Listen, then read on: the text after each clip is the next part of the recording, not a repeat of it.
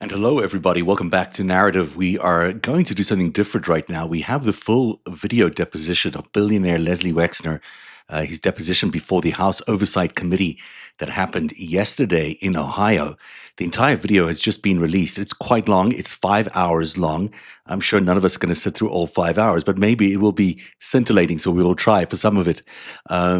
While we do that, we're going to go through the actual testimony and find out all the key points, maybe even edit down a more succinct compilation of all the key moments rather than watching all 5 hours. But for those of you who are as absorbed by everything Epstein and everything related to the Epstein scandal and Andrew's arrest today, you might appreciate watching the full 5 hours with us. So rather than delay, here are the full 5 hours deposition of Leslie Wexner. Leslie Wexner, of course, the one would say mentor of Jeffrey Epstein. Some people would say his biggest funder, up to $1 billion worth of funding that went into Epstein's coffers from Leslie Wexner. Other people said he was his lover. Wexner sat for the full 6 hours yesterday at his compound in New Albany, Ohio, which is the project which they first met at. Under subpoena, he told lawmakers that he was conned by Epstein and that he knew nothing and that he did nothing wrong. Now, there's a lot, of course, wrong with that story. Congressman Garcia said there is no single person more involved in providing Epstein with the financial support to commit his crimes than Leslie Wexner, also pointing out to that $1 billion. Others, like Congressman Steve Lynch, said there is no question in his mind, given the evidence that Leslie Wexner knew about this and failed to stop it. All of this comes after newly released FBI documents written days after Epstein died in 2019 named Wexner as one of Epstein's co-conspirators. The FBI found that what it had was limited evidence, but Wexner's name appears more than 1,000 times in the Epstein files, which we're all going through very carefully with a fine-tooth comb. All right, so let's get into it. This is Wexner for 4 hours or 5 hours. We probably won't take the whole thing, but let's all sample it together as Leslie Wexner takes the oath and reveals what he knows about Jeffrey Epstein. Under the rules, the chairman and ranking minority member shall consult before any release of testimony or transcripts, including portions thereof. This means it is a violation of House and committee rules to disclose contents of this deposition prior to its official release. For this reason, the marked exhibits that we will use today will remain with the court reporter so that they can go into the official transcript, and any copies of those exhibits will be kept at the table or returned to us when we wrap up. Can the reporter please swear in the witness? Will you raise your right hand for me, please? Do you solemnly declare and affirm under penalty of perjury that the testimony you're about to give will be the truth, the whole truth, and nothing but the truth? Absolutely. Do you have any questions before we begin? I'd like a cup of hot coffee. Do you mind? No, someone could get it, but We can go off the record. Yeah. We will go back on the record. Another member of Congress joined. Can he please identify himself for the record? Dave Mann, California 47. Thank you for being here. Dave Mann out of California 47. I'm sorry, Matt. Dave Mann Oh, out of California 47. less. Thank you. The time reads 10:17, and the majority's time will begin now. Mr. Wexner, is it true that you submitted a statement to the committee this morning? Yes, I did. I will now enter as Exhibit 1 the statement of Leslie H. It's Exhibit 3 because you've... Exhibit 3, excuse me. Statement of Leslie H. Wexner submitted to the Committee on Oversight and Government Reform, February 18th, 2026.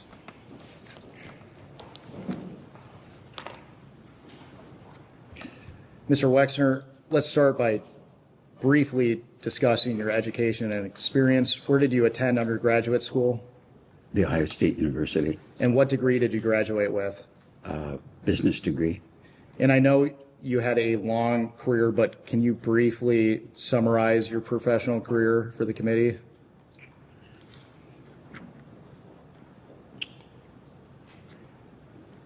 Well, I was raised in a very poor family, and we had no money. And I had an Aunt Ida, and she loaned me her life savings, which was $5,000. And on the understanding I could put it in the bank so it would appear that I'd have money. And I could borrow money from a bank, and I opened a store in 1963. And I opened a store every year for the next 5 or 6 years. And so by 1969, I had 6 stores. I took that company public, not to raise money, because it was remarkably successful. And I wanted the associates of the business to own a piece of the business. So I gave stock to virtually everybody that worked in the stores and the back rooms and cleaning people. I mean, I'm very proud of that. And then opened more stores and more stores, and figured out at one point that there was a limit to how many limited stores I could open. So I invented a second business called Express, and opened up more and more stores. And what the business then turned into was the largest multi-division fashion specialty business in the world. And in hindsight, I kind of invented multi-store national and international store retailing. And just a remarkable, as I look back, I don't know how I did it, but probably in my lifetime I opened 10,000 stores around the world, probably 20 different brands. So that's what I did. And that's what I did in business. I started to tell you what I do personally, but that's another story. Thank you. Let's move on to your relationship with Mr. Epstein. When did you first meet Jeffrey Epstein? Probably 35 years ago, 40 years ago, I don't remember exactly. And met him through friends. Approximately what year would you have met him?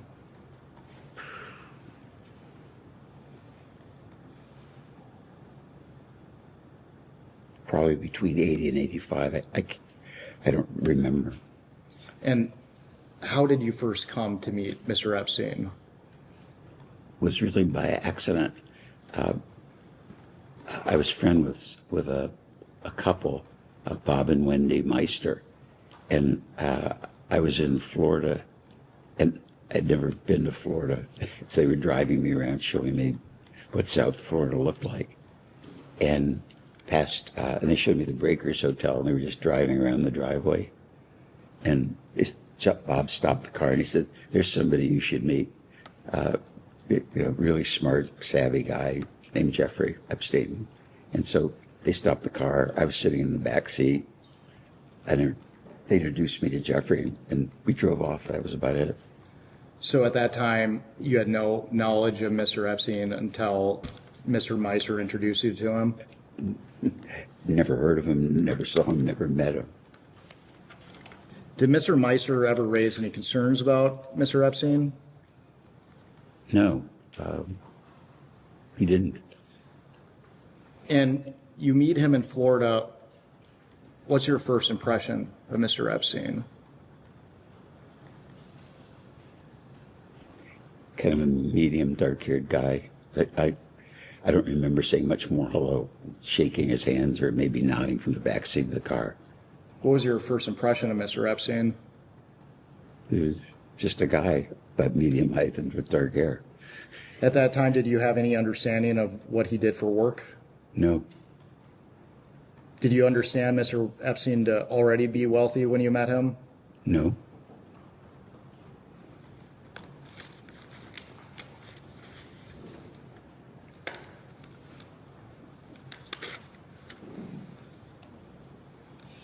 At this time, I would like to introduce what will be marked as Majority Exhibit 4. This is a Vanity Fair article entitled "Inside Jeffrey Epstein's Bond with Les Wexner" from 2021. The article reports on the origins of your relationship with Mr. Wexner.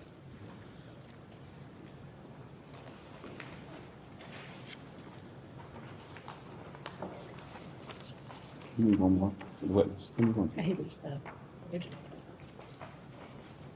Go keep it. I'll note a hearsay objection for the record. I'm sorry. I'll note a hearsay objection for the record. Well, for the record here, federal rules of evidence do not apply to congressional deposition.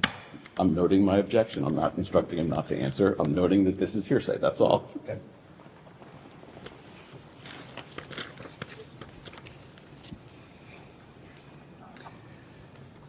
So in the article, it says that you met Epstein sometime around 1986. Consistent with your testimony today, it says that you were introduced by Mr. Macer. Do you agree with the article's characterization? I don't know. I remember seeing the article. Do you agree with the article's characterization that you met Mr. Epstein through Mr. Macer? Objection. What character? You said he didn't read it. What characterization are you referring to?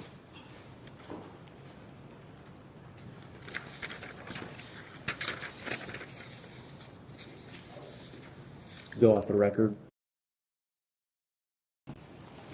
So you previously testified that Mr. Macer introduced you to Epstein, is that right? Meister Meister. Bob and Wendy introduced me to Jeffrey Epstein.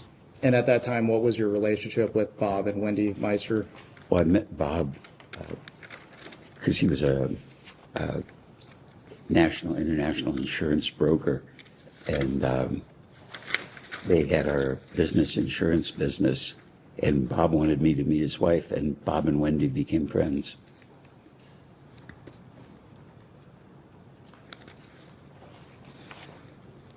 Did you trust Mr. Meister with advice?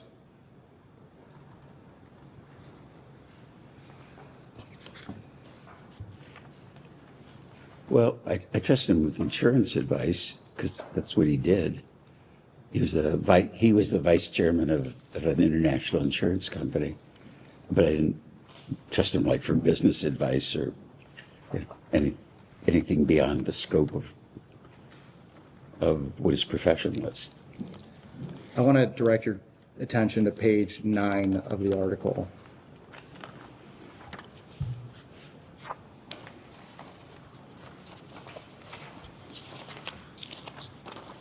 And we're specifically looking at the paragraph, the 6th paragraph from the bottom. It starts in September 1997.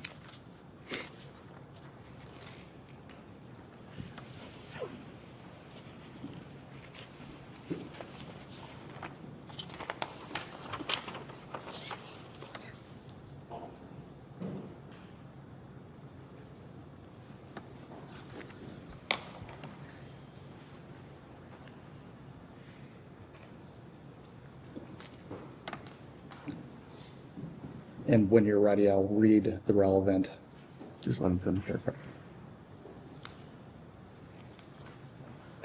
I just read that paragraph. Yeah. It reads, in September 1997, Wexner celebrated his 60th birthday with a dinner at his Ohio estate. Meister says he used the occasion to once again tell Wexner how untrustworthy Epstein was. My wife and I told him and Abigail hundreds of times to stay away from Epstein. Mr. Wexner, do you recall this occurring? Objection. Double hearsay. Are you directing your witness to not No, answer the question? no. I will direct the witness not to answer if that's my intent. I'm just raising an objection for the record. I first thing to understand this, I never had a birthday party for myself. In fact, I never had birthday parties.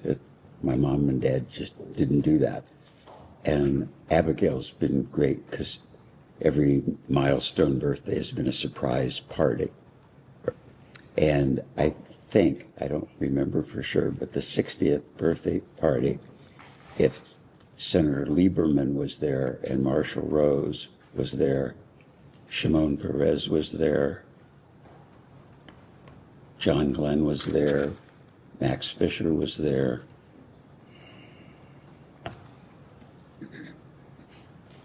And I don't think Meister was there. Let me ask you a different So question. he never said this.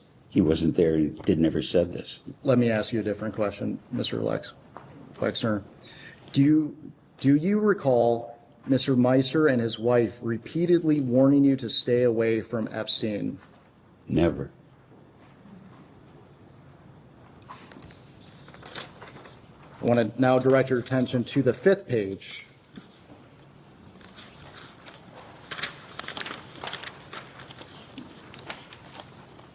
And we are looking at the 6th full paragraph.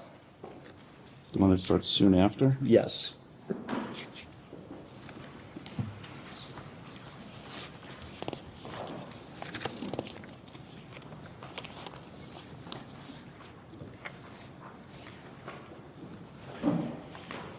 I assume it's okay for me to help him identify the right paragraph. Yes.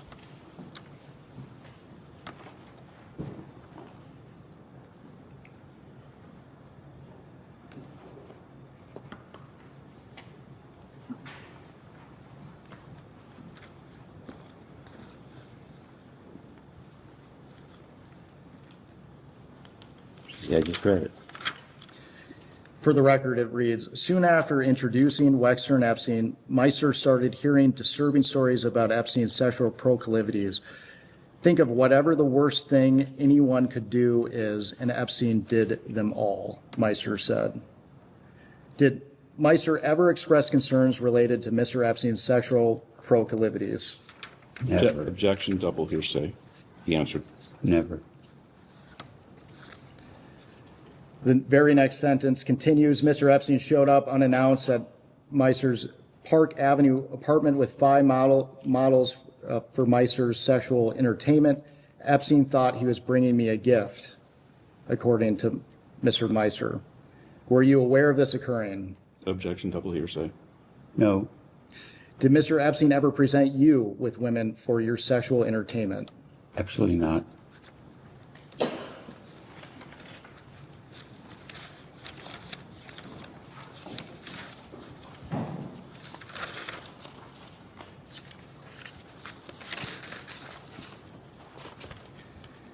Mr. Wexner, Are we done?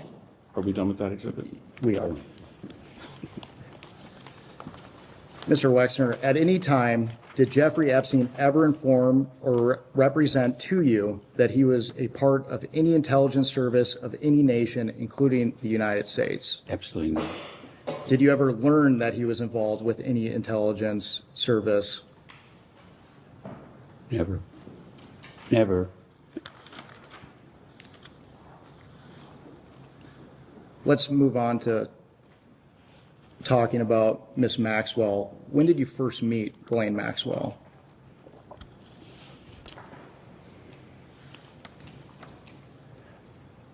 Probably about the time that I got engaged to Abigail. So, must have been about 1990. And do you recall how you met Miss Maxwell? Well, Jeffrey wanted me to meet the person he was going to marry, and I was engaged to Abigail. And period. Do you have any recollection of where you met Miss Maxwell? No. And based on your testimony, is it fair to say that Mr. Epstein introduced you to Maxwell? Absolutely, yeah, sure. And you mentioned it previously, but what was your understanding of Miss Maxwell's relationship to Mr. Epstein? They dated, they were in love, they were going to get married. Were they, would you characterize it as a monogamous relationship? I thought so. So during this period, you had no knowledge of Mr. Epstein ever having any relationship with any man or woman besides Miss Maxwell? No. Didn't. How would you characterize your relationship with Miss Maxwell?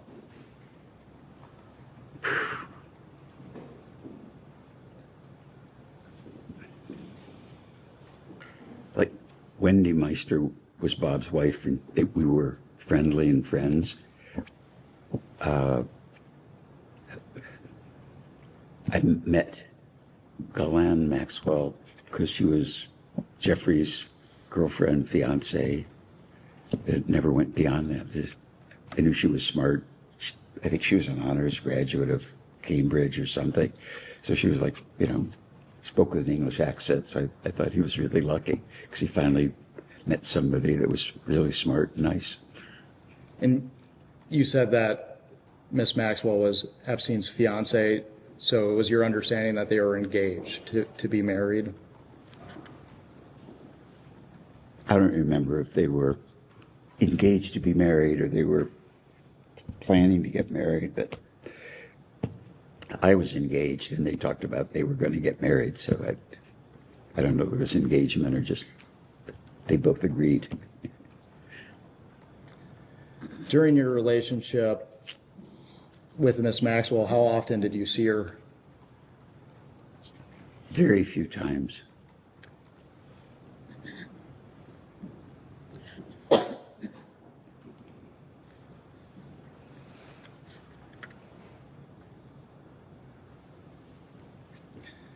Mr. Wexner, the committee is investigating the circumstances surrounding Mr. Epstein and Miss Maxwell and the trafficking of young women, trafficking and sexual abuse of young women or girls.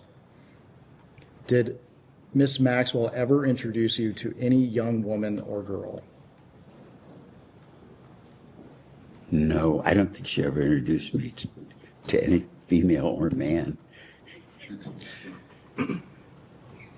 Did Miss Maxwell ever ask you to introduce a young woman or girl to your friends or associates?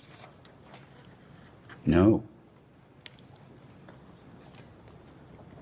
Did you ever introduce any young woman or girl that you met through Miss Maxwell to any of your friends or associates? Objection assumes in fact not in evidence.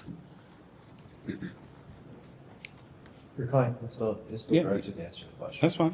Repeat the question. I think the answer is no, but let's. Did you ever introduce any woman or girl that you met through Miss Maxwell to any of your friends or associates? No, never.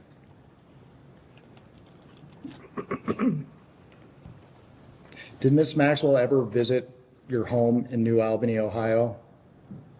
I don't recall.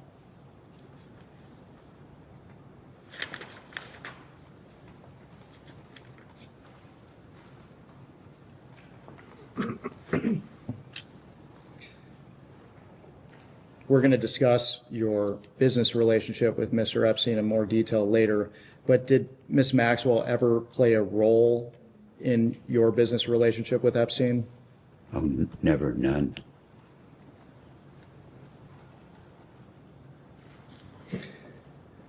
During your relationship with Miss Maxwell, did she ever represent or inform you that she was a part of any intelligence service of any nation, including the United States? No. Did you ever meet Ghislaine's father, Robert Maxwell? No.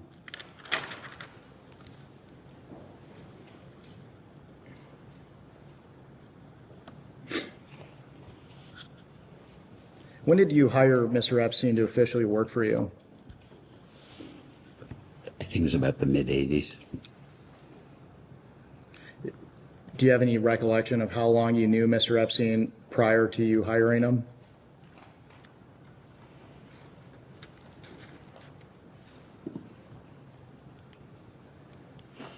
Not specifically. Maybe I met him and that visit in the car, and maybe it was 6 months or a year later that I asked Bob about, I needed somebody to help me. And I think he said, did you talk to Jeffrey Epstein? And I think so. I'm guessing from when I met him first to actually having a conversation, it was probably a year. Just to clarify, that's not actually the time that you hired him, though. That's the time you had the conversation. Yeah, yes, that's, For the record, you don't recall the exact dates that you hired him. no, I don't. Another member of Congress has joined us. Can she please introduce herself for the record? Yeah, Rashida Tlaib, I represent the 12th Congressional District in Michigan. Oh, hi. And Mr. Marshall, can you please increase your voice just a little bit? He is trying. I keep telling him he's trying. Speak more loudly. Would it help better if I sat more in the middle? We have the video Okay. set up. Okay, I'll try to speak louder. If I'm not speaking, if you wave or something, it'll remind me. Mr. Wexner, would you characterize your relationship with Mr. Epstein, at least initially, to be solely business related? Yes. Did you at any time ever consider him to be a close friend? No.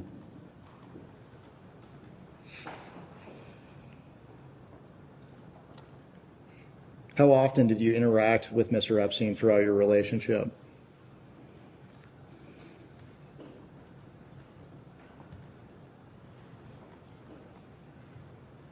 Probably a lot of phone conversations, but meetings,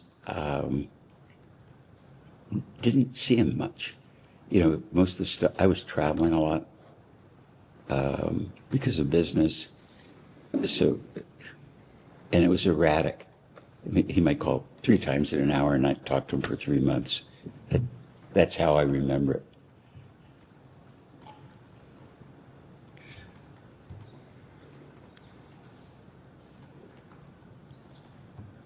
When you were interacting with Mr. Epstein, did you enjoy spending time with him?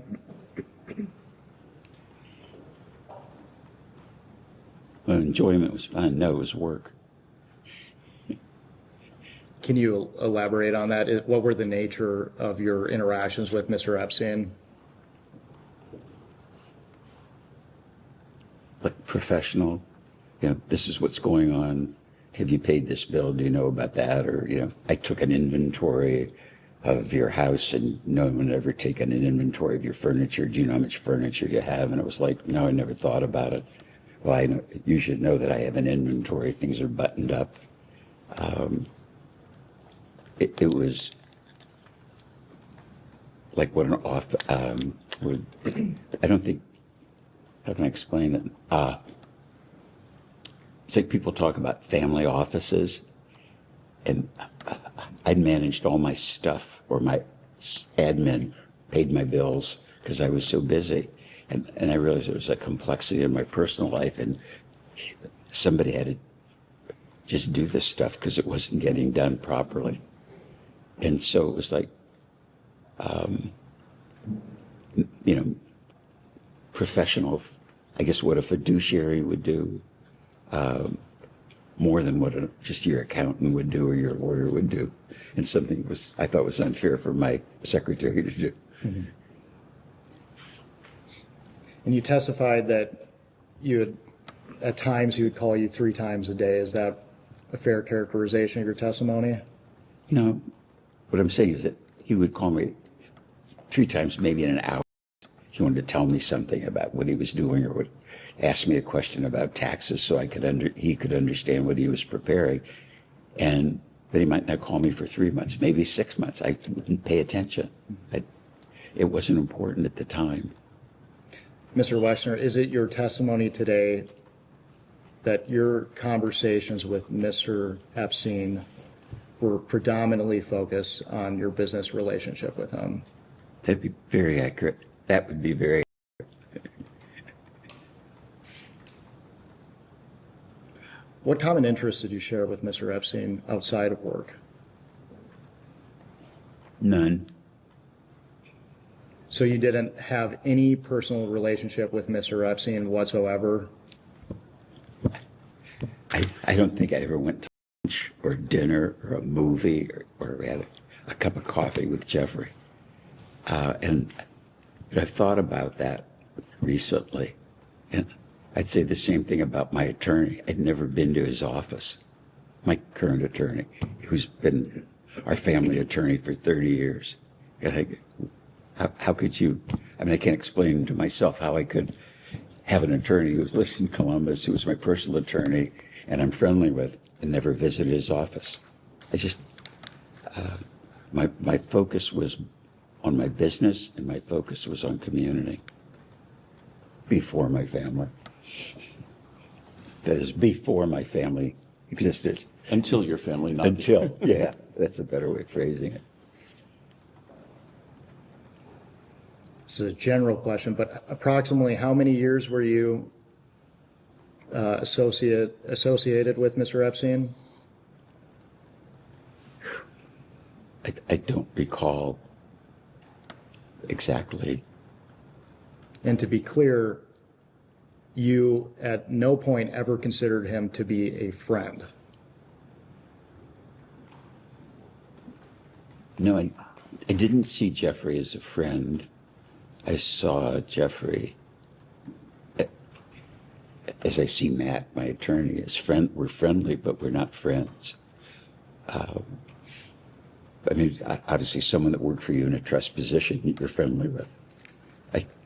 You're not in a hostile adversarial argumentative position with the people that are advising you. It's been reported repeatedly that you were close friends with Mr. Epstein. Why do you think people would come to that conclusion? Objection, hearsay.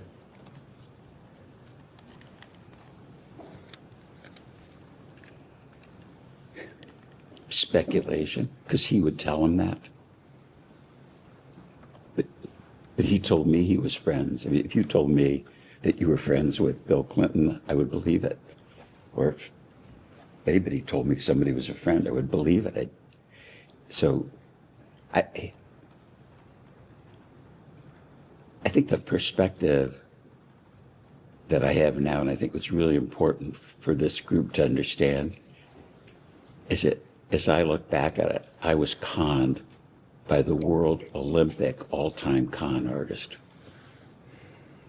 And and you look at, I read in the news all the people he knew, royalty, kings, princes, and all that. An incredible con artist. Do you think Mr. Epstein thought you two to be friends? Objection. I don't know what he thought.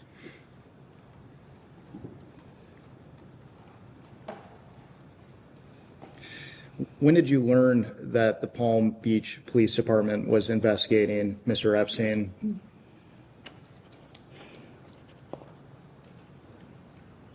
I don't recall. Mr. Epstein was convicted in 2008. Did you maintain any contact with Mr. Epstein after his plea deal?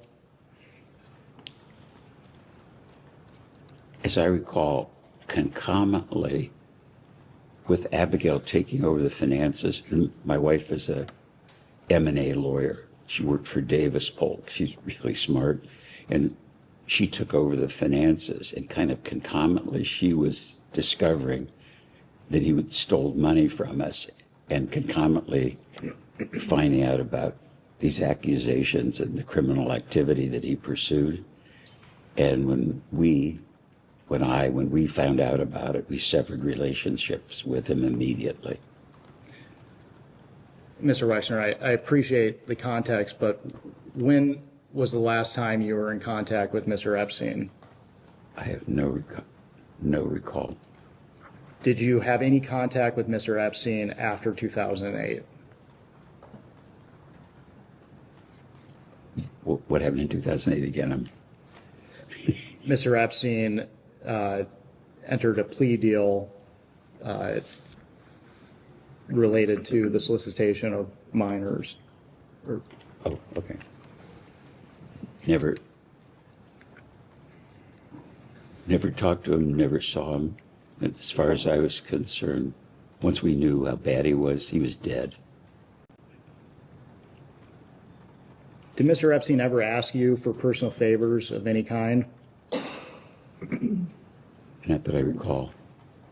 Did you ever ask Mr. Epstein for personal favors of any kind? No. How involved was Mr. Epstein in your personal life?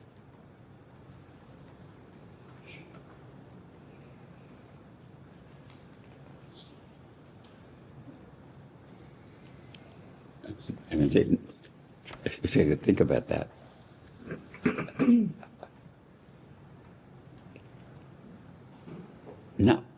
at all, really. Like, I think he met Abigail after we were engaged, and he didn't know we were going to be engaged, so I didn't discuss my personal life with him, or anything. Just he was kind of the business manager of my personal affairs, and at the time, I probably had 20 CEOs reporting to me. And so I had I was used to having business relationships with people, whether it's attorneys, accountants, investment banks that we were doing business with, at commercial banks, but I never had personal relationships with people that I worked with. I was pretty much a loner.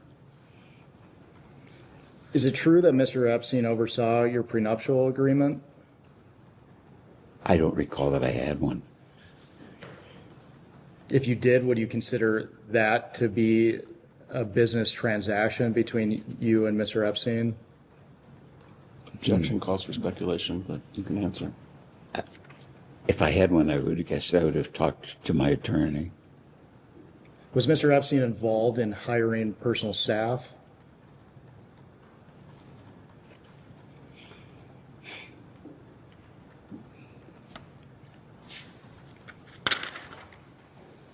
I think the answer is none. I can't remember anybody that he would have met that I hired personally.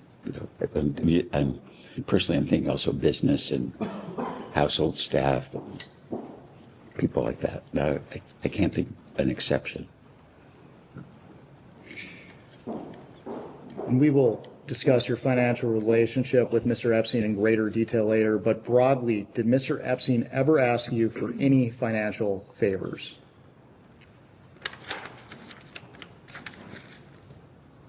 No.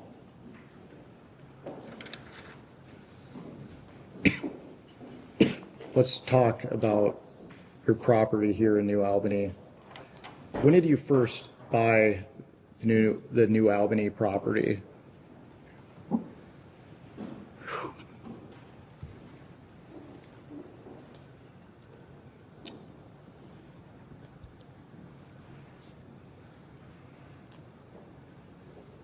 Probably in the early mid 80s, I started buying property as land. This was what you saw today if you drove around New Albany. This was all farmland. Where the house was a sod farm. So it was just in the country. Did Mr. Epstein play any role in the acquisition of the property? No. Did he play any role in the development of New Albany? Oh, no. On your property, would you often conduct business meetings? Would he? Would you? With whom? With anyone he's doing business with? Okay, including L Brands? Yes. Okay. I think the only business meetings we ever had in the house were business meetings in L Brands, community meetings, some university meetings, but no, I don't think we ever had a New Albany meeting. As a business in the house, we'd have it at the New Albany office.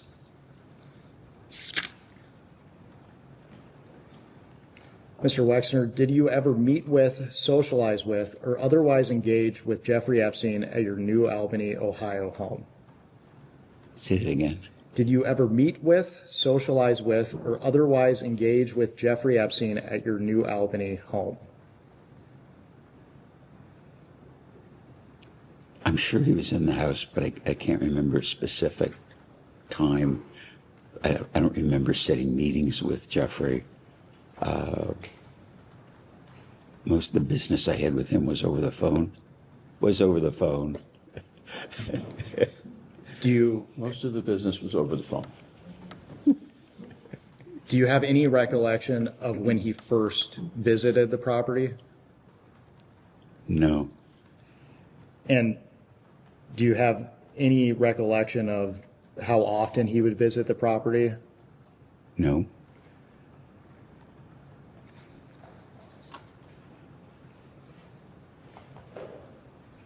So is it your testimony today that you would not have been aware of every time he visited the property here in New Albany?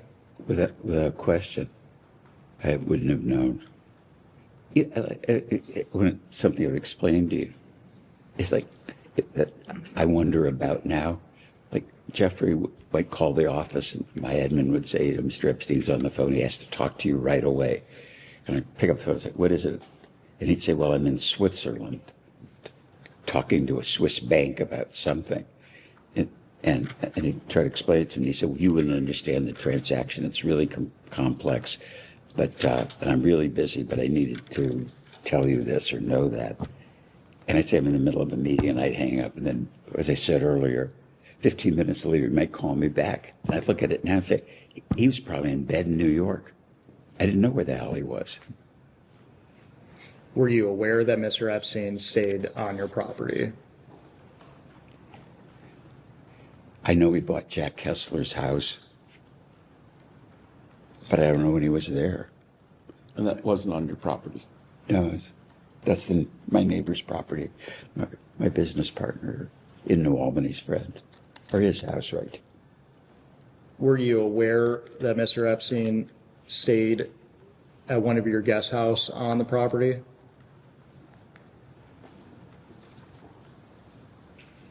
No, the house he stayed at was Jack Kessler's house, which is an adjacent property. It's about a half mile away.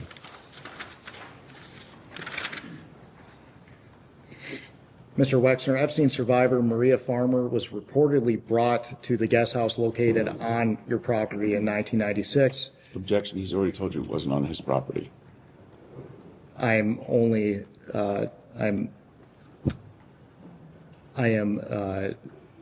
bringing up the recollection of an Epstein survivor for the record. Your client is welcome to provide a statement. So again, Maria Farmer was reportedly brought to the guest house in 1996. She stayed there for a summer and claimed she was assaulted there by Mr. Epstein and Miss Maxwell. Mr. Wexner, do you recall who Maria Farmer is? I know her name from the press. Did you ever meet Maria Farmer? Never.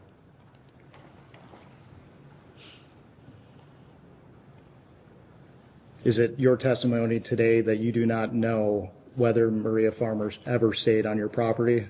That would be correct.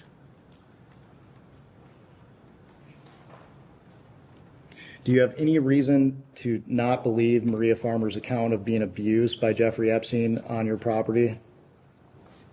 Objection. On his property.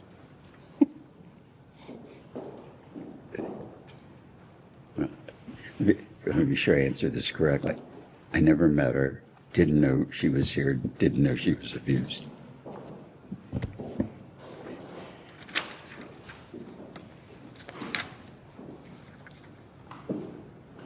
You have a large staff that works on your property in New Albany?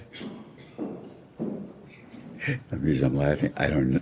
There's a lot of people around, but I don't know how many. Can you estimate how many people are working on the property at any given time?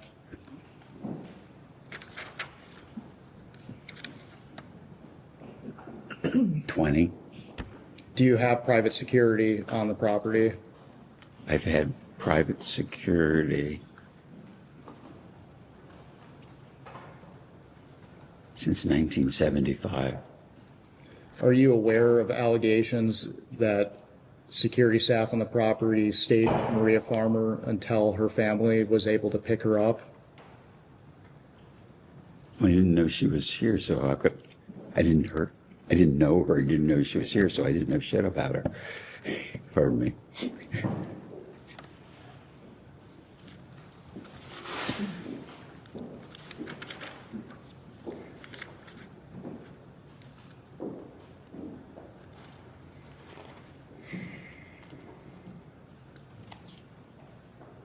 And I believe that you testified to this earlier, but to your recollection, did Mr. Epstein personally own property near your home?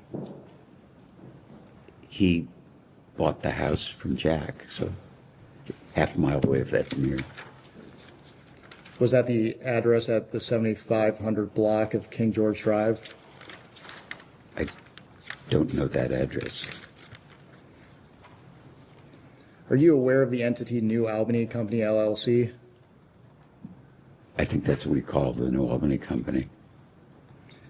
Why was this LLC organized? Because it made business sense.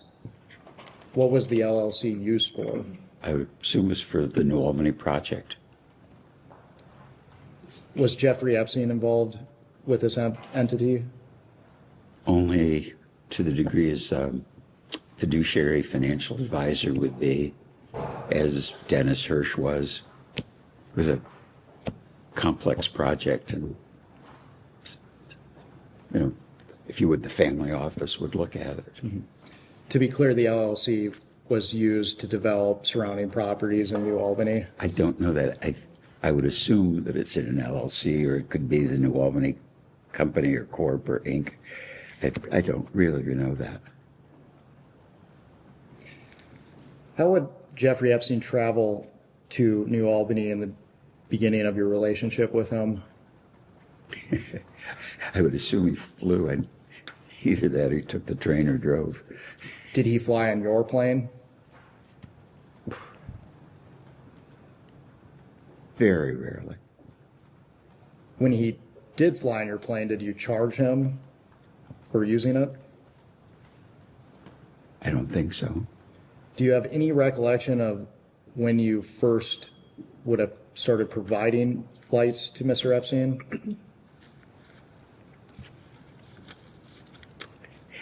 I think that's kind of a trick question. I don't think I ever provided flights for Mr. Epstein.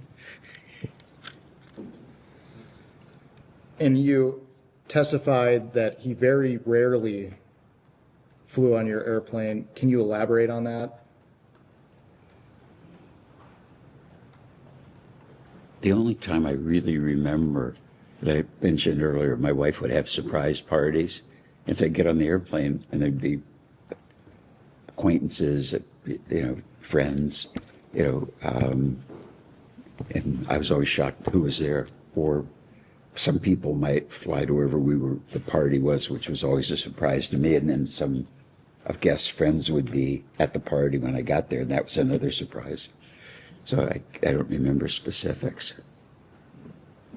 So Mr. Epstein would have been invited to surprise parties for you? Obviously so, because he was there. You testified earlier that you didn't consider him a friend. Do you invite people you don't consider to be friends to surprise parties? Objection assumes that he invited them. Do you answer that again? Why would Mr. Epstein have been invited to these surprise parties? My wife would have invited him. Why do you think your wife would have invited him? Because he was our financial advisor. Did your wife consider him a friend? No, I don't think so.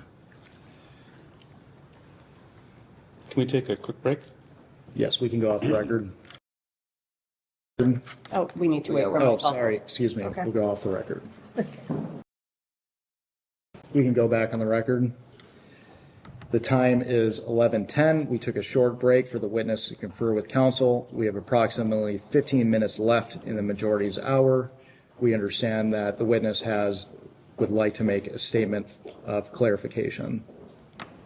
Yeah, I think I was inaccurate in that I remember Jeffrey being on a plane at a surprise birthday party, but I don't remember him being at the party. So I think you asked the question at the party, and then where did he go? I don't remember him being at the party. I can remember being on the plane.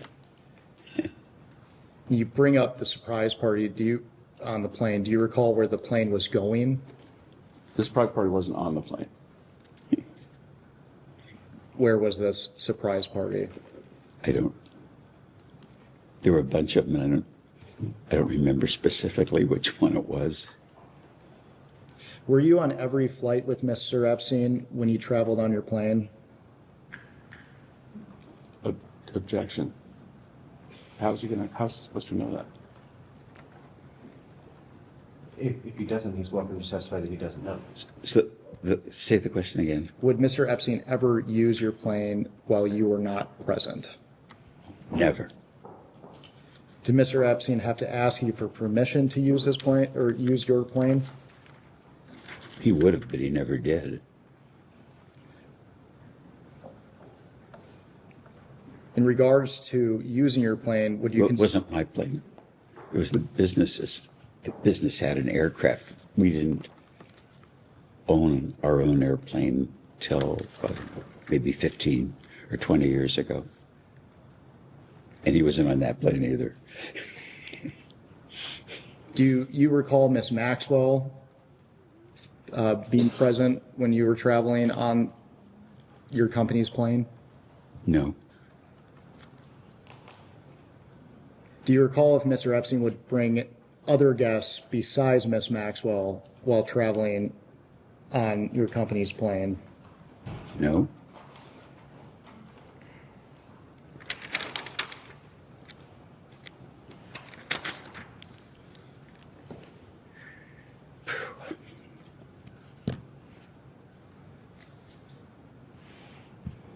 There's an address at the 7500 block of King George Drive. Are you familiar with that property? No. I'm not familiar with that address.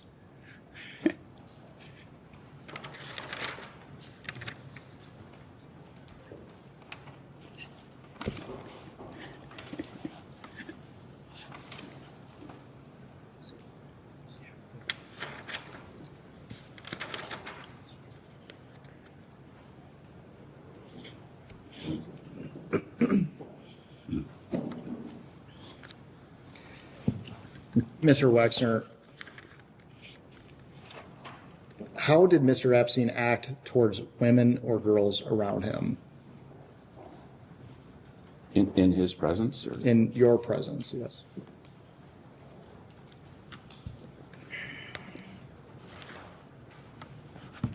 I guess the answer would be kind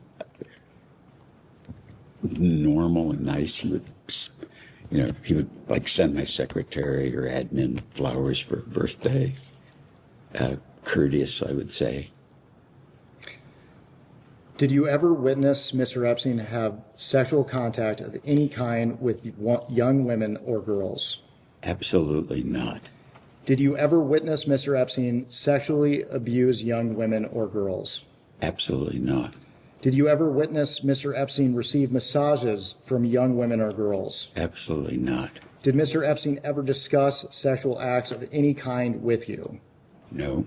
Did he ever discuss receiving massages? Yes. What were the nature of those conversations? He told me massage therapy was great and I should get massages. Did he ever discuss who he Told was me receiving massages. massages from? Therapy was great. So it is and I your should get testimony today that massages. you don't recall him ever saying anything about receiving massages from young women or girls? Absolutely not. Or absolutely, I'm agreeing with you. Didn't do that. Was it common for Epstein to bring young women or girls to any other place where the two of you would meet? Never.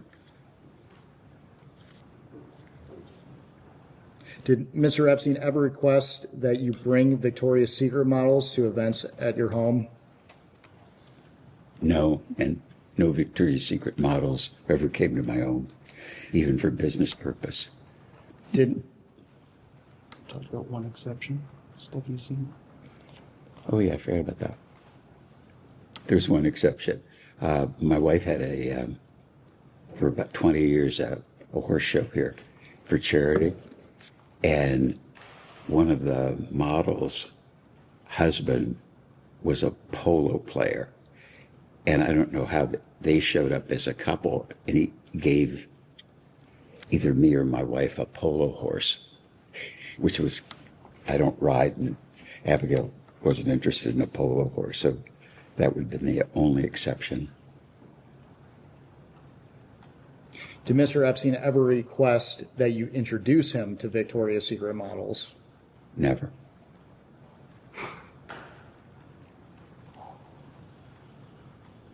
And I just want to clarify your testimony earlier, but did you ever receive any massages from any young woman or girl brought to you or by or introduced to you by Mr. Epstein? Never.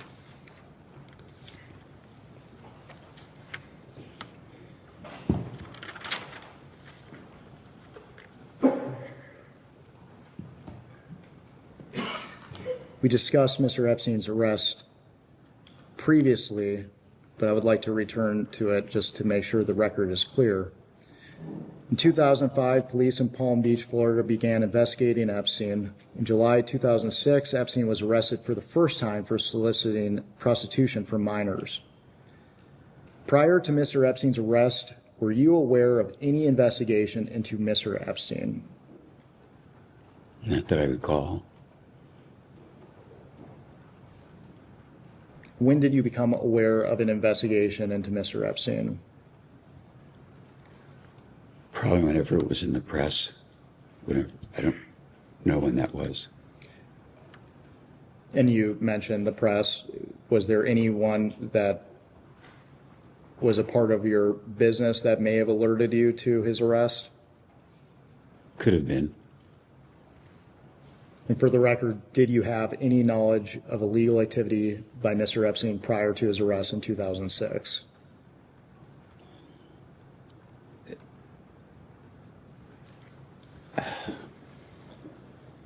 The only thing I recall is my chief of staff told me, and I don't know, he knew press, whether it was the newspapers or radio or TV, that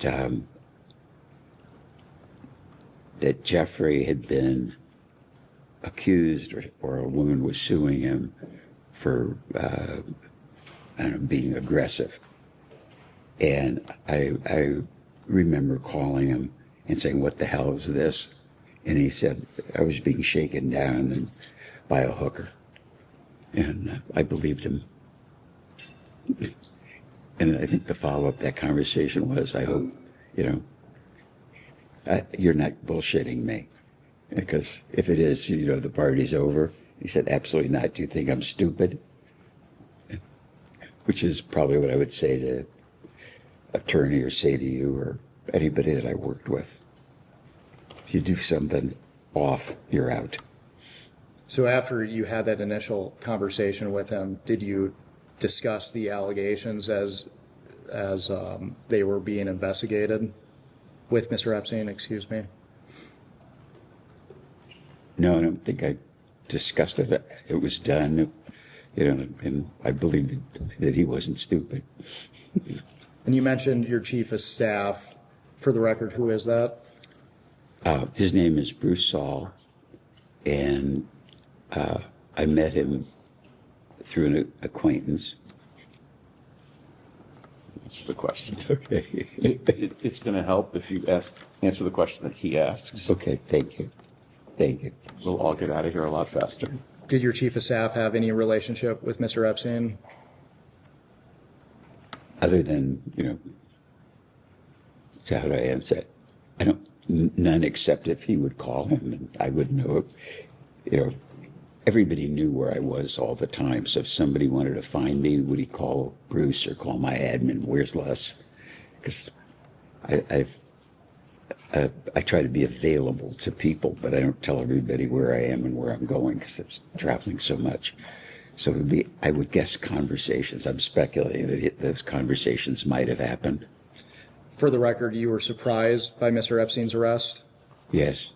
Do you recall people around you being surprised by his arrest? Don't specifically recall. Probably at the time they were, but I don't remember it. Do you recall whether anyone around you advised you that you should cut ties with Epstein after his arrest?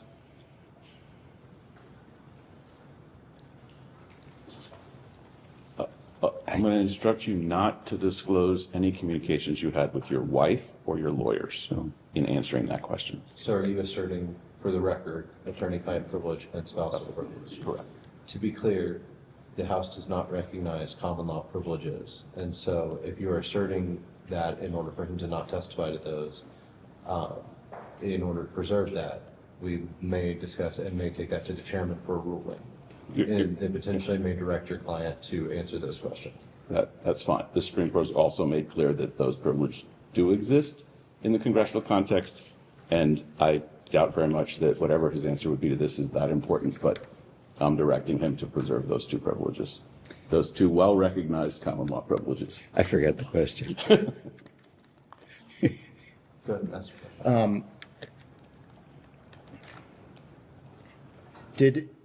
After Mr. Epstein's arrest, did anyone around you advise you to cut ties with Mr. Epstein?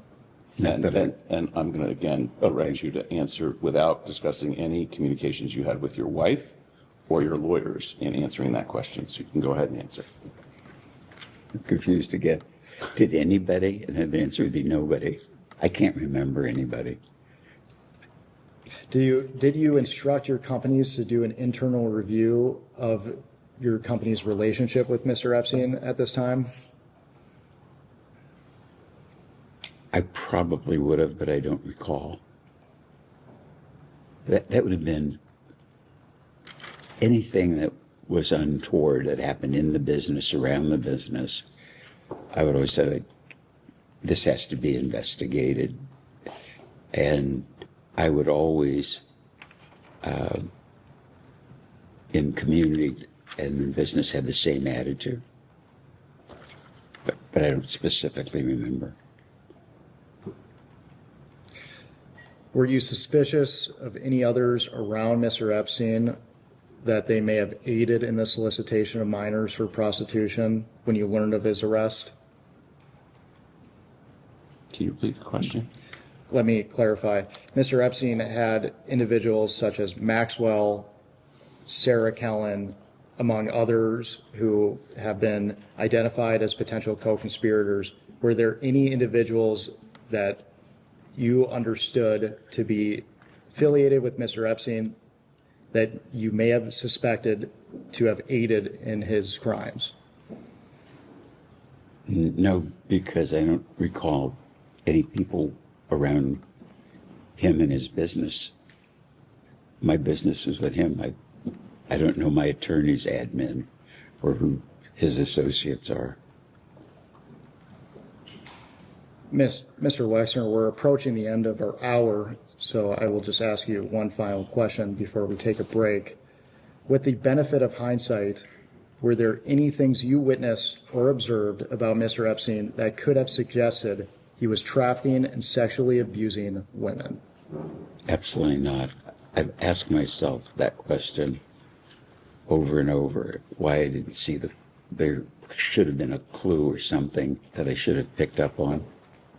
There's nothing that I can recall, nothing, not even a clue of a clue. And I think the reason, in hindsight, and I think for the understanding to get to the bottom of what Jeffrey did, is to understand how great a con he was, because that's the explanation I have to myself. How could I have never thought he was a thief? How could I have never thought he was a pervert? You know, all the terrible things. Never a clue. We will go off the record. We can go on the record. Good morning, Mr. Wexner. My name is. I will be doing most of the questioning for the minority today. We appreciate your time. As you know, our conversation today will focus on your relationship with Jeffrey Epstein. We'll touch on probably your financial and business relationship with him. We'll also discuss your personal relationship with him. You already discussed with our colleagues the way that you originally met Jeffrey Epstein. I would just like to ask a couple of questions on that topic. When you first met Epstein, how did he originally present himself to you? What services did he say he was offering? Well, when I first met him, it was just alone. He didn't represent anything, and I didn't ask anything. I was just meeting a friend's acquaintance. As that business relationship became closer and you eventually hired him, I assume he pitched his services in some way. What was his way of framing what he was offering to you?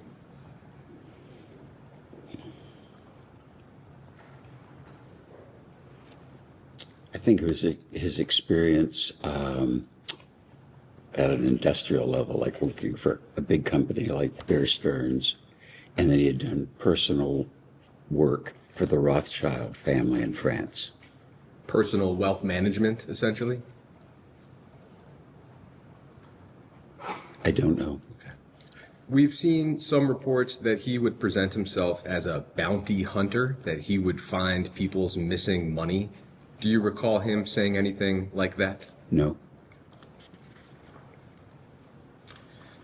One of the articles that my colleagues already introduced, I won't make you look back through it, but it was the Vanity Fair article.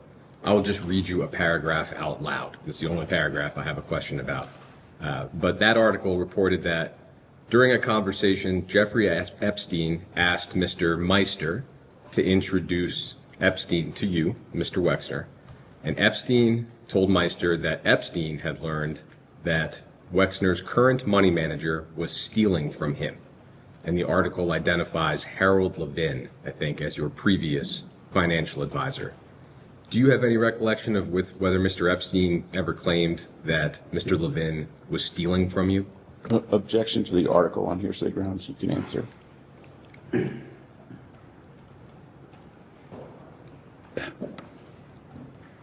As I recall, Jeffrey never thought Harold was stealing, and I didn't think Harold was stealing. Okay. Did anybody ever say that Harold was stealing? No. Okay. No recollection of that. No recollection of that. That article also describes a story where you sent Mr. Levin to meet with Mr. Epstein and just discuss an investment opportunity, but Mr. Levin came back to you and told you to stay away from Mr. Epstein. Do you have any recollection of that type of a warning from Mr. Levin? No. Same objection. No. Okay. When you initially hired Mr. Epstein, do you recall, and some of this may be repetitive, so you have my apologies, do you recall what year you initially hired Mr. Epstein? No. Would it be right to say that it may have been either 1989 or 1990?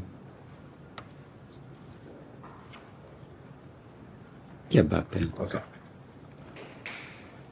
Do you recall anybody warning you not to get involved with Jeffrey Epstein when you first hired him? No. I'd like to talk about Epstein's roles and responsibilities while he worked for you. You touched on this in the last hour. The total amount of time that he worked for you, how long was that approximately? It started maybe in 1989 or 1990, and I think you testified it ended in 2000 and, what year did you say?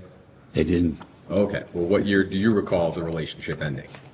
Could your statement help refresh your recollection? Whatever I said in the statement would be the correct date. And so whatever period that 89 or 90 would have been about then, and it ended when it ended.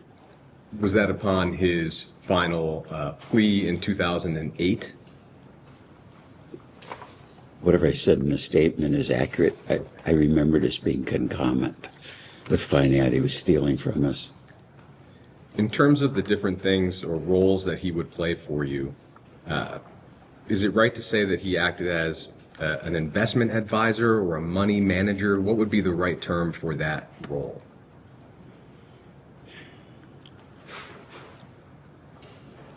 The term wasn't part of my vocabulary, but he was kind of like the family office manager, and so where they oversaw investment, oversaw people getting paid, made sure taxes were done, and talked to accountants.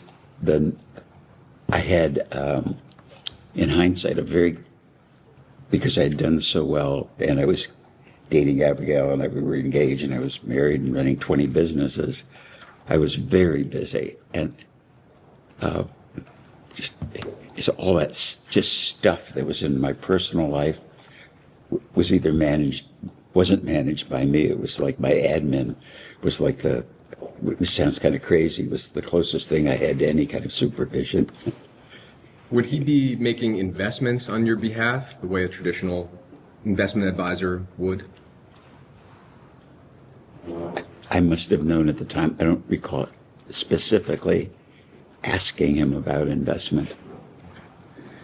I would like to introduce Minority Exhibit A.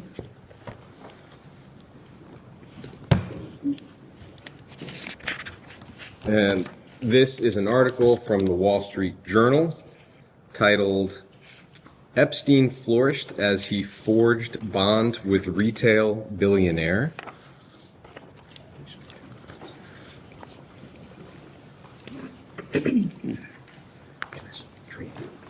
Okay. Extra one.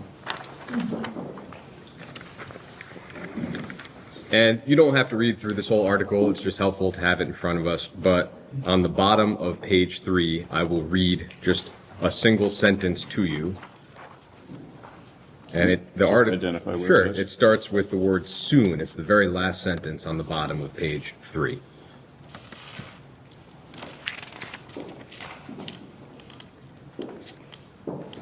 Starting there.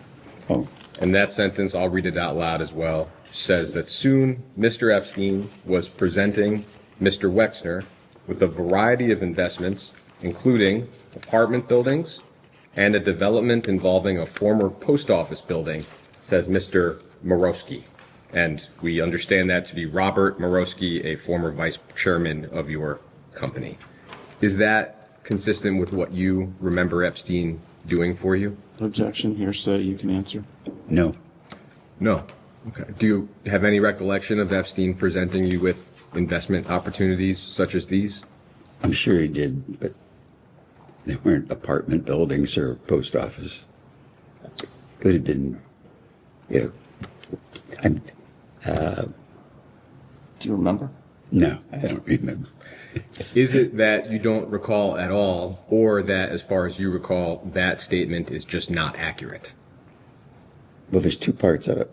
In reading this one, not accurate, and I fired Bob Morosky for bad behavior. But as to the substantive part, is it that you don't recall whether or not Epstein would present you with these types of investments? I do not recall. Okay. And the quote is from somebody that I fired. Okay. In addition to the, I guess, family office role that you described, I'd like to ask about whether Epstein provided other services to you. We know that he provided some later clients with tax planning services. Did he ever do anything like that for you?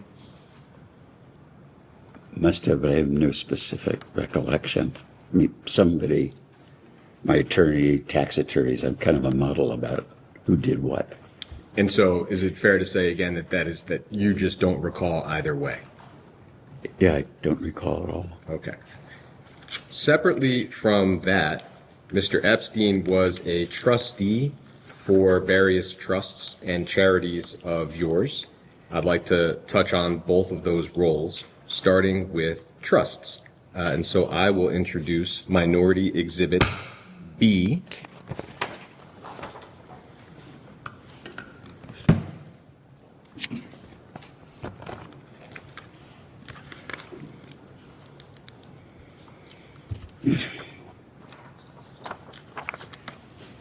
And that article is from ABC News, and it's titled, "Billionaire Businessman Leslie Wexner Refuses to Reveal Full Scope of Jeffrey Epstein's Alleged Multi-Million-Dollar Theft," dated January 23rd, 2020. And It's January 25th. great. Thank you. Well, I have January 23rd. Oh, I'm looking at the date in the upper right. You're right. All Under right. the byline is January 23rd. There you go. It's got two dates. I don't know which is correct. All right. On page 3 of this article, and I'll let you take a moment, in the middle of that page, the article says that they identified nearly a dozen trusts connected to you. I don't think... Where is that? Sure. It starts in the paragraph, Volsher and Boyd, in the middle of the page. Okay. Who are those? I think they're associated with ABC's investigative reporting team. Thank you. And it tells us that they found nearly a dozen trusts with names like Health and Science Interests, arts interests, and community interests connected to Wexner that listed Epstein as trustee and received large gifts of stock in Wexner's company. So I'll stop there. Do you have a recollection of the trusts that are described here? None. None. And so do you have any recollection of Mr. Epstein's role with those trusts? None. Okay. We will come back to that, but I'd like to touch for a moment on Epstein's role with the Wexner Foundation. And I, for that, will introduce Minority Exhibit C.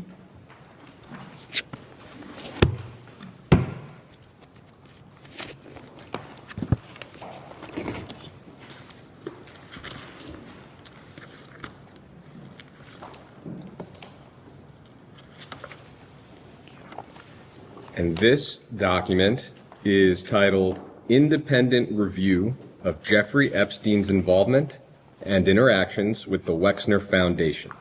And the document is dated February 24th, 2020. I'm not going to ask you to read through this. It's a long document. I will point you to a specific part of it. But first, we understand this to be an independent review that was undertaken by a law firm at the request of the Wexner Foundation in the wake of Mr. Epstein's arrest in 2019. Is that also your understanding? I never knew of it. And I'm looking at this, I'm laughing, because the address is 65 East State Street, and that was the address of my dad's first store when I was 13. Okay. Well, so is the report unfamiliar to you? Yes. Okay. Completely. And I think page 4 of the report says that you were interviewed by the law firm for this report. Do you have any recollection of that? Nope. None. Do you have any reason to doubt the report that you were in fact interviewed for the report? No. Okay. I don't remember it, so Sure. I can't doubt it. Page 9 of the report simply tells us that Epstein, and I'll let you turn to it if you'd like, but it just tells us that Epstein was elected as a trustee of the Wexner Foundation in 1992, and that he remained a trustee until September 2007. Epstein would not have been the only trustee of the Wexner Foundation, correct? Objection to, as to hearsay as to the document. The question is fine. Can you repeat it? Sure. Would Epstein, did the Wexner Foundation have more than one trustee?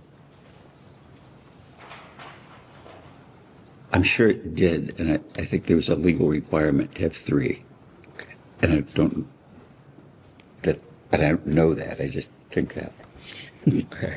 On the next page, page 10, under the header number 2, there's a header that reads, Epstein played no role in the operation of the Foundation's fellowships or other programs. And the first sentence afterward says, based upon our review of Foundation records and interviews with Foundation leaders, we concluded that, although a trustee, Epstein played no role in the management or administration of the Foundation's operations or programs. Now, on that topic, I'd like to introduce one more single-page exhibit for you.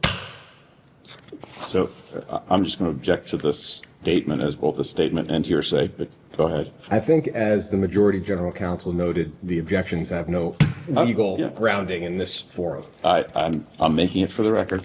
It is a deposition, so I'm making an objection, that's all.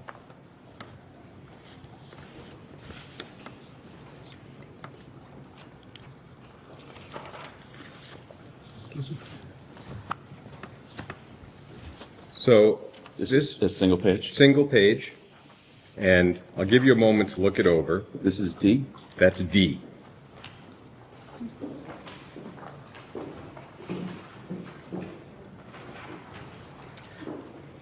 I'll describe it briefly. This Can is you give him a chance and me a chance Sure, to read of it? course. Thank you.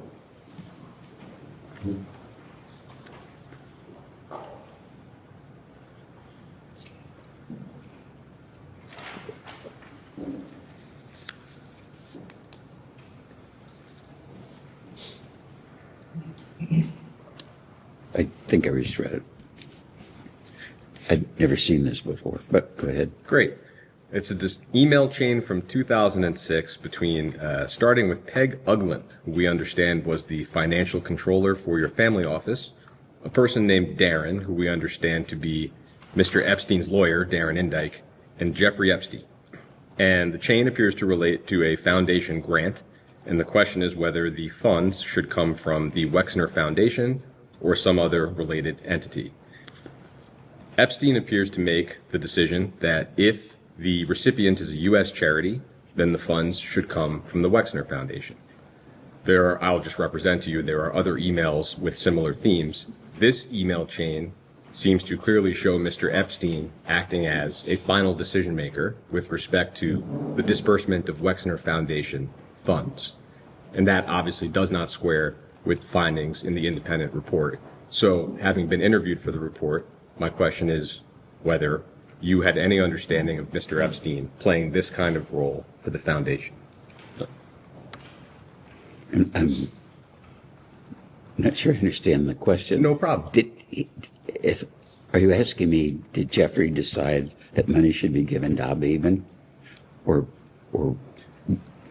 do I write a personal check or is it a foundation check? It seems in this example, Mr. Epstein was deciding whether or not the funds for this entity should or should not come from the Wexner Foundation. Or from someplace else, not whether the donation should be made itself. Yeah. I think that's the distinction he's trying to draw. I had no recollection of where it came from.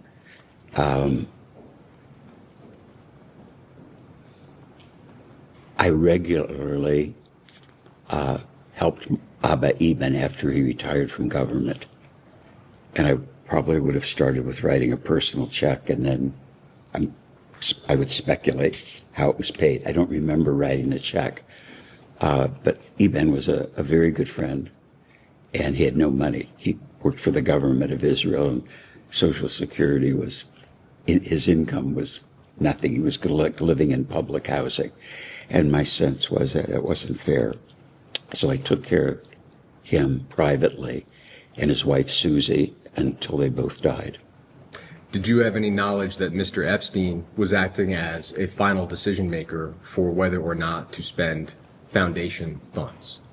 Not at all. He would never have done that. He does appear to have done it here. As a decision maker, no, absolutely not. I wouldn't have didn't know it, wouldn't have thought it. So this role him playing this role would have occurred without your knowledge? Objection seems in fact not in evidence. It happened without my knowledge, but I did give money to my friend Abba Eben and his wife Susie. Okay. Thank you. I think we've had an additional member of Congress join us. If that individual could identify themselves, please. Congressman Steve Lynch from the 8th Congressional District of Massachusetts. Hello, I'm Les. I'd like to spend a little bit of time on the development of New Albany, and I know my colleagues also touched on that topic. Could you just briefly describe for us your role in the development of New Albany? I know it was substantial, so a brief overview. Yeah, it started out with me thinking I wanted to have a house in the country, and it began with thinking I would buy an old barn and restore it, and that'd be kind of a cool thing. And as I worked through the project, my personal project, I asked my friend Jack Kessler, who was a professional in the real estate business and a developer, what land cost and what he thought of the idea. And then I got to thinking, do I really want to build a barn? And then I thought I want to build a house. And I kept telling Jack about what I was thinking I was going to do, having not done anything. And it started out pretty modestly. I think I bought like a 30-acre farm, which is about a mile from here. And then, which I thought was a good location. And over time, I kept thinking about it, decided that wasn't a good location. This was a good location. And in the conversations with Jack, he kept saying that these are good ideas. You're not overpaying for land. 'Cause this was something entirely new to me. And one day I said, Jack, if it's such a good idea, why don't you live here? And he said, I would, but my wife wouldn't move. And then one day he called up. He said, she thinks it's a good idea, and we're going to sell our house, and we'll build one near yours, which is the house that's half a mile away. And I said, if we're going to live here, do you think any of our friends would want to live out near us, or acquaintances of his? And he said, yeah, I think a lot of people would like that, you know, the idea of having more land around, and it's not that far from the airport, stuff like that. And that's how the idea began. And then the next idea was, how do you do it? And Jack is a professional, the only professional I know in the real estate business other than shopping center developers, relied on his judgment about prices we were paying and acquisitions, because I had a full-time job and I didn't know anything about this. And then I got to thinking one day, how do you do it? I mean, not acquire the land, how do you plan it? And I thought there's a lot of smart people at Harvard. So I made a cold call to the School of Architecture, talked to the dean. I said, I have this idea. You don't know me. Could you recommend some architects? And he said, I don't recommend architects to strangers in projects I don't know about. And we talked a while more, and he said, if you'll buy a day of my time, if you're really serious, I'll come out and look at it, because I don't know whether you're really serious about doing this. And then he gave me a list of architects, and I didn't know any of them. Want him to keep going? No, I think I've got the sense of it. Yeah, so it kind of just grew by Topsy. I appreciate it. You also touched on this earlier, but what was the role of the New Albany Company in the development of the town of New Albany? Well, it was just the name of the community, so we called it the company, because we were developing New Albany. If we had developed it in Poughkeepsie, it'd be called the Poughkeepsie Company. What was that, as far as you recall, Mr. Epstein's role in the development of New Albany? None. What was his role with the New Albany Company?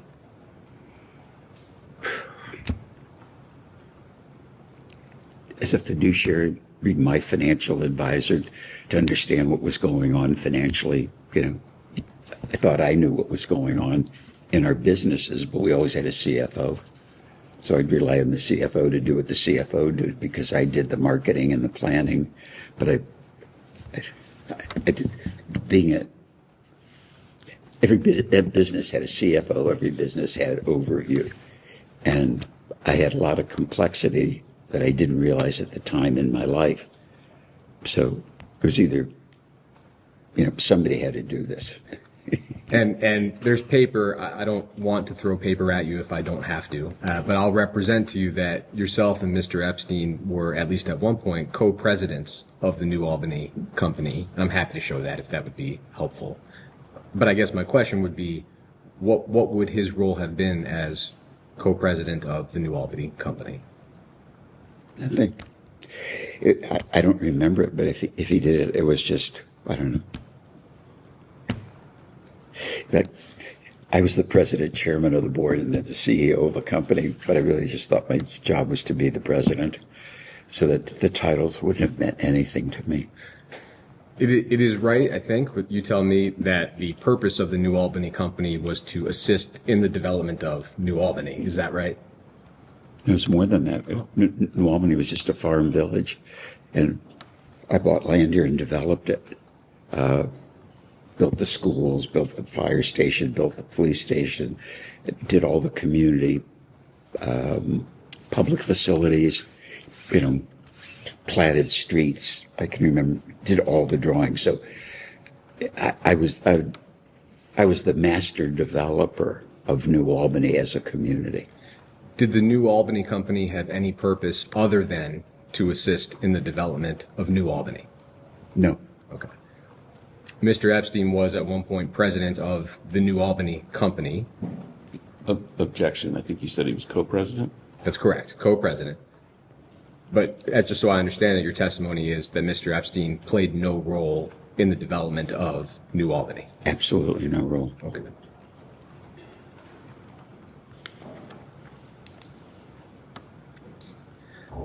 like to talk about the limited company. Was Mr. Epstein ever employed by the limited company or any of its affiliated entities? Never. Did Mr. Epstein ever have an informal role with the limited company or any of its affiliated entities? Never.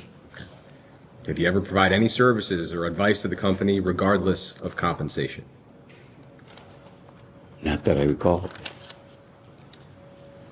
The Vanity Fair article we looked at earlier, I'll just relay the anecdote. You're welcome to look at it if you want to. But it retells a story that in 1996, the Limited was preparing to spin off Abercrombie and Fitch on the New York Stock Exchange.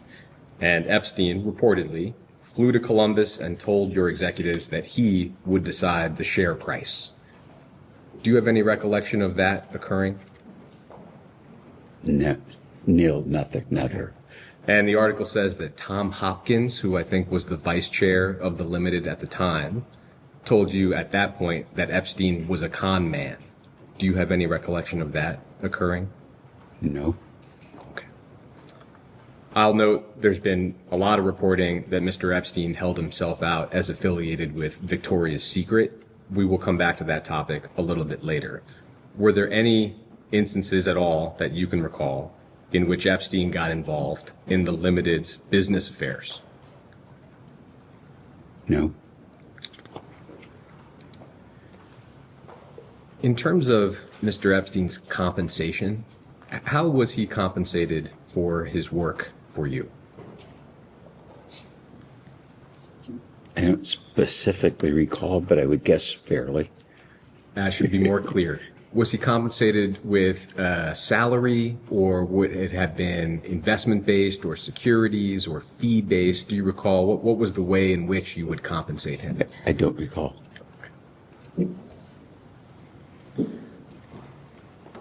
We discussed earlier, I think, that the breadth of his theft from you, I think, has been estimated by your counsels to be the hundreds of millions. Do you recall approximately what Mr. Epstein's total compensation would have been in his time with you? I'm sure I would have known them, but I don't recall.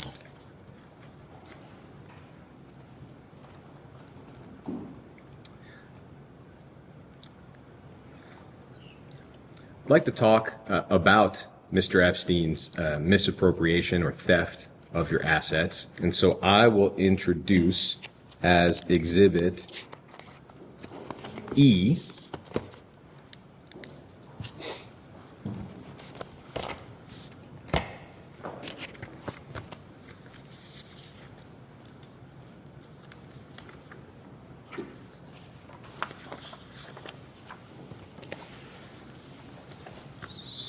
So this is an excerpt from a memo that the Department of Justice wrote in December of 2019. And DOJ was assessing the extent to which people around Epstein might have been liable for their conduct. Okay. The memo is long. I have given you only the excerpt that relates to you. There's nothing else in this document that relates to you directly. The section that I've given you on the second and third pages of the document, that's 65 and 66 at the bottom. This is a summary of a proffer that your lawyer or lawyers gave to DOJ in July of 2019. With respect to Epstein's theft from you, in the second half of the second paragraph, I'll read it out loud. Your attorneys, quote, explained that over his years handling Wexner's finances, Epstein stole or otherwise misappropriated several $100 million from Wexner.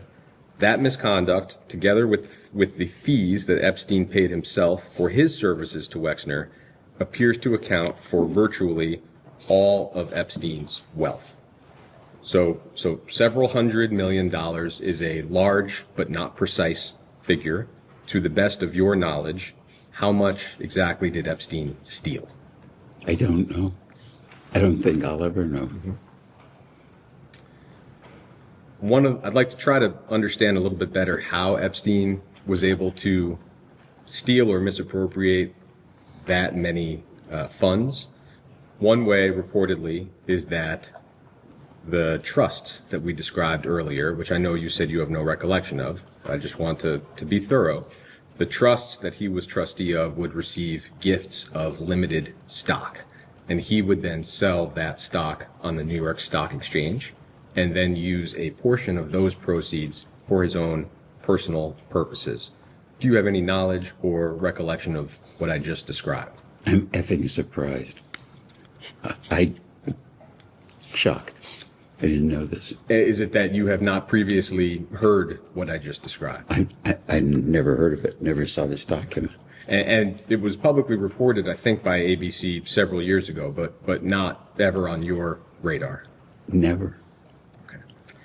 The report indicates that it was more than or around $1.3 billion of stock that Epstein moved around that way. Not that he kept all of that money for himself, but the total amount of stock sales was over $1 billion.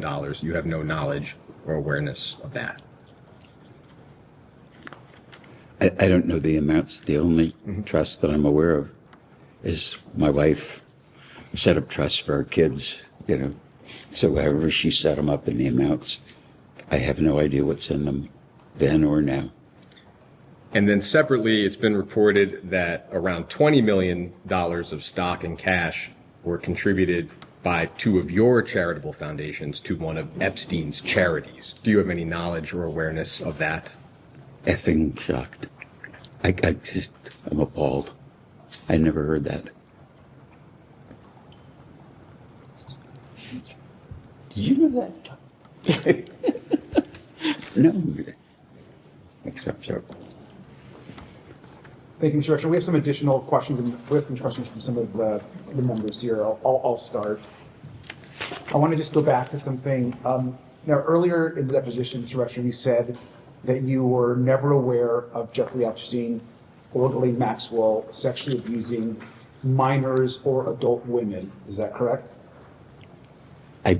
I know Jeffrey was accused by an adult woman of abusing her, and that's the only thing that I knew until the shit hit the fan. So prior to it becoming public knowledge, you were never aware No. of Jeffrey Epstein? Absolutely not. Were you ever You have to wait till he finishes asking the question. Sorry. The court reporters will get mad at you if you don't. Okay, so I think you said that. You said that you were not. Were you ever aware of Jeffrey Epstein or Ghislaine Maxwell sexually abusing men or boys? No. Okay. How about trafficking men or boys? No. Prior to it becoming public knowledge, were you ever aware of Jeffrey Epstein or Ghislaine Maxwell arranging for a prominent person to have sex with another person? Never. Okay. Can I ask you, Mr. Wexner, were you ever with Jeffrey Epstein in the presence of women or men in bathing suits or underwear? No. Never in the presence of women or men in bathing suits or underwear with Mr. Epstein? No. I mean, if he was at the fashion show, he'd have seen women in underwear, but, 500 people. So you're saying that if he was at a fashion show with you through the fashion business, Yeah. it may have been the case, but could it have been the case that you were with Mr. Epstein maybe prior to the fashion show or in another space? No, absolutely not. So did any women or men ever model clothes for you in the presence of Mr. Epstein? No. So not at a fashion show and not in a private home or residence? Being in the audience at the fashion show would have been the only possible time. Are you aware of any individual that has given either a public statement or any information of anyone that has actually said that they believe you were with Mr. Epstein in the presence of women or men modeling clothes or underwear?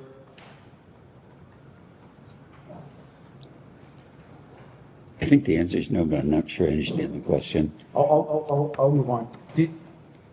Just a direct question for you, sir. Also, Did you yourself ever have a sexual encounter with any individual that was introduced to you by Jeffrey Epstein or Ghislaine Maxwell? No.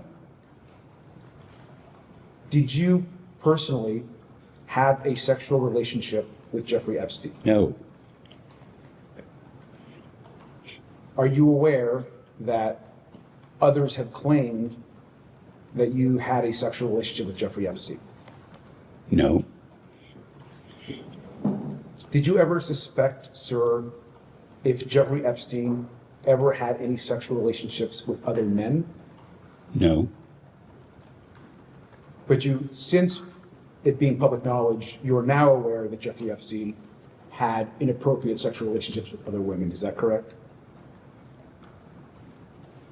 Yes, what I know from the press, the stories, yes. Okay, thank you. Listen, sorry. Thank you. I'd like to ask you about Epstein's properties and your visits to them. Of course, Epstein's New York and New Albany houses were originally yours, as we discussed earlier, and you also had a house in Palm Beach, is that correct? Objection. I think he testified that the house in New Albany was Mr. Kessler's. Okay. Sorry, I'm just trying to clarify. No, thank you. And the house in Palm Beach, was there a house that you had in Palm Beach? Sorry? I did have a house in Palm Beach Okay. Did you ever visit Epstein's home in Palm Beach? once. Can you tell us about that visit? He bought a house in Palm Beach and he wanted me to see it. I think he wanted me and Abigail to see it. And we flew down on like a Sunday morning with friends of ours from Columbus. Looked at the house, congratulations, got back on the plane and came home. And it was a pretty modest house. Nothing special. So one trip, in that trip, did you ever witness Donald Trump at the house? No, Do you recall any other prominent figures at the Palm Beach house? no, it was just Jeffrey and my friends, Who were the other friends? Judy and Steve Tuckerman, Dr. Stephen Tuckerman and his wife Judith. I'm sure they'll be delighted about that. No, they won't be. Did in you, heaven. did you ever visit his island in the U.S. Virgin Islands? Yes, Can you tell us about those visits? yes. Jeffrey invited us to see it, and we were on a boat, and we went to the island with our kids. So Abigail, myself, and I can't remember how many kids we had, 2, 3, or 4, but at least 2, walked around for a while and left. Probably an hour visit. Okay, an hour. So on that trip, do you recall seeing any prominent figures on the island? No, and it was a pretty crummy island. Okay. Did you ever visit his ranch in New Mexico or his house in Paris? Do you want to break those up for clarity? Did you ever visit his ranch in New Mexico? It was the same kind of thing. He wanted Abigail and I to see his ranch. We flew down there and drove around for an hour or two, got back on the plane and came home. And I don't think he had a house. So you would fly just to go visit for 1 hour? Yeah, I would fly to Europe for 1 hour on business trips. As crazy it is, getting on the plane and going places for me was like going to the mailbox. And he didn't have a house on the ranch, and I never knew he had a house in Paris. And in the ranch in New Mexico that you spent an hour at, were there any prominent figures or anyone that you recall else being there? No, as I recall, it was just Abigail, myself, and I think he'd rented a trailer, so it wasn't a house. And that's all I know. Okay. And so to clarify, you didn't know he had a house in Paris, so you did not ever go to the house in Paris? I didn't know he had a house in Paris, and therefore he didn't go to the house in Paris. Okay. Didn't. During any of your visits to any of these properties, did you ever see any girls or women that looked unusually young? No. Did you ever hear rumors of any girls or women who looked unusually young visiting Epstein's properties or island? No, never did. During any Or visits to Epstein's property, did you ever see photographs or other images of women or minors? Not that I recall. Did you ever become aware of Epstein transporting women or minors using assets that you owned, whether that's a plane that you owned or a yacht that you owned? Absolutely not, no. And did you ever hear of any rumors related to Epstein's personal life or his sexual activities? No. Rumors that you may have heard in the grapevine.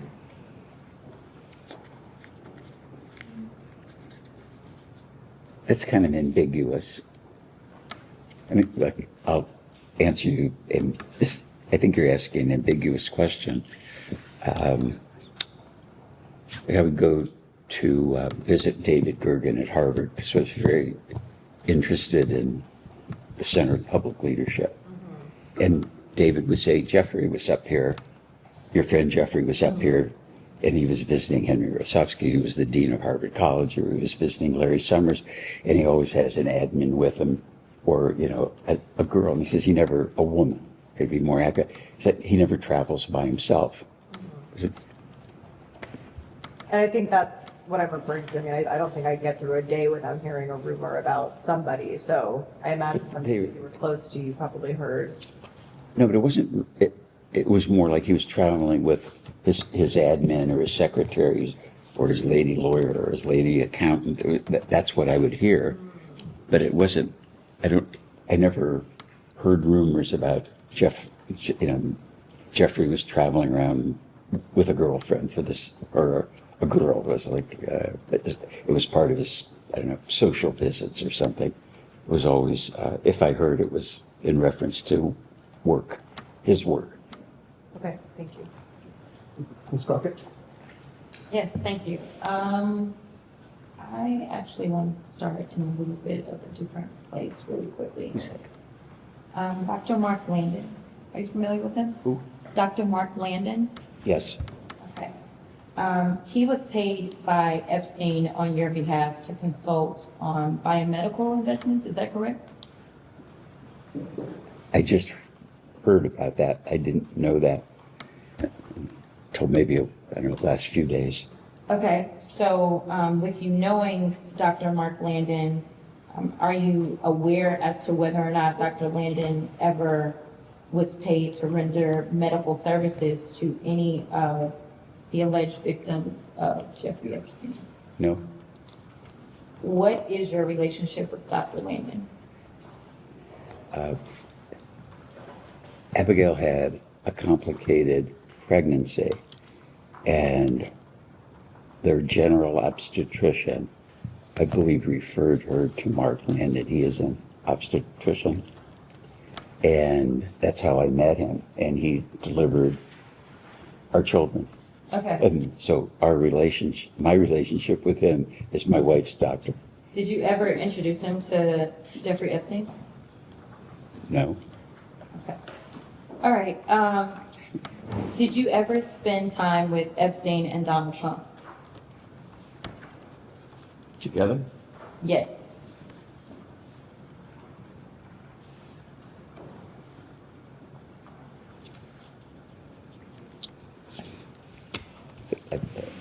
I want to answer this question accurately. I would go to some of the Victoria's Secret fashion shows because it's very important to the brand.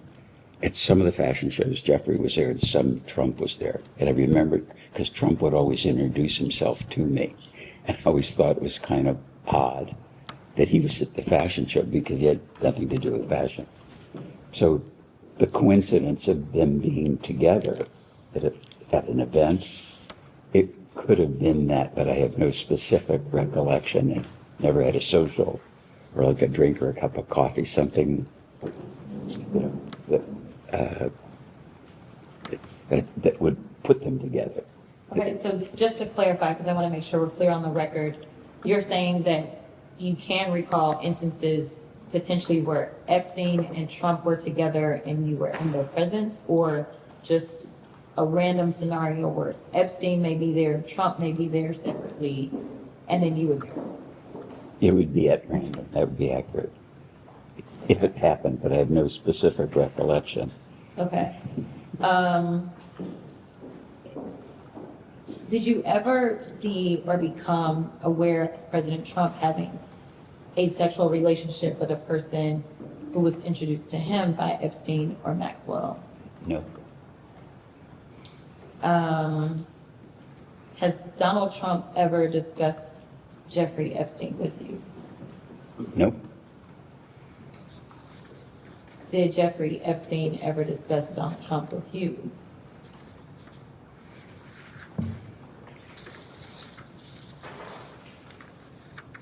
I would describe it, he would name drop it.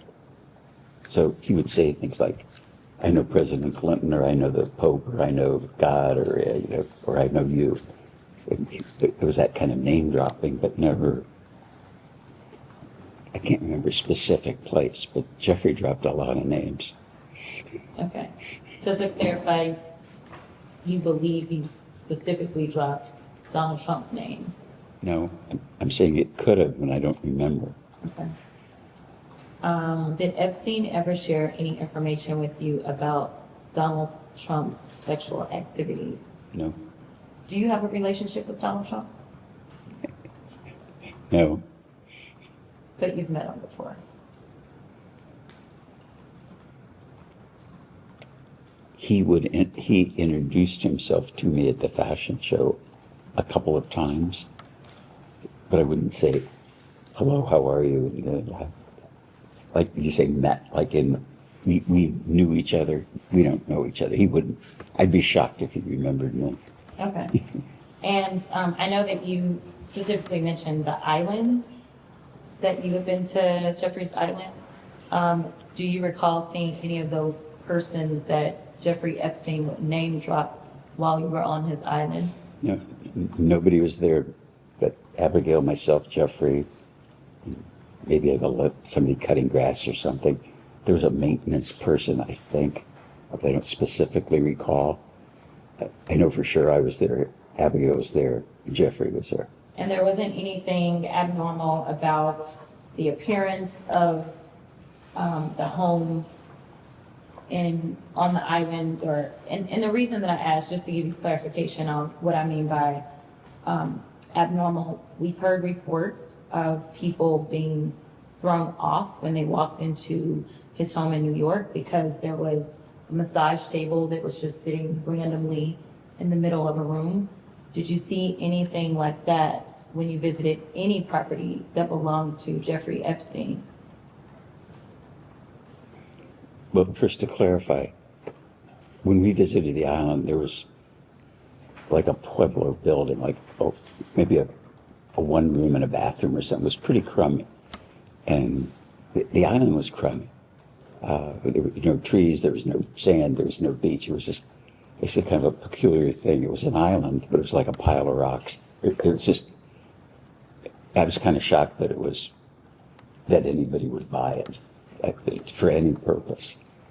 As far as seeing things, I never was in the house. I never at his house in New York.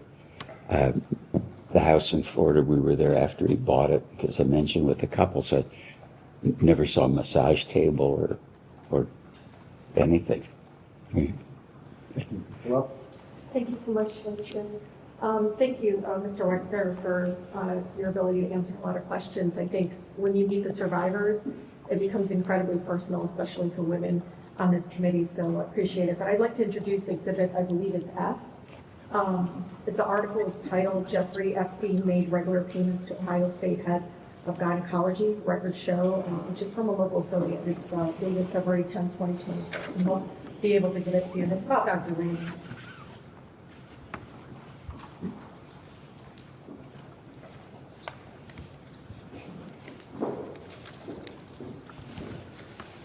I know they're passing it out, but Mr. Wexner, in the article, explains that recent Department of Justice files indicate that in early 2000, Epstein was making quarterly payments to Dr. Michael Landon, who is the OBGYN and the chair of the OBGYN department at Ohio State University. And you said that your wife received services from Dr. Landon, so you know him. Yes. Okay, Dr. Landon said the payments were consulting services. he provided for New York Strategy Group, which was some kind of firm associated with Epstein. Do you know why? Why was he getting paid a quarterly payment by Epstein? Not a clue. Do you know if there was gynecology services being offered to Epstein? For victims, women? No idea. Because you're very associated with the Ohio State University, right? Yes. You were the board chair, okay. Were you aware that Jeffrey Epstein was paying him quarterly payments? No. You weren't? No. Okay, so the article suggests that Epstein would bill you and your wife for at least one of these payments in 2005. Quote, as we have in prior years. That's evidence within the Department of Justice, Mr. Wexner. Were you aware of these $25,000 quarterly payments coming from your accounts in 2005 and earlier? Not till this moment. You know, Mr. Wexner, I'm watching this all unfold, and I just want you to know it's incredibly hard for people to understand you don't know this. Maybe you don't know the specific details. Maybe you don't know the dollar amounts. But Epstein was able to be empowered and enabled to hurt more people with your money. You understand that? Oh, yeah, he's a crook. I know. But you don't know the purpose of the payment, and the money's coming from you. It's your money. And you don't know why he's paying a doctor at Ohio State University. Sadly, I don't. Did you introduce him to Dr. Landon? No. How did he meet Dr. Landon? I wouldn't know that he met him. Because Abigail, your wife, received services from Dr. Michael Landon. Yes, and so did my daughter. Okay. So was it a routine practice for the New York State Strategy Group's expenses to be paid by your accounts? I never heard of it. It's weird because it's your money going in to pay for this consulting services of another company. It's weird to me, too. So Dr. Landon never talked to you about these Never. quarterly payments? Never. Something else that comes up, because one of the claims that you're saying that you're not close friends and everything, but you know, some of us have access to the redacted emails. Some of us already, I think majority of us have gone down there. There is constant claims from survivors. Again, they're redacted from some of the communication directly with Maxwell or directly with other women that were helping Epstein. And your name comes up synonymously sometimes with Epstein. Did you know that? Well, I know it now. Well, they also said that you were lovers. And I know it's nothing to be ashamed of. I just want you to know. It's so great. No, it's nothing to be ashamed of. But it would explain, I think, the closeness that everyone consistently says. No one ever says you're not close. Is that, like, everyone says that you had a close relationship, that you and Epstein were close friends. Did you know that? Objection, hearsay. Okay. I think, Mr. Wexner, could you provide us with the name of every registered legal entity? And this is important, because if you don't know now, then give us the information. Help us find the people that hurt the girls with your money. I'm asking and urging you to, please. You started your business with your Aunt Ida's money. You don't want your legacy to be not just Epstein, but Dr. What is the guy's other's name? Dr. Richard Strauss? It's Richard Strauss, who also well, it doesn't matter. You were chair of the Ohio State University. You were the board chair at the time that he hurt other women, athletes on campus. This is to say to you, it's not only one person that hurt women, but now two that are affiliated with you directly. And I just want to urge you that if you don't know the answers to this, follow up with our committee, give us the information so we can find out who hurt the women and who benefited from it. So could you provide us with the name of every registered legal entity of which you were the beneficial owner between the start of your relationship with Mr. Epstein and his death? Can you provide that to the committee, sir? I would provide you with everything and anything I could to nail that son of a bitch. Names, where they were registered, and the date of registration, and the names of whoever acted as the agent of those entities. Can I request that you just put that request in writing and direct it to me, and we'll take it and respond And it's to it. important because, Mr. Wexner, so you know, the women, the survivors told us to follow the money consistently. The other question, and this will be my last, you claim that you have been a victim and defrauded by Epstein, correct?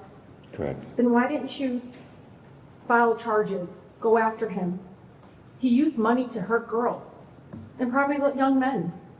Why didn't you do anything to recruit your name, which has been synonymous with Epstein? Do you know your name comes up in the emails among victims who never met you, but your name was used consistently?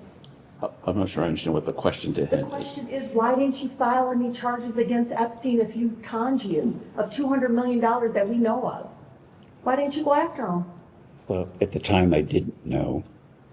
But when you And found out, why didn't you go after him? Is it because he was a good friend? no, You had my dad is probably laughing. You know, No, one of the I thing, know. one of the one of the things my dad told me that you don't get a pissing contest with an elephant. And running a public company for a long time, I'm not good at public relations or financial public relations. And so I would answer questions to analysts, I'd call people up and I'd tell them the truth. And what I learned in the course of my business career is whether it was my chief of staff, the company lawyer, personal lawyers, what should I do?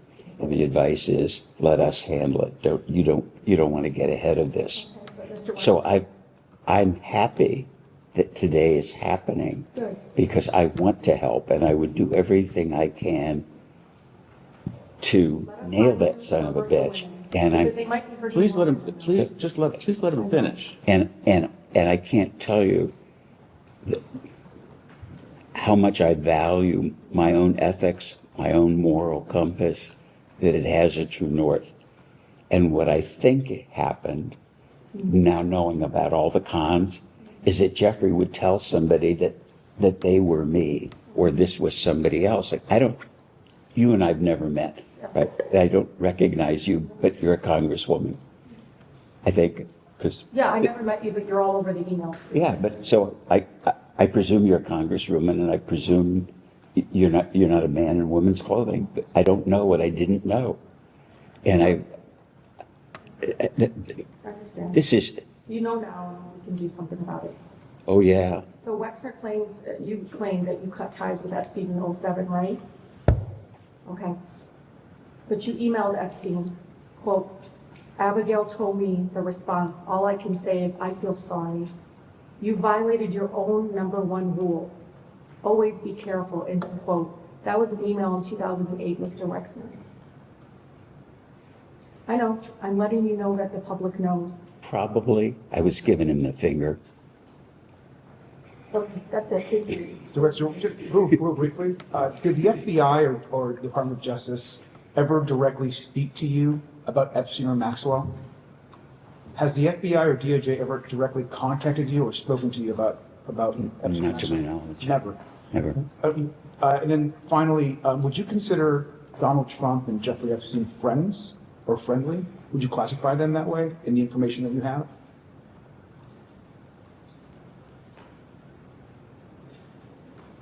I think it's really two questions. Would I think they were friends? No. Jeffrey Epstein held him out as a friend. Great, thank you. We can go off the record.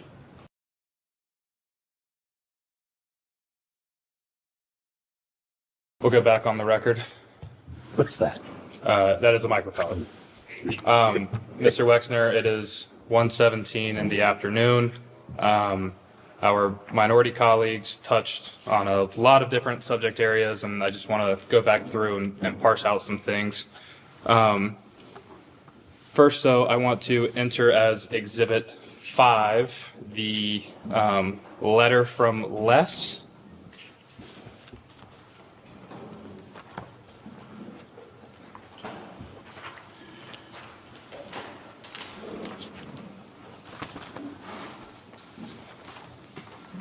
Do you have one more? I'll go back to the rest of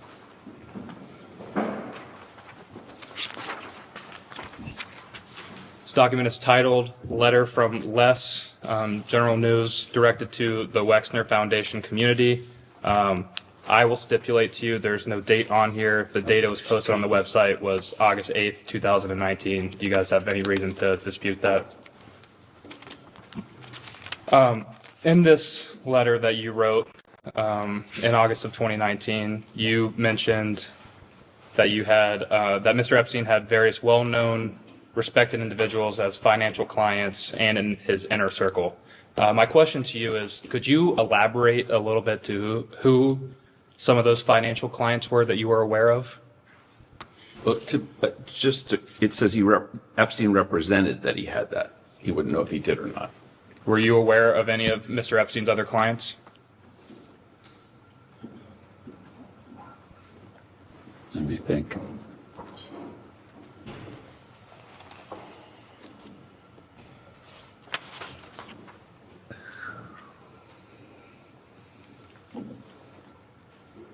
Well, specifically, I talked to Ellie de Rothschild, and so I mentioned that earlier.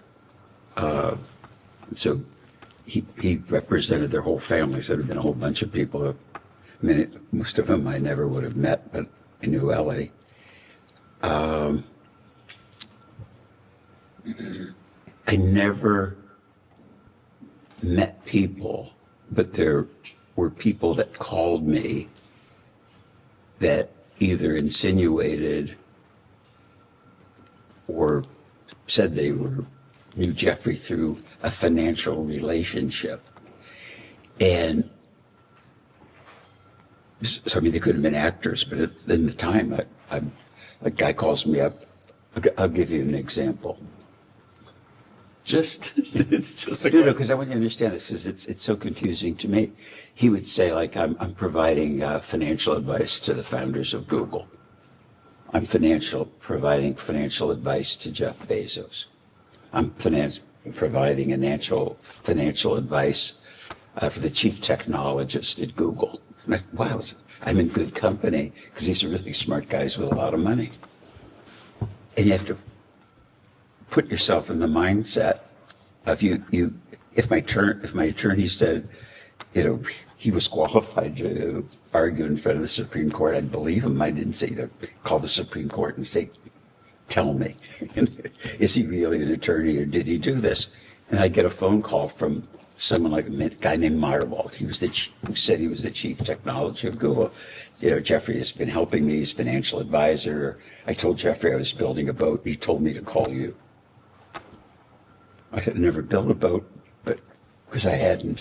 But if I wanted to build a boat, I would go to FedShip, because reputationally they're the best boat builders. Then, it was, and that's the part that is so embarrassing, is what a commie was. And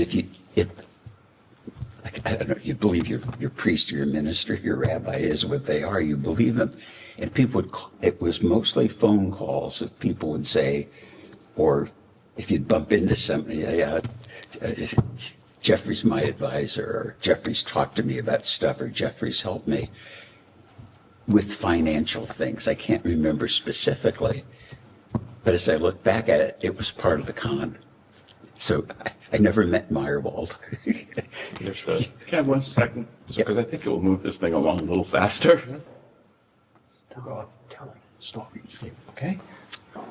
Just answer the question.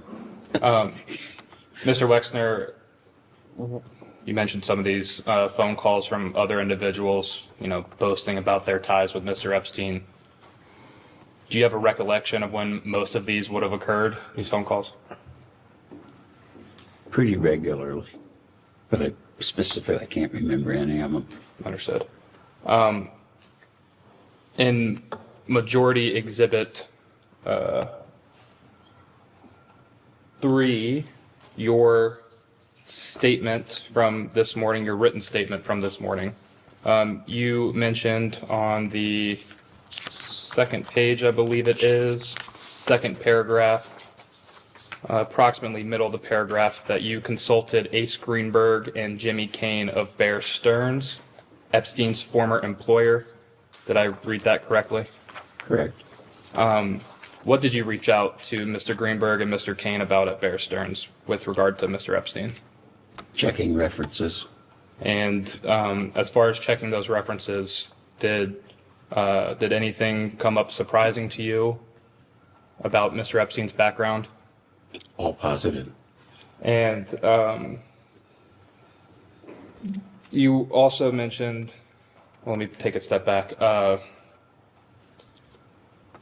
Bear Stearns has mentioned and previously reported that Mr. Epstein didn't have a degree or some of the proper qualifications for his job there. Did you have any reason to doubt the qualifications of Mr. Epstein when it related to being your financial advisor?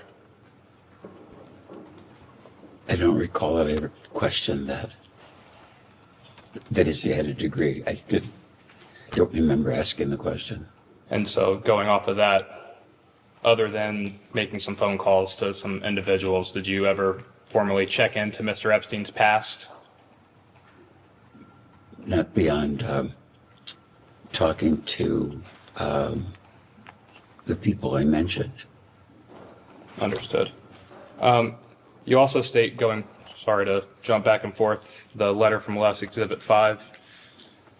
That same paragraph, the third one in the middle there, the last sentence after the comma says, "I believed I could trust him." What about him, meaning Mr. Epstein, did he do that you thought you could trust him?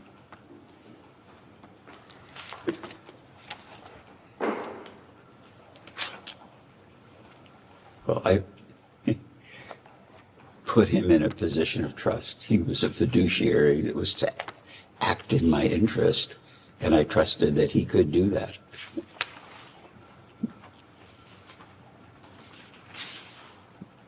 And your trust in him came before he actually handled any of your finances. Is that correct? Correct. Because initially, he was like a friend of a friend who I perceived of as being skilled to review Harold's work. Understood.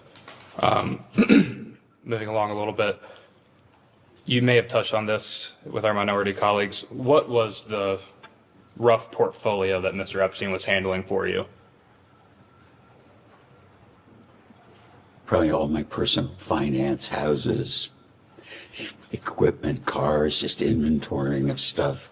The stuff, I don't know, all the financial things that someone would handle outside of their business. I'd have someone do because it was so much stuff. And the financial advisor previous to Mr. Epstein, did that individual have power of attorney? I don't specifically remember it, but I think he did. And Mr. Epstein did have power of attorney over your financial matters? Yeah, as did Dennis. And why did this become your practice to give them power of attorney?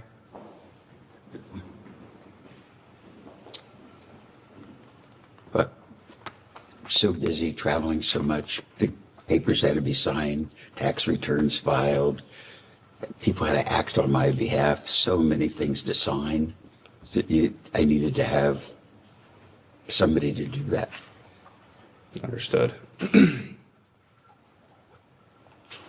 How involved were you with Mr. Epstein's determinations over your finances? Did you have any involvement? I'm confused what determinations mean. More of like did you have any oversight of what Mr. Epstein was doing as your financial advisor? Well, I'm sure he did at the time, yeah. And did he bring every decision to you, some decisions to you? What did that look like? I don't know. I was running a 20-division business, had community responsibility. So if you ask me what the president of the university brought to me or what the head of the foundation, I can't remember, but I was involved in everything except just a lot of stuff. So is it a fair characterization of your testimony that Mr. Epstein had pretty wide latitude over your financial affairs? Yes, it's fair, pretty wide. And Mr. Epstein had access to your personal bank accounts, is that correct? I don't recall. Do you recall if he had access to any of your business bank accounts? I'm sure he wouldn't. Did Mr. Epstein ever ask you to lend him money for any reason? No. Did Mr. Epstein ever make any attempt to blackmail you for any reason? No.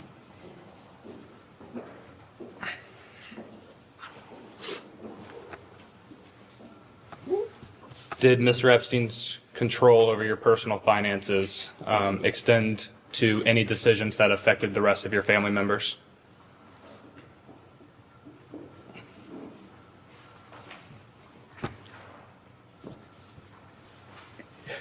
It's just like, I want to say no, but I know that he was involved with the Children's Trust because I learned that today. Or what he did that I didn't know that would have been personal. I don't know what I don't know. But to my knowledge, he wouldn't have, in a civilian way, been involved. And just to clarify to your testimony earlier about setting up trust for your children, was Mr. Epstein who helped set up the trust for your children? I don't recall. Did Mr. Epstein handle any other financial decisions in regard to your children? Not that I'm aware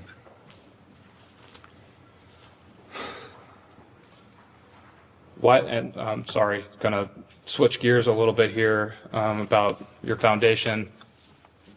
Why ultimately did Mr. Epstein become a trustee of your foundation? Just convenience for signing documents, financial oversight, not for the not anything that would be the operation of the foundation, its purpose or review of people. It was just part of the complexity of my personal life. And forgive my ignorance, you have usually board members of foundations and separately trustee members. Is that an accurate statement?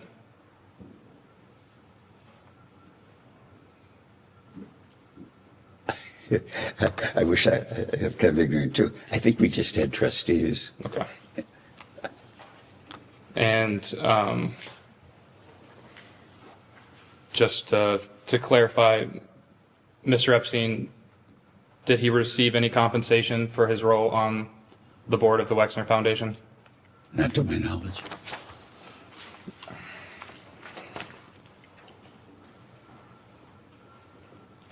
Do you recall who Mr. Epstein replaced on the board, or how that board seat became available to him? No.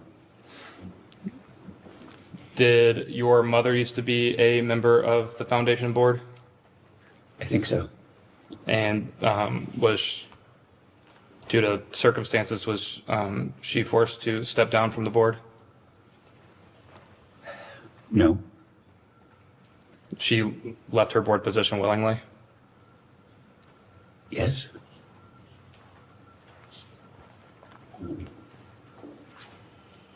Was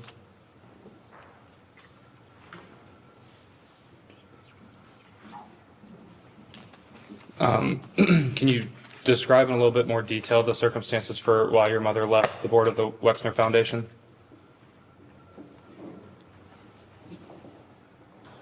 I don't recall. Probably age.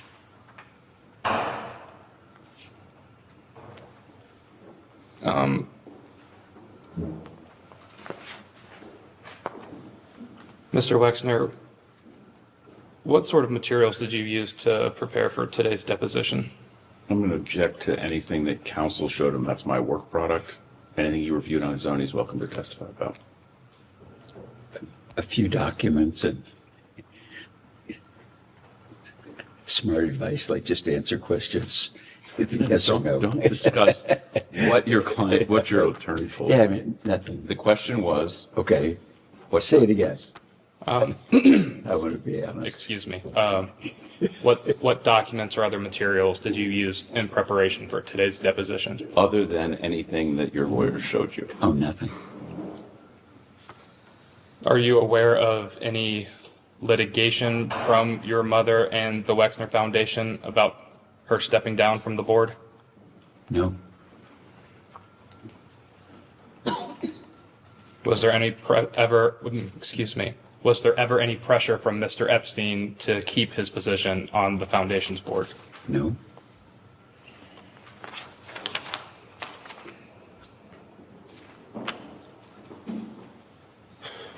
When you were in the, I'll call it the prime of your career as a CEO over your companies and corporation,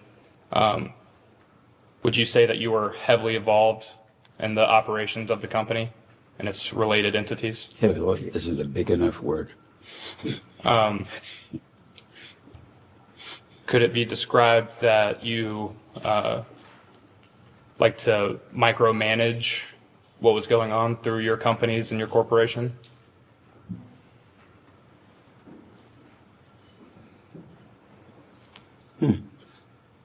No. That was no, I would describe my involvement, and I don't think people that I worked with ever described me as a micromanager. But I was involved in so many things in the business. I love the business. And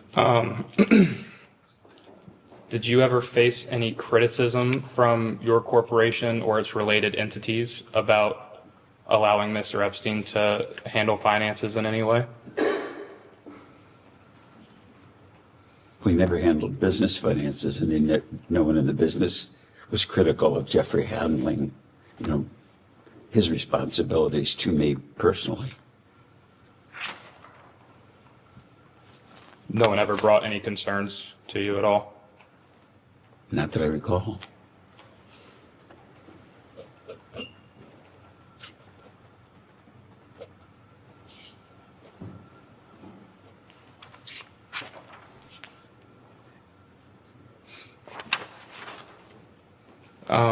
I want to circle back again to some testimony you provided earlier. You testified that Mr. Epstein stole large amounts of money from you. Is that correct? Yes, I did. That's a statement. And I can't recall, did you know some partial amount of how much he stole?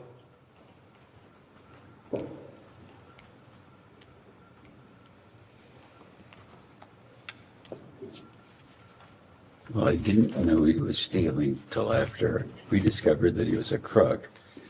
And my wife's attorneys told me about... Not what they told you, Okay. what you understood. Oh, what I understood. I only understood what they told me. So I didn't discover it or count it or whatever one would do. That's the essence of your question.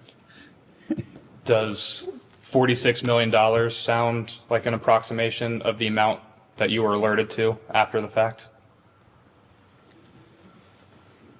I don't remember specifically. Initially, Abigail just told me this is really... No, not what Abigail told you, Okay. what you understand.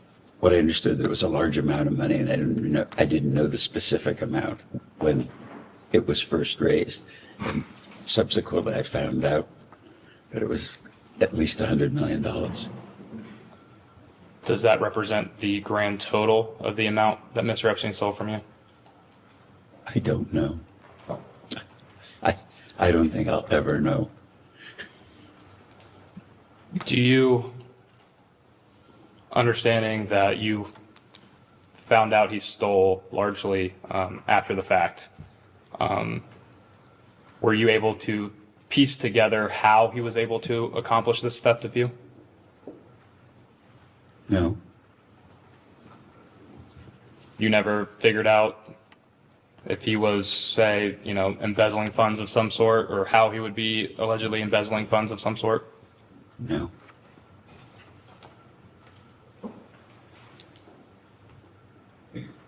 And you testified earlier that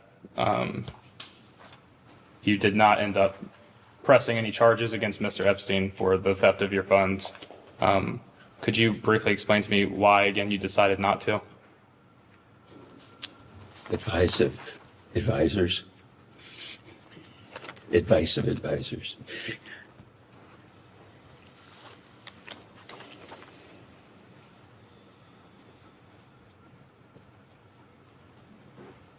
And to be clear, you never suspected any wrongdoing until you ultimately knew. Is that correct? Correct. Did are you aware of any advisors fearing any type of retribution from Mr. Epstein if you pursued litigation over the theft of your funds? Say that again. Did your advisors have come to you with any fear of retribution from Mr. Epstein if you threatened litigation over the theft of your funds? No. No, I don't remember that at all. Are you aware of Ghislaine Maxwell having any role in the theft of your funds? No. I want to move now to the New York City townhome, 9 East 71st Street. I believe you first purchased that home before Mr. Epstein lived in it. Is that correct? Correct. Do you remember the time period in which you would have bought it? Best guess?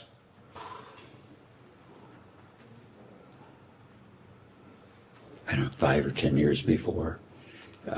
It was a school. And then the remodeling took 3 years. And so I don't remember when it was. But I'm guessing it was, I don't know. And in the 80s sometime. Excuse me. And you said 5 to 10 years before. 5 to 10 years before what exactly? Before I met Jeffrey. Okay. Did you ever live in this house yourself? I described I visited it, but I never lived in New York, really. I hate New York. When are you first aware of Mr. Epstein moving into that mansion?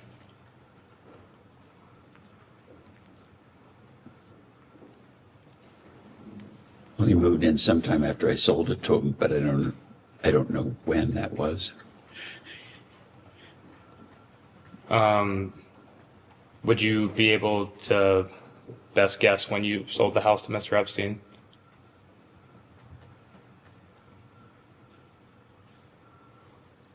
It would have been after 1993. Okay. Are you aware that the deed to the property did not officially change hands to Mr. Epstein until the mid-2000s? No.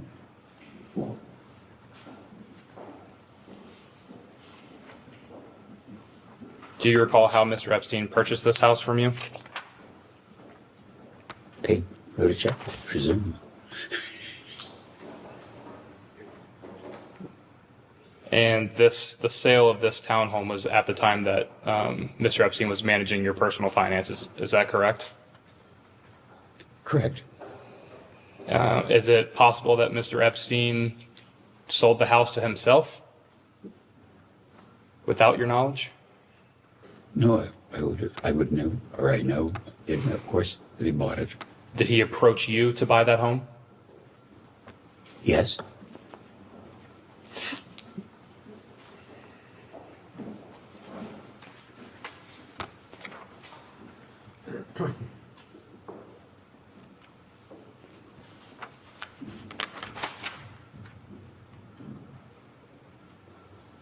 Do you recall approximately how much money you sold that townhome to Mr. Epstein for? I think about $20 million.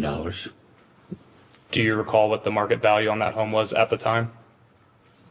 I believe it was $20 million. So you believe you got a fair deal for selling that home? I believe so, yes. It's been recently reported that your company, or I guess technically one of your subsidiaries, the 2 Inc., was transferred to Jeffrey Epstein's financial trust company in or around 2001. Do you have any knowledge of that happening? I don't know what 2 Inc. is, and I have no knowledge what it did. 2 Inc. wasn't one of your clothing brand subsidiaries? It was called Limited Two. That was a business that was part of the company. That's the only thing it means to me.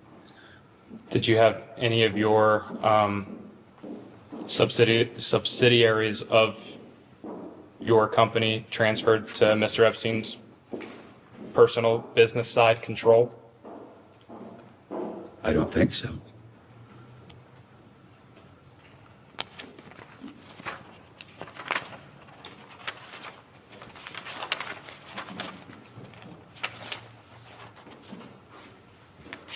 We previously, we'll switch gears on you again.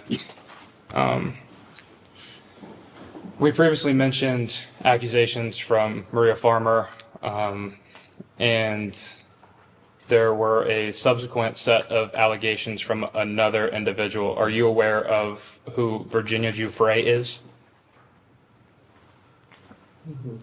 No. Familiar name, but I've heard it, but don't connect it to anything. Did you ever have any sexual contact of any kind with Miss Giuffre? No. Absolutely. How could I have contact with somebody I don't even know? Miss Giuffre has accused you of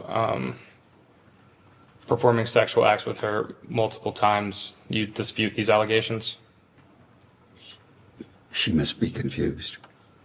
No, it never happened.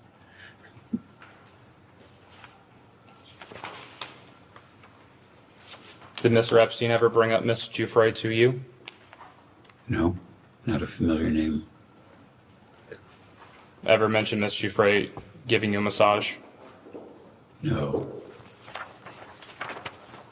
Did Miss Maxwell ever bring up Miss Giuffre to you? No.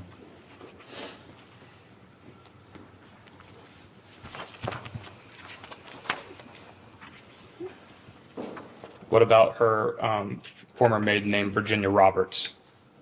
Does that ring a bell to you? Never heard.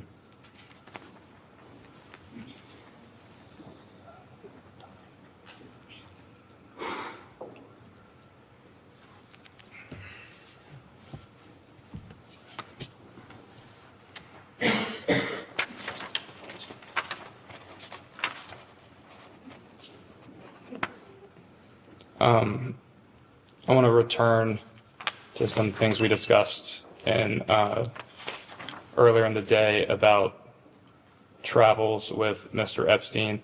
I believe it was your testimony that Mr. Epstein was only on your corporate jet when you were present. Is that accurate? Yes, to my knowledge. And to your knowledge, I believe it was your testimony earlier that there would be surprise parties in which the jet was traveling to a location for one of those parties, but you could not recall Mr. Epstein being at the party. Is that correct? Correct. If Mr. Epstein was not attending the party, what were the purposes of his travel with you on your corporate jet? I don't know.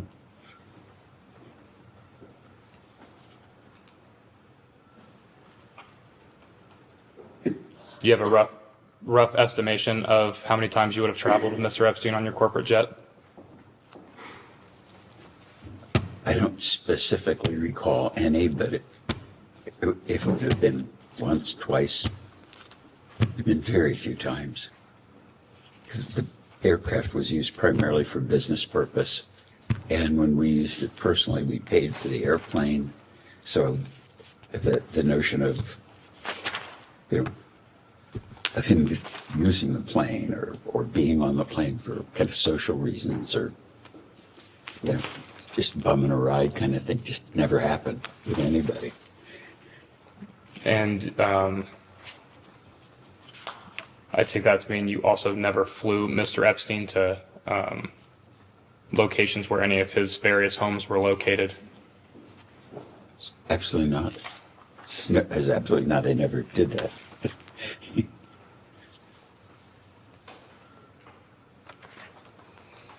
And just to clarify, I believe this might have been asked earlier. Did Mr. Epstein ever bring guests on these flights? Not that I recall. Your corporate plane at that time was a Boeing 727. Is that accurate? We had two aircraft, 727, and we replaced it with a 737. And I don't remember, they looked alike except for their motors. So I can't remember. I know which came first and which came second, but I can't tell you in time. And just to back up for a brief second, did you keep detailed flight logs for the personal travels on your corporate jet? I believe we kept flight logs on our business aircraft and our personal airplane, always. And the corporate jet, did you sell one of these airplanes to Mr. Epstein?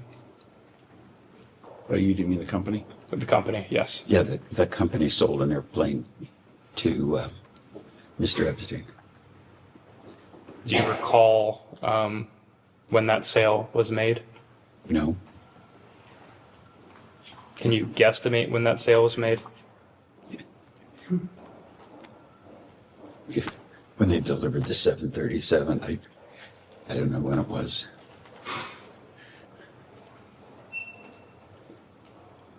Do you, understanding your posture with the corporation has changed over the years, have you maintained any of those flight logs? Do you have them still as records today? Never had them and don't have them. Do you know why you do not have those flight logs?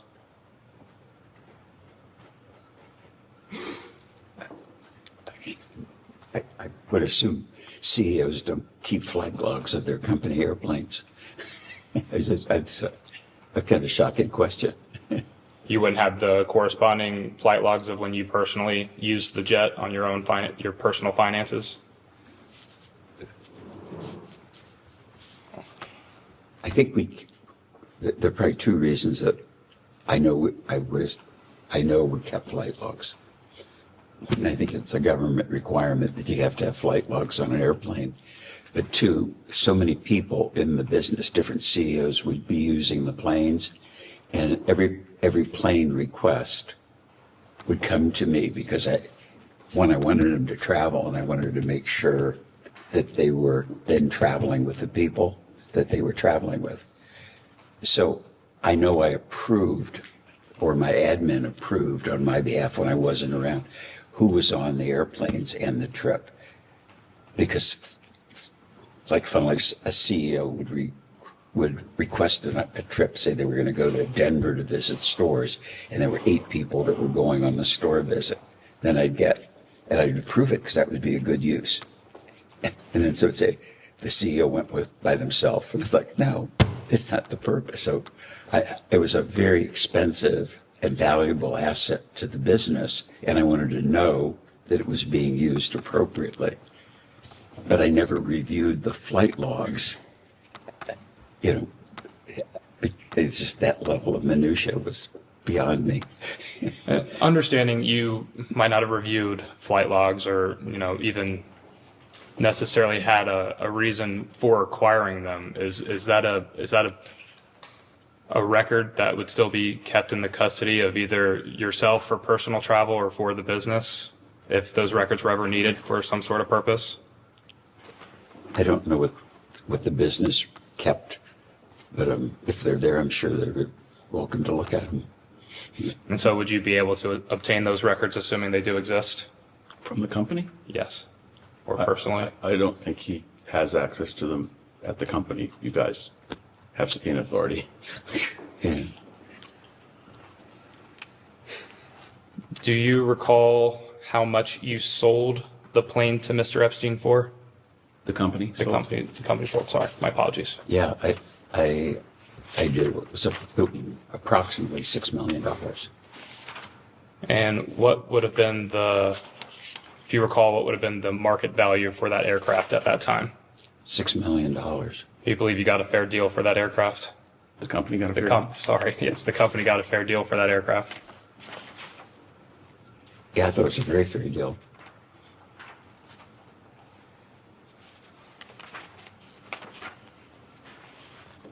Similar question to Mr. Epstein's acquisition of the New York townhome.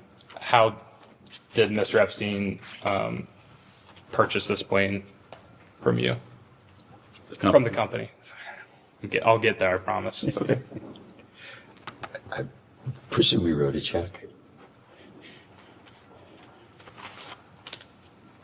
And you weren't privy to the any of the fine details of that deal? So as far as which entity Mr. Epstein would have used to buy that plane from the company?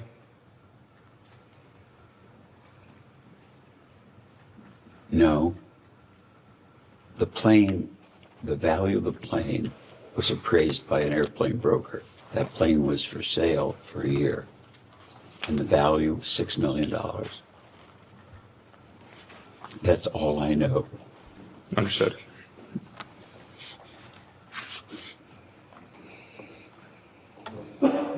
And excuse me if this is repetition, but did Miss Maxwell ever travel with you on the plane? On the company's plane? Not that I recall. Did you ever fly on an aircraft owned or operated by Jeffrey Epstein? Absolutely not. Did Mr. Epstein ever invite you to fly on any of his aircrafts that he owned or operated?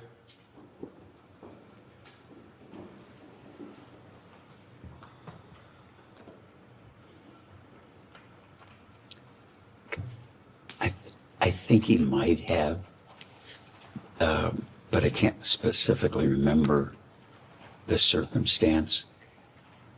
Some of this is really difficult to remember because Jeffrey was such a con, and as I look back at it, that's it. He was much better at being a crook than I am as an honest person, and I think for the committee to understand this, the con part, I can't imagine a bigger crook or con the world has ever seen. Do you recall what rationale you would have had for declining taking flights with Mr. Epstein on planes owned or operated by him? I was busy, very busy. In busy years, I was in the air flying on business purpose in the air 300 to 400 hours a year. If you can imagine somebody traveling in the air 58-hour days and running a company, I ran it from the air as much as I did on the ground. So the last thing I wanted to do was take a trip with anybody. Understood.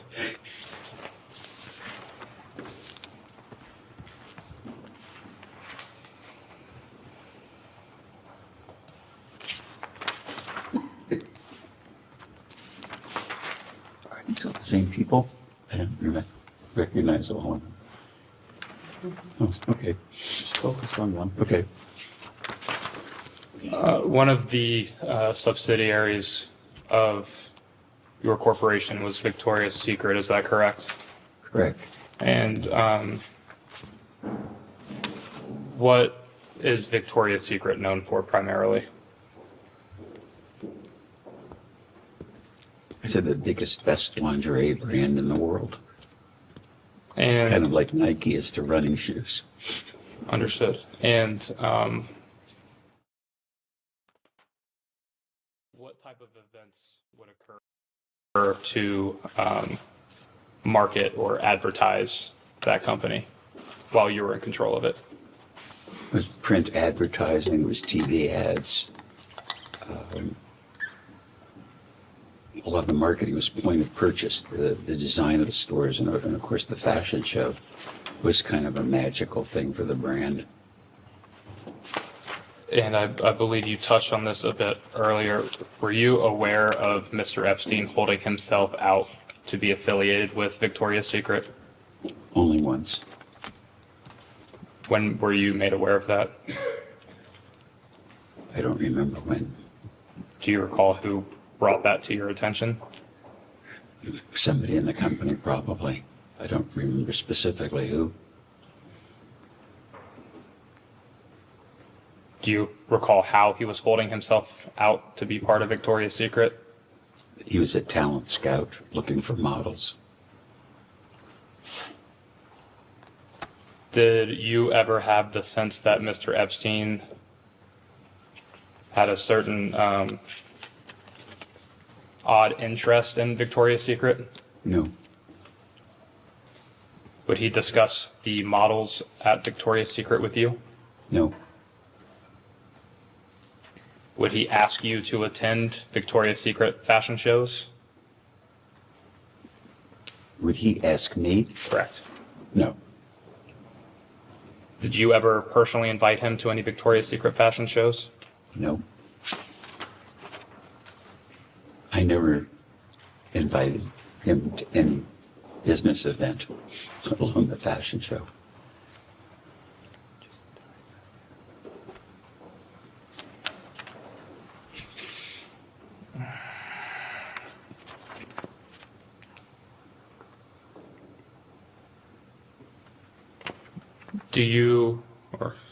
Let me rephrase. Are you aware of how Mr. Epstein would have been able to attend Victoria's Secret events if not invited by you?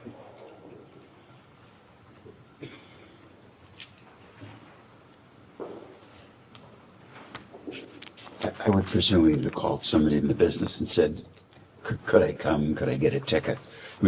I know that we were, for business reasons, very careful about the audience that was there, and about, I would guess, 2/3 of the audience were employees, store managers, people that had done heroic things inside the brand, because it was a big company event, and all the CEOs of all the companies in the company were invited.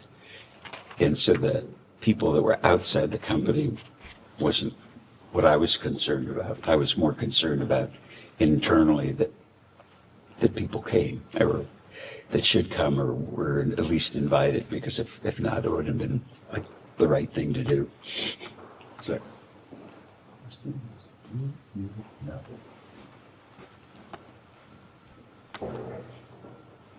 My answer is, I really don't know. Are you aware of Jeffrey Epstein having any other contacts within Victoria's Secret specifically? Executives or anyone of that such? I'm sure he knew people or would reach out to people in the business, but I don't know.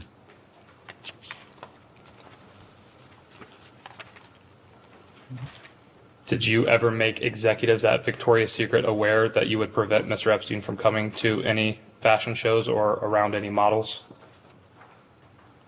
Not that I recall.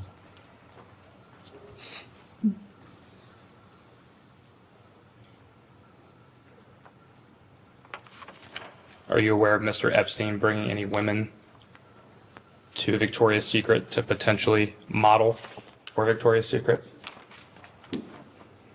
No.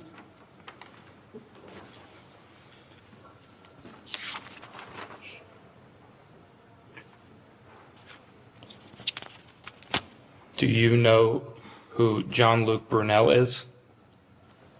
Never heard of him.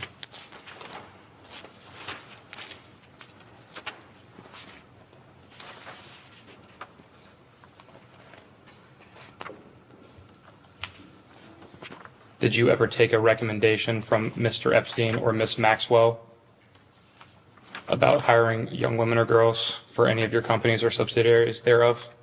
No. Did Mr. Epstein ever suggest to you that he could find models on your behalf for Victoria's Secret? No.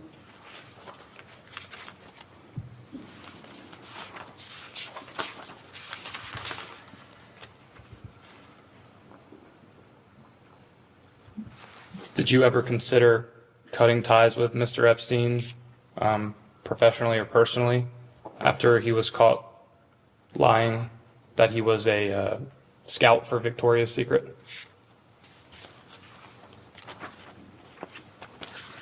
I guess the answer would be, if I thought he was, I would have fired him.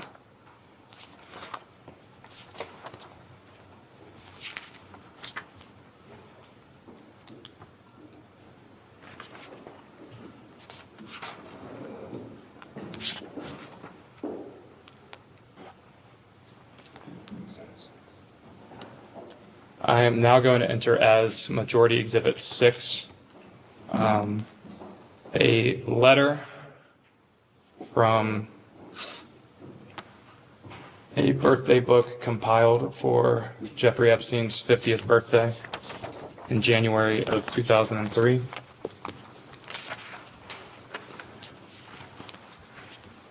I will give you a second to familiarize yourself with the letter. What's exhibit number? 6.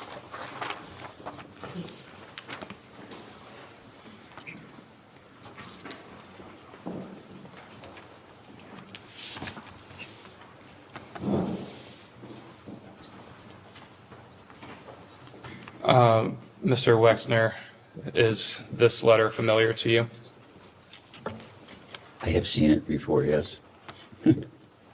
Where have you seen it before? Part of the, I think, the documents preparation for today's meeting. Did you yourself write this letter to Mr. Epstein? Sadly, I did. Did Miss Maxwell approach you to write this letter for Mr. Epstein's birthday? I think the request was to write a card or a note or something for a birthday book. And did that come from Miss Maxwell? I don't remember. Mr. Wexner, would you please read the main body of the birthday note for the record, please? I wanted to get you what you want. So here it is. Happy birthday, your friend Leslie. And what was your understanding of what Mr. Epstein would want? He was a bachelor, so I drew a pair of boobs. As a kind of a joke and offhandedly, I'd say. Understand. I hope you do. You've said a few times throughout this deposition today that you did not consider Mr. Epstein a friend of yours. However, you signed this letter, and I quote, "your friend Leslie." Why would you sign "your friend Leslie" to someone you did not consider to be a friend of yours? I don't know. I normally say Les, not Leslie, either when I write notes, and, you know, I guess I could. I can't explain why I would say your friend, because we weren't friends. Did you ever speak to Miss Maxwell directly about this particular letter? No. Did you ever speak to Mr. Epstein directly about this particular letter? No. Was this letter something that you would commonly send, lack of a better term, business associates? No, of course not.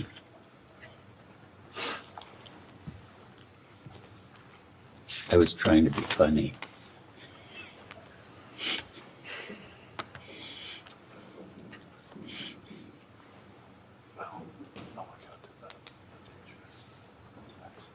I'm going to mark as Majority Exhibit 7, a photo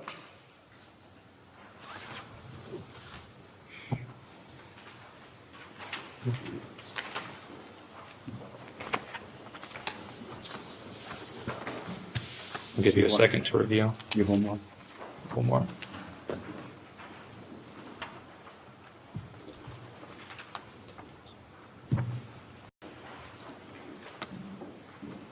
Are you in this photo? Yes. And Mr. Epstein is also in this photo? Yes. And a third individual is redacted in this photo? Yes. Do you have any way of knowing who the redacted individual in this photo is? I know who the redacted person is in this photo. Who is that redacted person? My wife. Understood. Do you recall? The man in the back is Peter Lurson. And the picture was taken in Bremen when the boat was launched. And we got a bunch of pictures of the boat launching. Do you recall what year that was?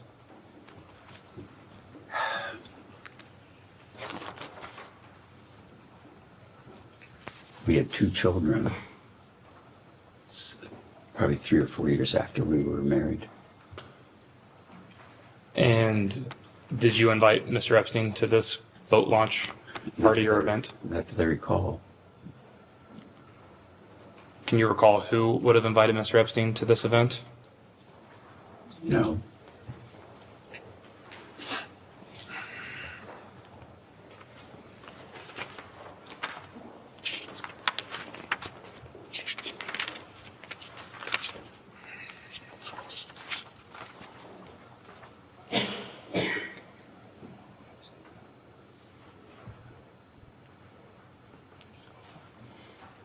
It is 2:08, and the majority will end this hour now and go off the record.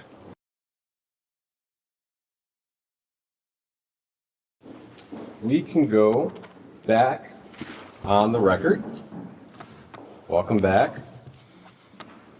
Got just a couple of follow-ups about some things you've already touched on.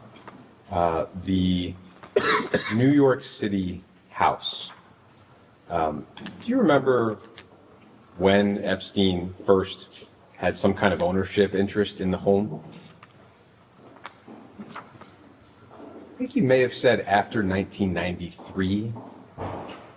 Yeah, when I sold it to him, but I don't remember the date. The sale is reported as 1998. As far as you know, would that be the first time that Mr. Epstein had any kind of ownership of the home? Do you know? I don't know. I just think you could tell me any date. I know it was after we were married. And whether it was a year or 2, I don't remember. But was that 1993? We got married in 93, yes. Do you recall at all Mr. Epstein talking about why he wanted the home? No. With respect to the home, I think you were asked whether you felt like the sale price was a fair deal for you. And I think your answer was yes. Is that right? Yeah, yes, that's right. And with respect to the plane, I think you were asked whether you felt like the company got a fair deal at $6 million. And I think you said yes. Is that right? Yes, that was because that was the asking price. I think your counsels represented to DOJ in 2019 that Mr. Epstein sold himself both those assets at deeply discounted prices, and that was part of his theft from you. I never heard that before. Do you have any sense of why that discrepancy would exist? Not a clue.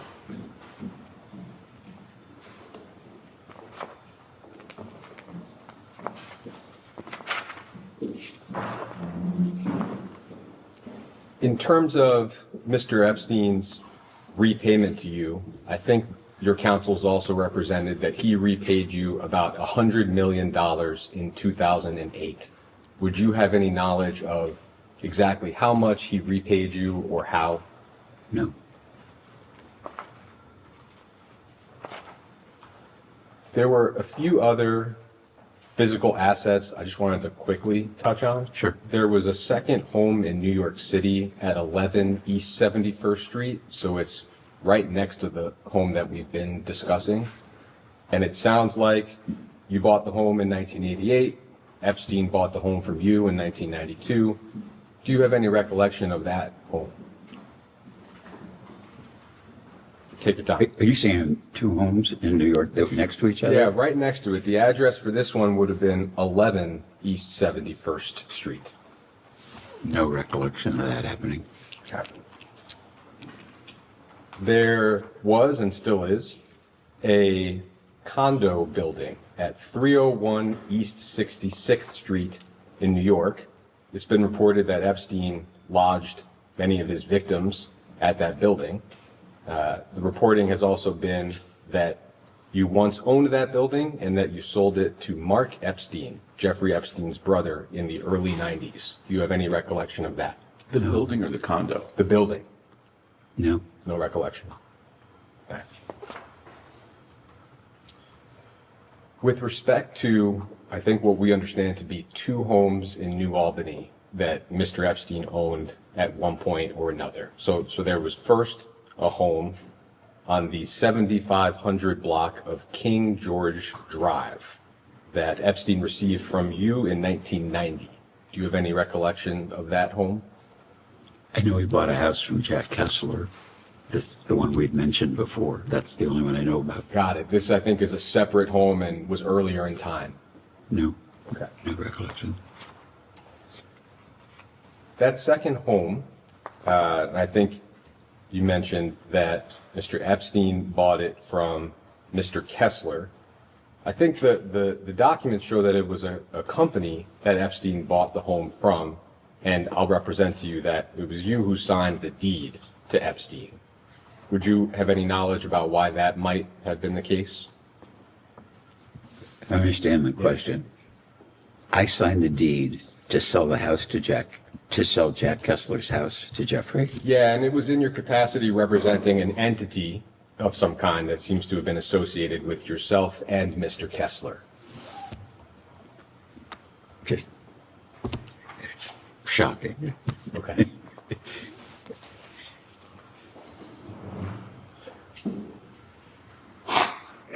Does it ever occur to you that stuff like that could be just forgeries? I think in this case, He asked the not question. likely. No, I mean, it's like It's okay. me signing a deed to somebody else's house. It's just, It's okay. okay, I'm sorry.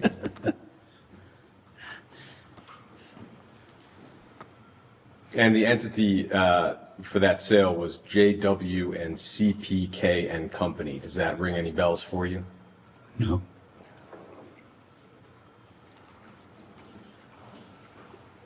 What is the history of that home, if you recall? In other words, was it originally built for Mr. Kessler to live in? Was it his primary residence?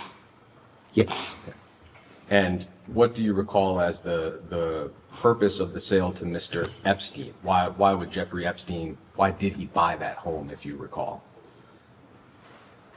First of all, I didn't recall that he bought it. I don't remember that. I know Jack had financial problems, and he came to me and said, I've got problems, I got to sell my house. That's all I recall about it. I don't think I was ever in the house. Do you recall Epstein purchasing it at the time? Were you aware of that? No, I wasn't.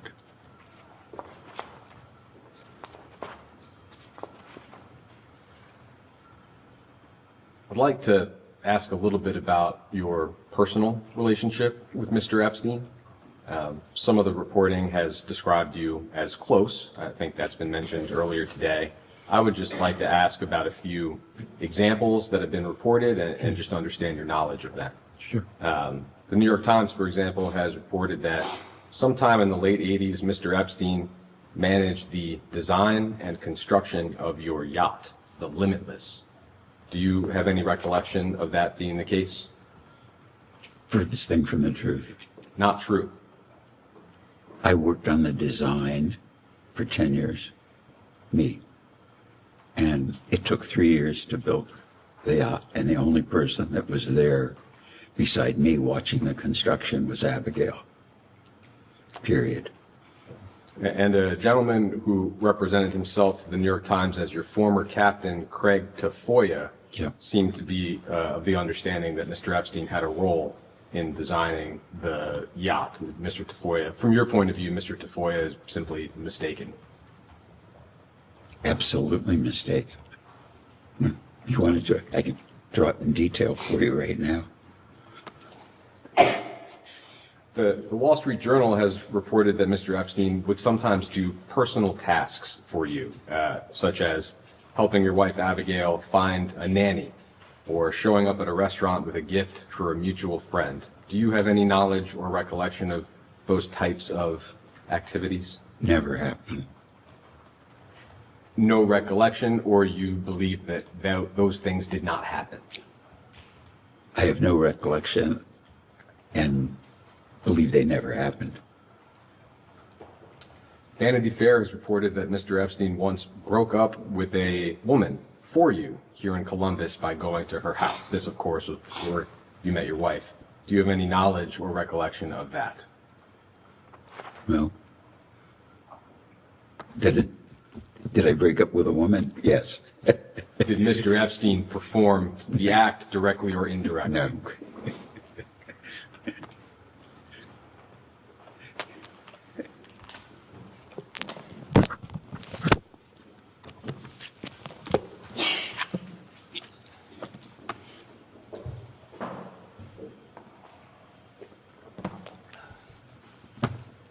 I'd like to introduce as Minority Exhibit G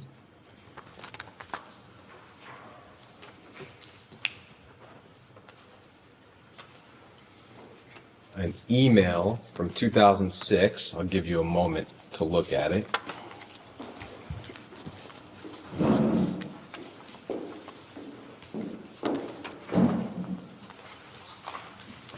I'll only be asking about a very short part, but feel free to scan it. What it looks like is an email from Mr. Epstein to somebody with a limited brands address, D. Larson. I don't know if you would have an idea of who that probably is. My admin, Don Larson. Great. Can we have a chance to just read the email? Sure, of course. Thanks.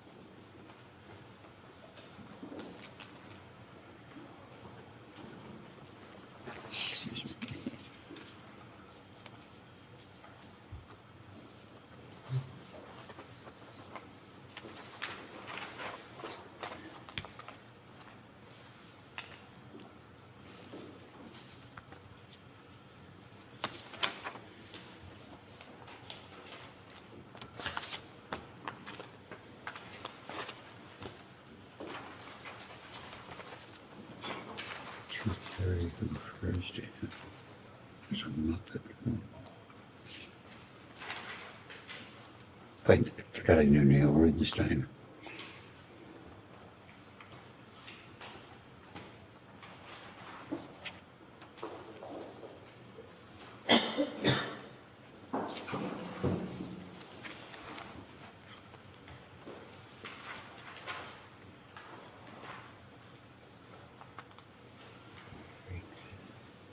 And at a certain point, I'll just direct your attention to a sentence. Yeah. No, that's fine. It's just, he's not on this, so. Yeah. So, Just trying to get it. at the very end of this email, Mr. Wexner, I would say close to the very end, there's a sentence that starts with, I believe that this information. And if you see that, No, I'm sure your counsel can guide you to it. And I'll read that out loud. This is a long email. It seems to relate to business topics and people. But Epstein signs off by saying, I believe that this information belongs to you, and under gang stuff rules, I cannot simply be the repository of people's hushed calls and not share with you. And the subject of the email is, for Les's eyes only, please do not circulate. So the phrase gang stuff rules, is that a familiar phrase to you in this context?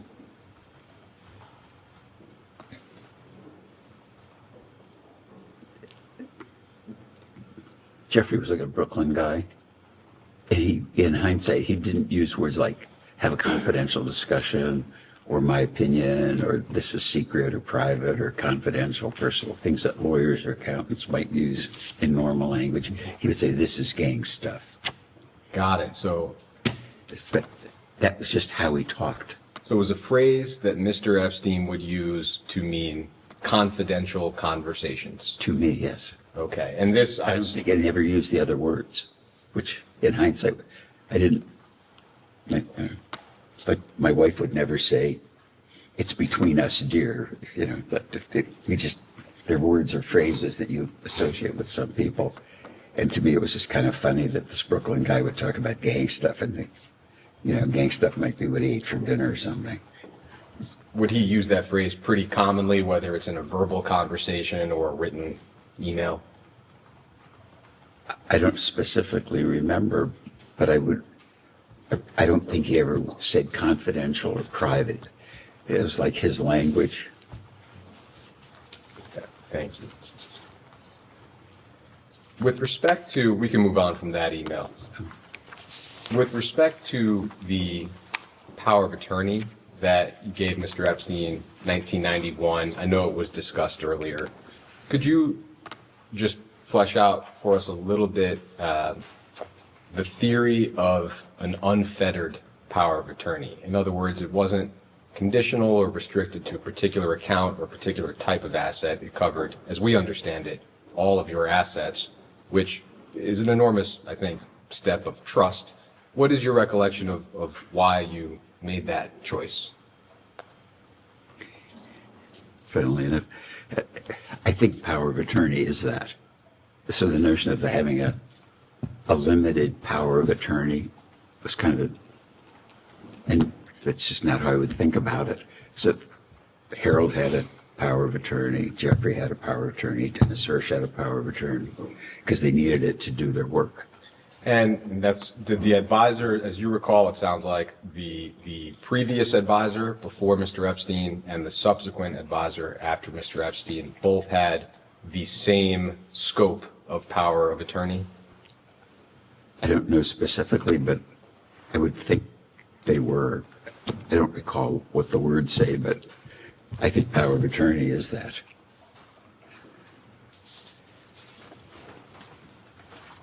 We've seen reporting, I think in the New York Times, that you accompanied Mr. Epstein to visit the White House in 1993, a few months after President Clinton took office. Do you have any recollection of that? Absolutely didn't happen.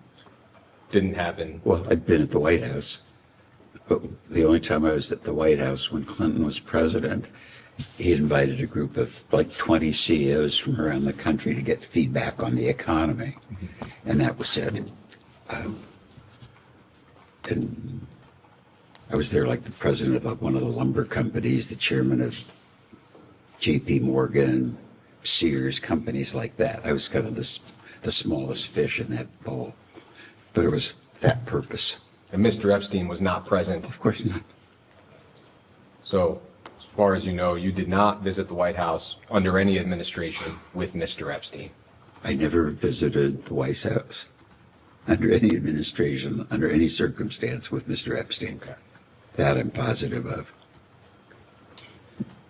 The New York Times has also reported that at your 59th birthday party, Mr. Epstein acted as sort of a master of ceremonies. He would give toasts and introduce guests and arrange for some people such as Alan Dershowitz and Shimon Peres to attend. Do you recall the party that I'm describing? Well, Shimon was at a couple of birthday parties. I don't remember Jeffrey being there. If the party was in Columbus, I probably could remember 4 or 5 of the people that were there, and it was a surprise too. Do you recall, I suppose at any birthday party, but that one in particular, Mr. Epstein playing that sort of a role as a master of ceremonies of sorts? No. I'm thinking, even at the party that I was thinking about, the Shimon Peres, if you ask me who was there, he wouldn't have been on the list. That's not who I remember. It was a different kind of group of friends that Abigail picked to come to the party. But to the original question, do you recall Mr. Epstein ever acting as a master of ceremonies at a birthday party for you? No, absolutely not. Never.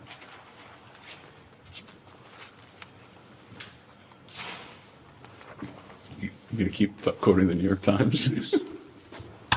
It's a good thing I don't read newspapers very often. That's crazy.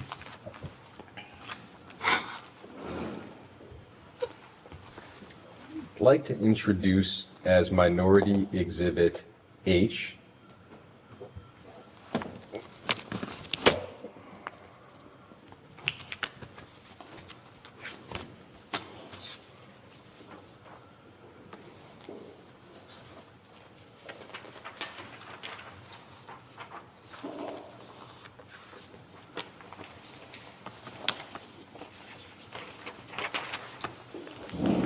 I'll give you a moment to look this over. It's just one page.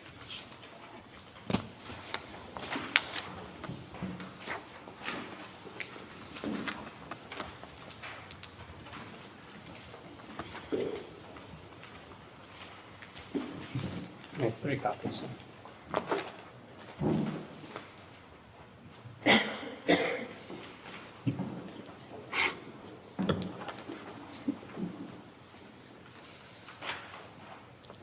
Stanley or Stanley.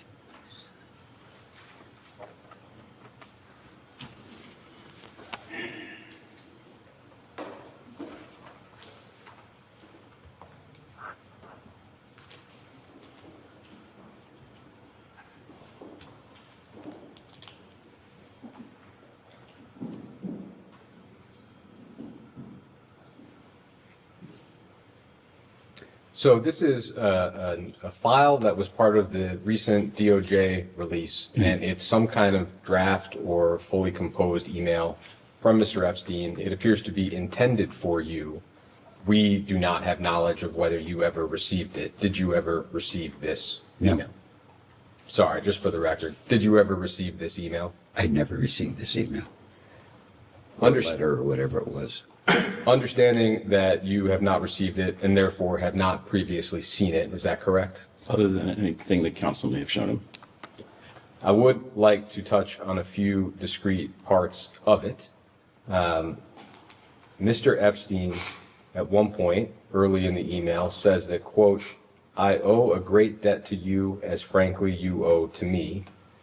Would you have any sense of why he might feel that way in general, or did he ever express that type of a sentiment to you? No. When I saw this, like, I know what you do or people do, they write letters to the file. I've never written one, like a memo to myself. And so I read this and I thought, this is like cover your ass kind of thing. And it just doesn't even sound the way he speaks. And just nonsense in it. He also said, quote, "As I'm sure you recall, you didn't sit with your mother or sister or Sharon when the conflict arose, as I did it for you. You didn't sit with Jack Kessler, Stanley, or Stanley's son. I did it for you." Do you have any sense of what Mr. Epstein might be referring to there? Well, I don't know what he's referring to about my mother or my sister. I know who Sharon was. Stanley, I presume, was our previous attorney, Stanley Schwartz, and his son worked in our business and, worked in it until he retired. So that I don't know what the hell he was talking about. Did you ever ask Mr. Epstein to mediate a dispute or otherwise insert himself into a dispute with the individuals he mentioned here, your mother or sister or Sharon, for example? No. Mr. Epstein also says that, quote, "Abigail and I sat, she asked many questions, she made many unfair, aggressive, and false accusations, none of which could have been fully answered without violating a confidence with you." Firstly, do you have an understanding of what he's referring to in terms of Abigail and he having a conversation? Yeah. My wife and I have no secret, so the fact that he's having a secret, it's just nonsense. He goes on to say that you and I had gang stuff for over 15 years, a great deal of it that she was unaware of. I had no intention of divulging any confidence of ours, no matter what accusations she made.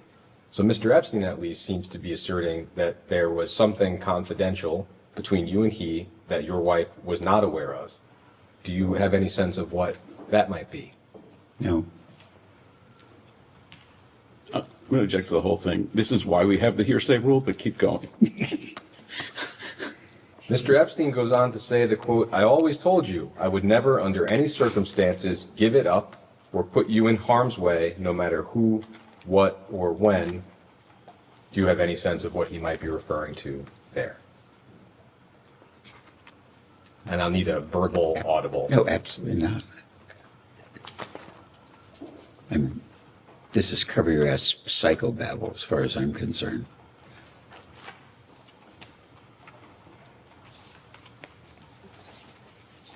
I'd like to do one more exhibit on your personal relationship with Mr. Epstein.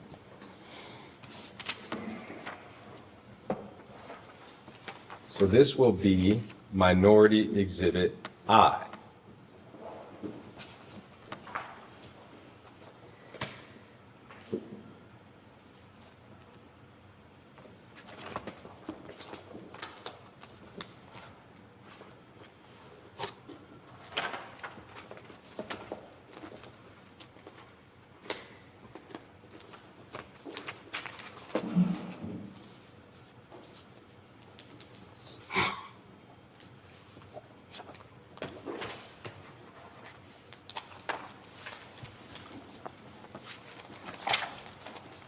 I'll just tell you briefly what this is. Oh, good.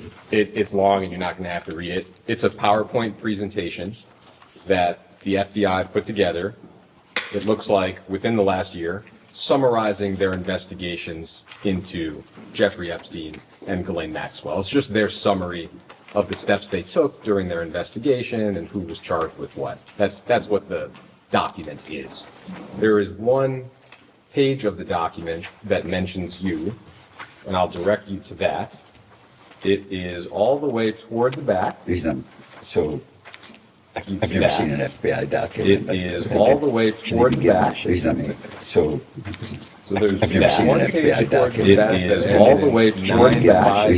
So it's the third from the left. I've never seen one page of the presentation. There's an earlier reference on 949. Ah, right, confirming the proper. Apologies, there is. Agreed. Which page do you want me to look at? Ending in 956, the only substantive mention of you. Yes. You can see this is a slide that's titled Prominent Names, and it's naming some prominent individuals who have some connection or link to Mr. Epstein. Your name appears in the middle column, all the way down at the bottom. And under Les Wexner, it just has one entry. There's a name that's redacted, and its redacted name stated, Epstein earned his money from having homosexual sex with Wexner. I know you were asked this question earlier, but in the context of this FBI report, is it correct that you did not have any sexual or romantic relationship with Mr. Epstein? Absolutely not, or any man ever. I'm very straight, super straight. Thank you. That's wacky.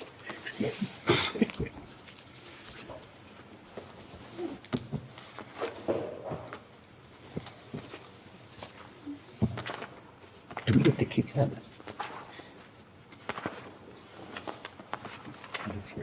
No. I just never read an FBI report.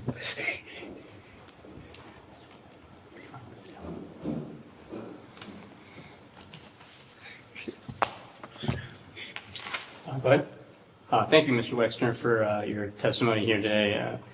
Just wanted to start with a question around U.S. Senator John Husted, and it's been reported that you gave him something like $117,000 in donations. Is that correct? Go ahead. I think thank John you, Mr. Husted. Wexner. John Husted, yep. I don't know how much money I gave him. Would that sound about right in donations? Is that correct? Go ahead. I think thank John you, Mr. Husted. Wexner. John Husted, I met John when he was a state representative. I don't know how much money I gave. I helped him. Would that sound about right in donations? Is that correct? When he ran for lieutenant governor, I probably contributed to senatorial campaigns. So is it possible over time I would have given him that much money? It is. No. Let me maybe be But more I don't accurate. I remember think it was recently reported that you gave him $117,000 sometime shortly before he voted no on releasing the Epstein files. Would that sound familiar? No. No? Did you or any of your representatives ever lobby Senator Husted or anybody else in the federal government to prevent the release of materials related to the Jeffrey Epstein files? Absolutely not. Did you or your representatives ever request that the Department of Justice redact your name in any files? No. Absolutely not. Wanted to move on. Now, I remember the document we referenced a little earlier mentioning former Prime Minister Ehud Barak. Did you ever have a relationship with the former prime minister? Can you define relationship? Sure. Any relationship? Do you know Prime Minister Barack? If so, could you elaborate on how familiar you were with him? Well, I was only with him a couple or three times in my life. I happened to be in Israel when he was elected, but before he was sworn in as prime minister. We had a brief meeting in his political office. It wasn't the government office. May have met him in Israel when he was prime minister, but I don't recall. I know that I had dinner with him and I think his wife and daughter and Abigail in New York after he was out of office, I think. I don't think he was prime minister. Did you ever communicate with the prime minister outside of personal meetings, phone calls, emails? He came here once, I think, for Jewish community stuff, and we went to a football game. That's all I remember. Did you ever communicate by email or phone call or other correspondence?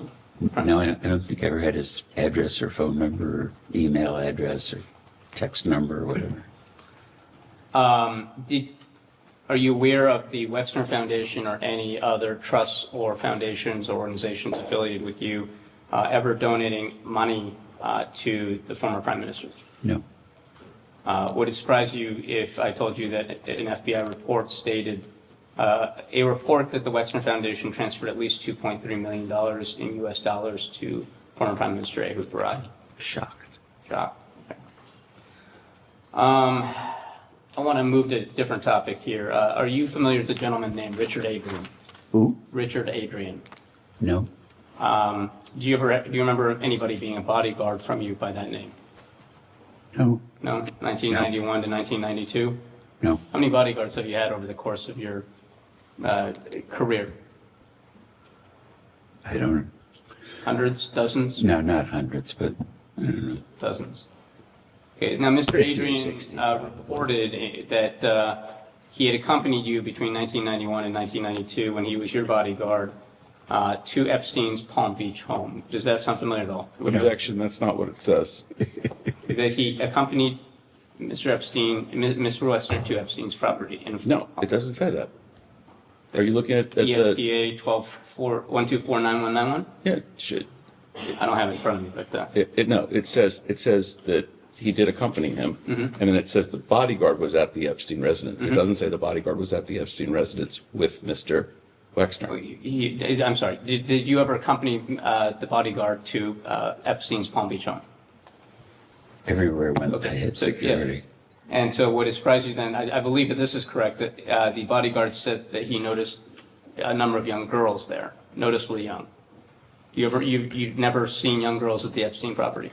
I was only there once for an hour, and I was there with my wife and another couple. Okay.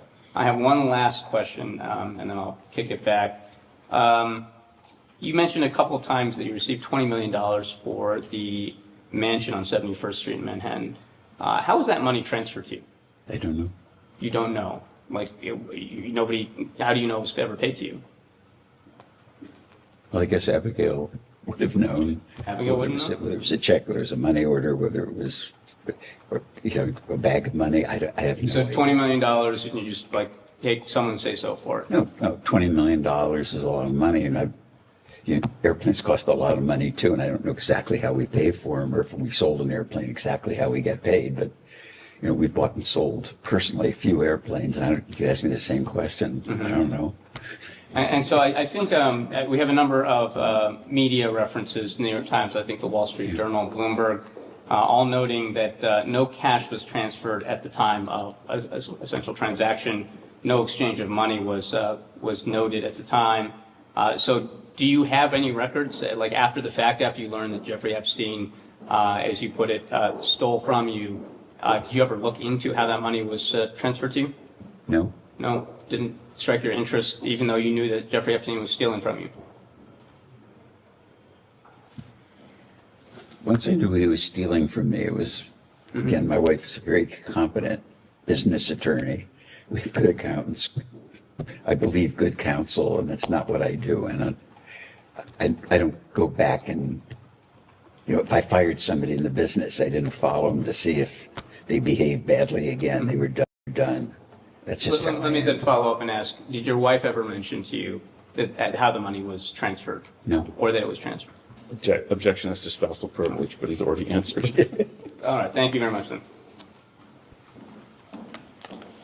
Mr. Wexner, Steve Lynch, Massachusetts.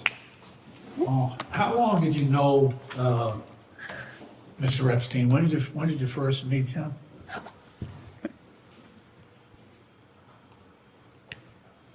I think they asked me that question earlier before you joined this group. I think it was like 5 years before I got married, about early 80s, I would guess. Early 80s? I think so. I don't remember precisely. And in all the time that you knew him, and he worked for you, he was your power of attorney, handled a lot of really important things in your life.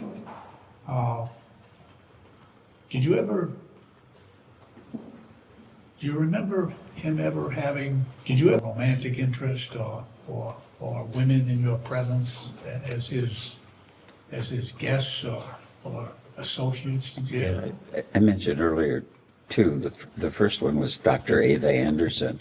I met her, and Jeffrey said When was that, sir? I'm sorry. when I first met her, whenever that was, So 80s? early or 80s. 90s, yeah. And my understanding, because meeting her, is that Ava was a very attractive woman.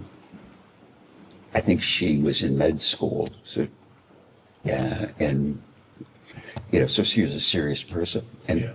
she is a serious person. She's an oncologist. She's married. She has children. I get you. And then I don't know how many years later he broke up with Ava, and Glenn came into his life probably about the time I got engaged.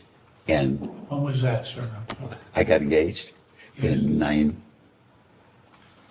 I got engaged on September 8th, 1992, because Okay. I got engaged on my birthday. And so at that point, Mr. Epstein's relationship with Ghislaine Maxwell was romantic at the time. It was about then that I met her, and they said they were going to get married. And it was, I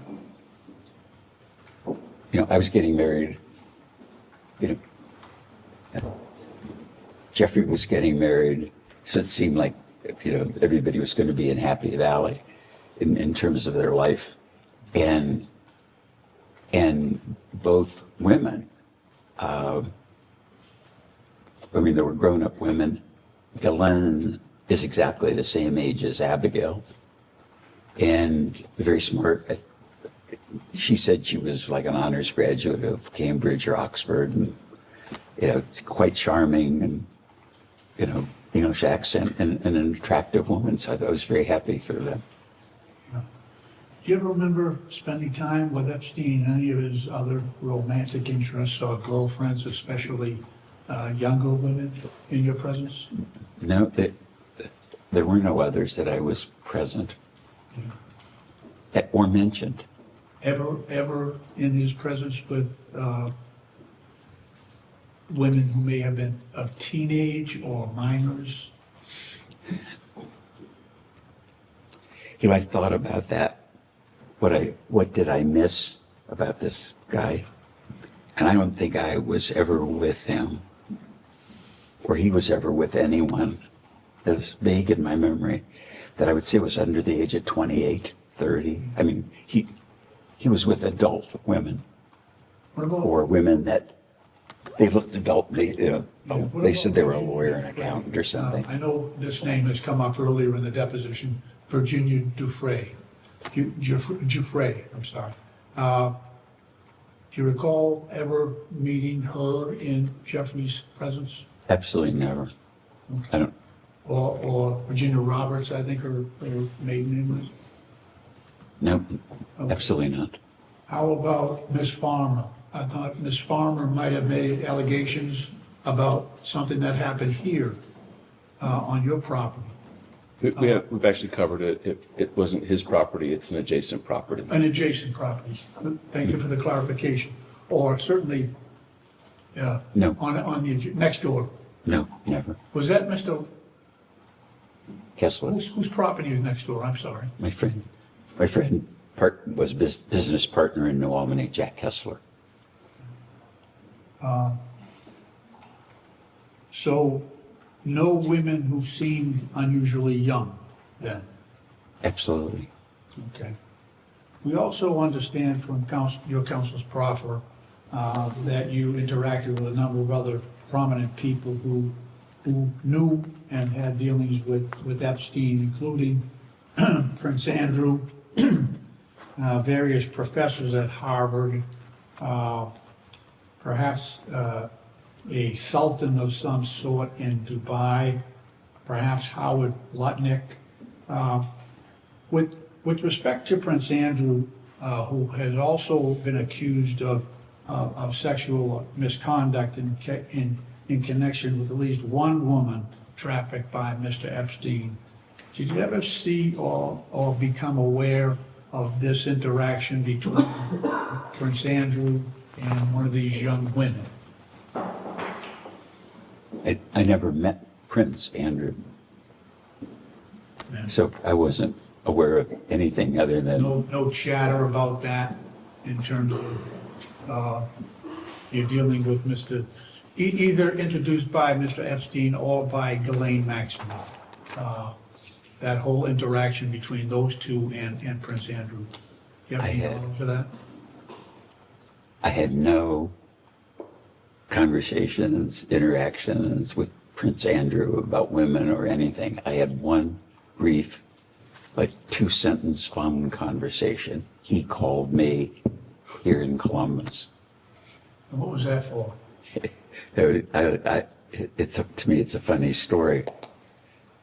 I'm getting ready to go to work. I think I was in the garage, and my wife or somebody came out and said, "You have a phone call." Maybe it wasn't my wife, but it was somebody. And he said, "It's a guy that says he's the Duke of York." And I thought, the Duke of York, what the hell's that? So I went in the kitchen, hello, and this is Andrew. I don't think he said this is Andrew, Duke of York. This is Andrew Windsor, or whatever he called himself. And I said, hello. And he said, I helped my mother buy her airplane. And I know that you buy and sell airplanes. So if I could be of service with you in airplane transactions, I could help. And I said, no, thank you. We're covered. And have a nice day. And hung up and just kind of laughed my ass off that the Duke of York called me about. So he cold called you to sell you an airplane or to help you buy an airplane? It was airplane advice because he'd helped his mother. Plane that you eventually sold to Mr. Epstein? Oh, no. It was just, it had nothing to do with anything that was going on.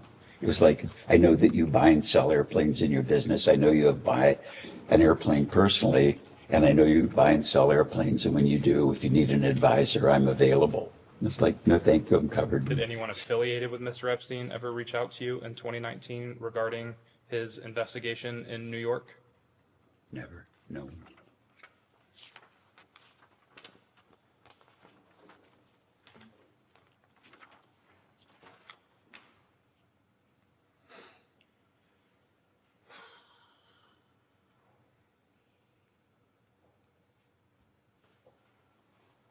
How did you first learn of Jeffrey Epstein's death in the MCC in New York City? Probably watching CNN. No one directly contacted you about his death? No one ever contacted me about Jeffrey's death. Did you ever have any reason to believe that Mr. Epstein's life was in any sort of danger? No. You mentioned in what is Majority Exhibit 3, your statement from this morning. On page 3, in the second to last paragraph, last sentence, while others visited Epstein in jail and associated with him after his release, I did not.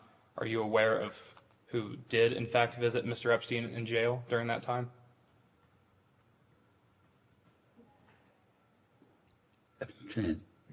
Directly, David Gergen told me he did, after he did. And can you remind us who David Gergen is?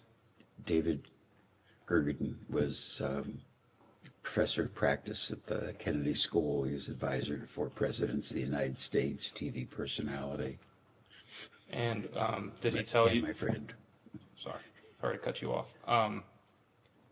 Did Mr. Gergen tell you anything about his visit to Mr. Epstein while he was incarcerated? No, he just told me that he and his wife visited Jeffrey, and he asked me if I did, and I said no, I wouldn't visit that son of a bitch. And asked him why he did.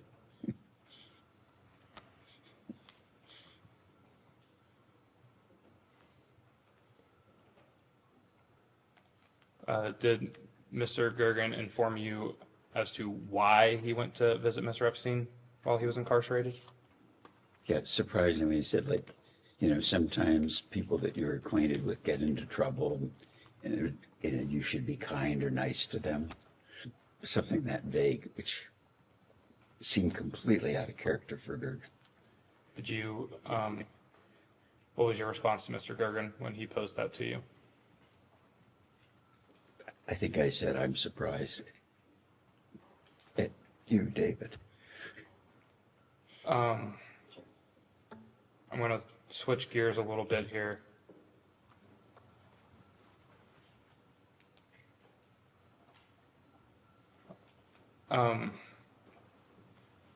You mentioned that David Gergen was a friend of yours.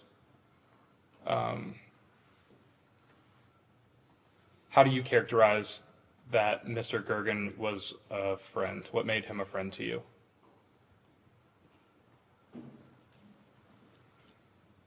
We probably met when he went to the Kennedy School from his job at the White House. And so he was like a professor of practice in the Center of Public Leadership. And then he became the director of the Center of Public Leadership. And that was one of my main interests is public leadership. And we became friends, and from very different backgrounds. And I didn't have much of an education, Yale, Harvard, working in the White House. And we became very close friends. And his wife reminded me after his funeral that we would talk every Sunday. And it's like, I know you might have friends or acquaintances you talk to regularly. I didn't even realize that we did that. We'd share books, talk about what was going on in the world. And it was very much a part of my life. And he was a wonderful person. So he was someone you would communicate with frequently? Well, if I was bitched out about the government, I'd call David, or we'd be talking about what was going on in the CPL, and we were talking about fundraising for CPL or interviewing professors for CPL, and raising money for fellowships. It was pretty much focused about government public interest things, because that we had in common. He was a lawyer, and I sold apparel, so. Would you say that you talked to Mr. Gergen more frequently than you talked to Mr. Epstein? Oh, of yes. course, prior to you and Mr. Epstein terminating your... Yeah, I talked to him more regularly. I wouldn't have remembered the repetition or the periodicity. Ann Gergen told me that after David's death, how much he looked forward to our Sunday calls. And I don't know, as you get older, sometimes you look back and somebody touches your life and you don't realize, that you're calling him every Sunday. Because that was just, like you brush your teeth every Sunday. I'd call him or he'd call me. Apologies, I'm going to switch gears quite a bit here. We were discussing a lot earlier that the property that Mr. Epstein had owned that was, I believe you characterized as adjacent to your property, formerly Jack Kessler's house. When, at any point, did people need to use your gates or go through your property to access that house? No, the properties weren't connected.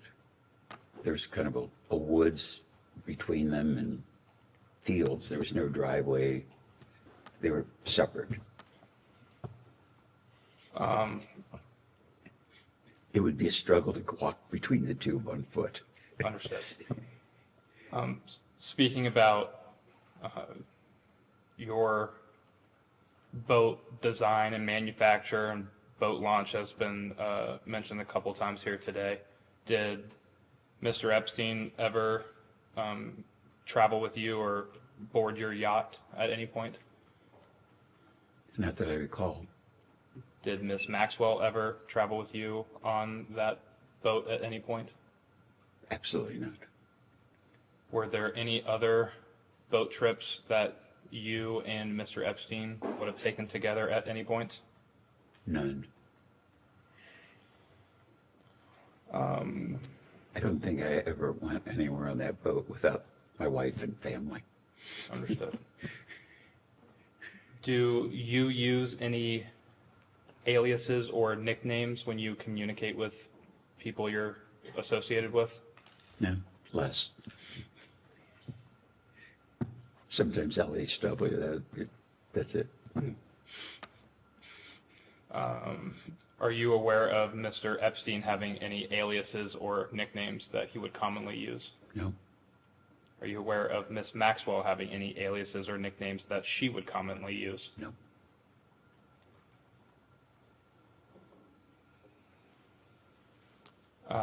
When speaking about your boat, you seemed to be very certain that Miss Maxwell had never taken any type of boat trip with you. Is there a reason why you were more sure about her not attending any boat trips with you? Because it couldn't be. I'm not sure that. I know that Jeffrey didn't take any boat trips with me. That's for sure. And so I might not have perfect recall, but I'm positive he never took any boat trips. So I'm positive that she never took any boat trips because I only saw her a couple times in my life. Understood. Are you aware of, let me back up first. Mr. Epstein did a lot of foreign travel. Would you say that's an accurate statement?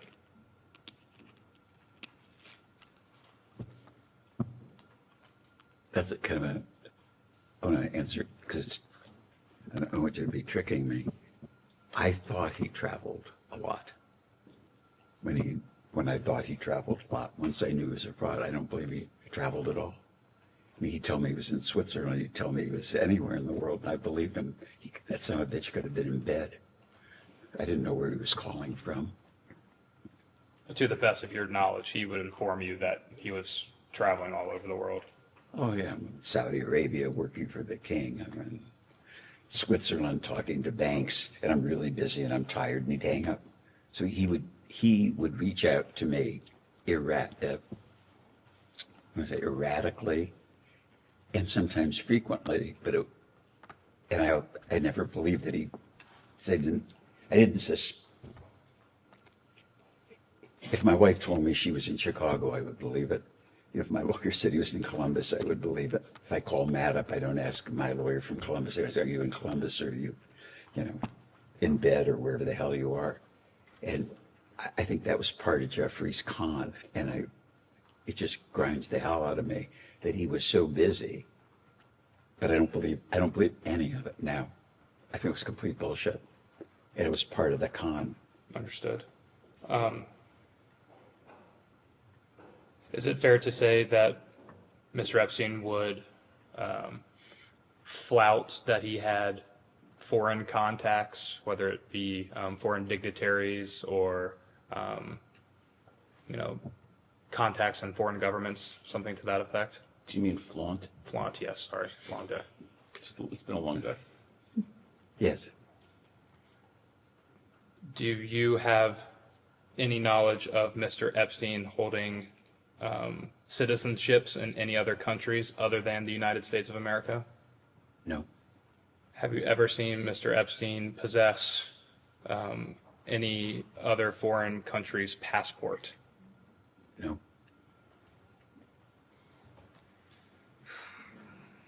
or any passport, including an American one. If Mr. Epstein was talking about connections he had with foreign nations or entities, is there anyone he would most commonly refer to when speaking to you?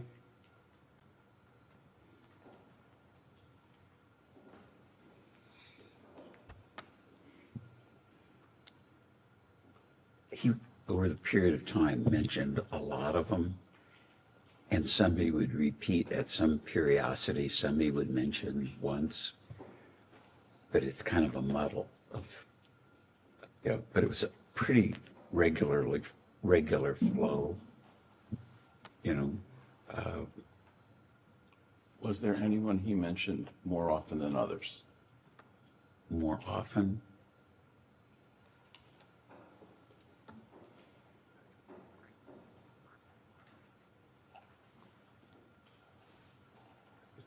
Maybe several times he'd mentioned the Queen of England. The Queen of England? Yeah, the one that died.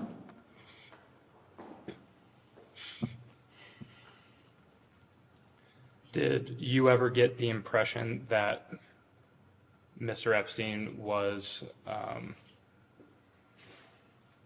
trying to get close with people of power, influence, wealth to better shield himself from any type of scrutiny?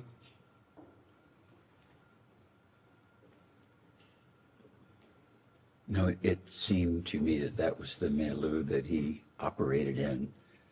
And so it made sense to me, in terms of advice he was giving me, that he was dealing with the most sophisticated people, and they were his clients.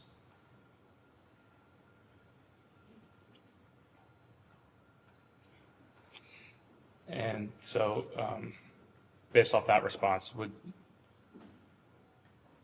it be fair to say that you would believe that could be part of his con, was touting all of these connections he had all around the world?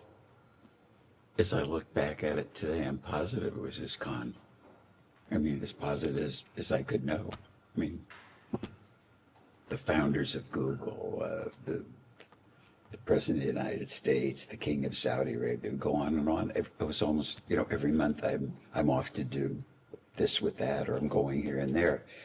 And he was in a trust position, and foolishly, I never questioned. He was just, it wasn't just, they was bullshitting me, or these weren't really his clients. And is it your testimony today that if Jeffrey Epstein was enriched by his connection to you, that all of that enrichment was gained through theft, deceit, and or without your knowledge?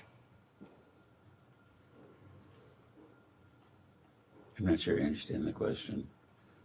Do I know where Jeffrey got his money? I know he stole money from us. I believed he had substantial income from these make-believe clients that afforded him the lifestyle that he had. That made sense to me. And you got engaged in 1992. Do I have that correct? September 8th, 1992. And you were married then in the following year, in 1993? 1, 2, 3. That's how I remember that one. And at any point after your engagement and your ultimate marriage, did you ever engage in any extramarital affair or sexual contact with anyone other than your wife? No one. I'm really happy you asked that question.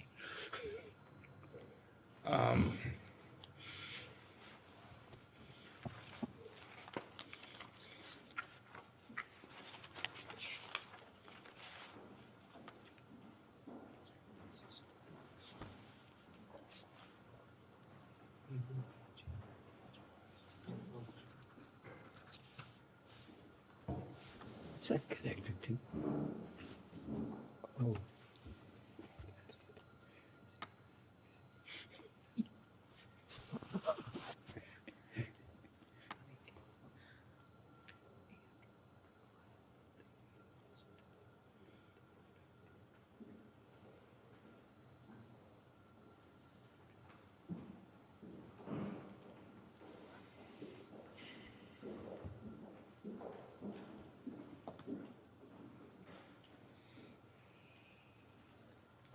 Is it, Mr. Wexner, is it your testimony here today that Mr. Epstein's wealth came from not only yourself, but also this extensive network of clients that also were wealthier, otherwise influential individuals? No question. Absolutely.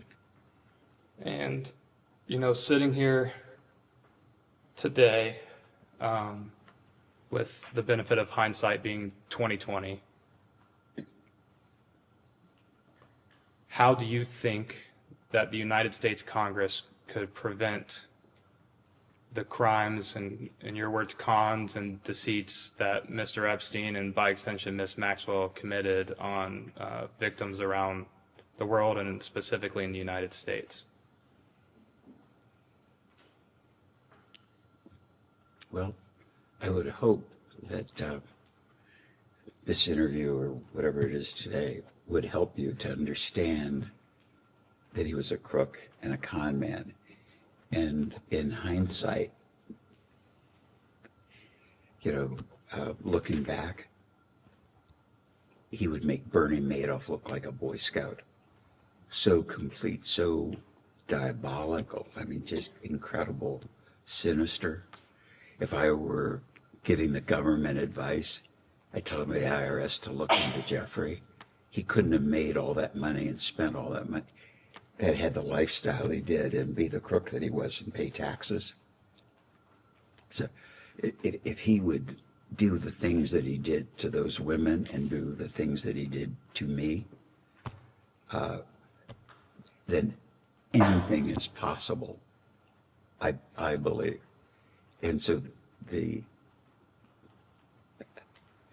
Al Capone went to jail for being a crook in tax evasion, it would be so obvious to me today that now that I know Jeffrey's a crook and the things he did and the people he was associated with, there was a lot of money and he got it from a lot of people.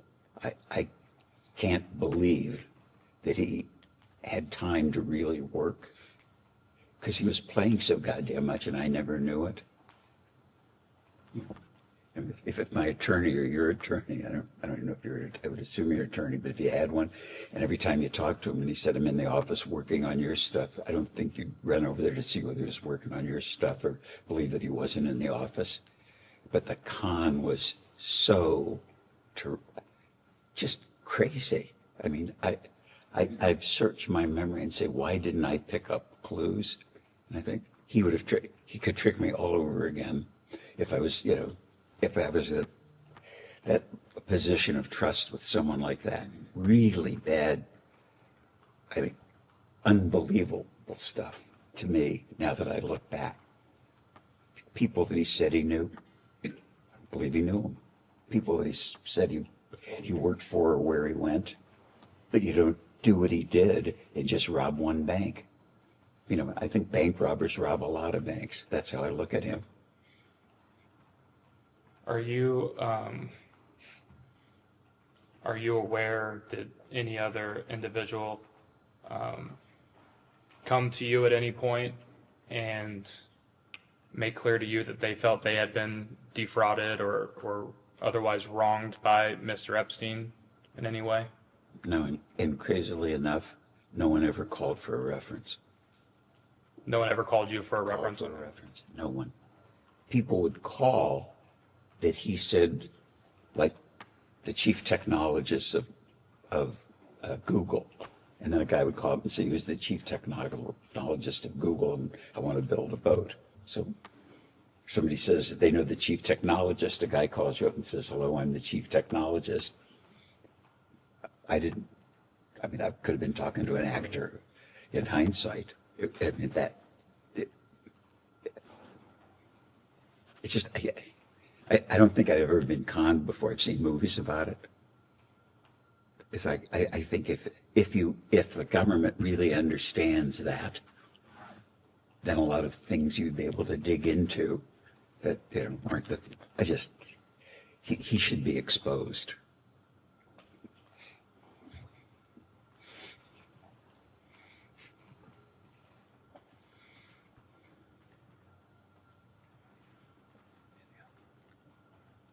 All right. I think that ends it for us right now. We'll go off the record.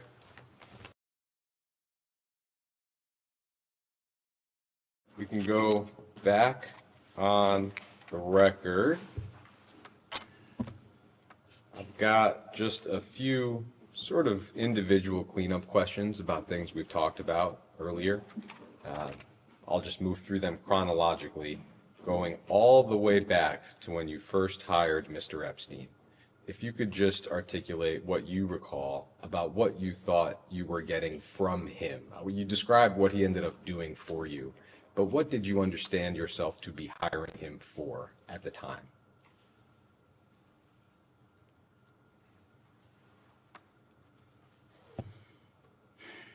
You're going to figure out.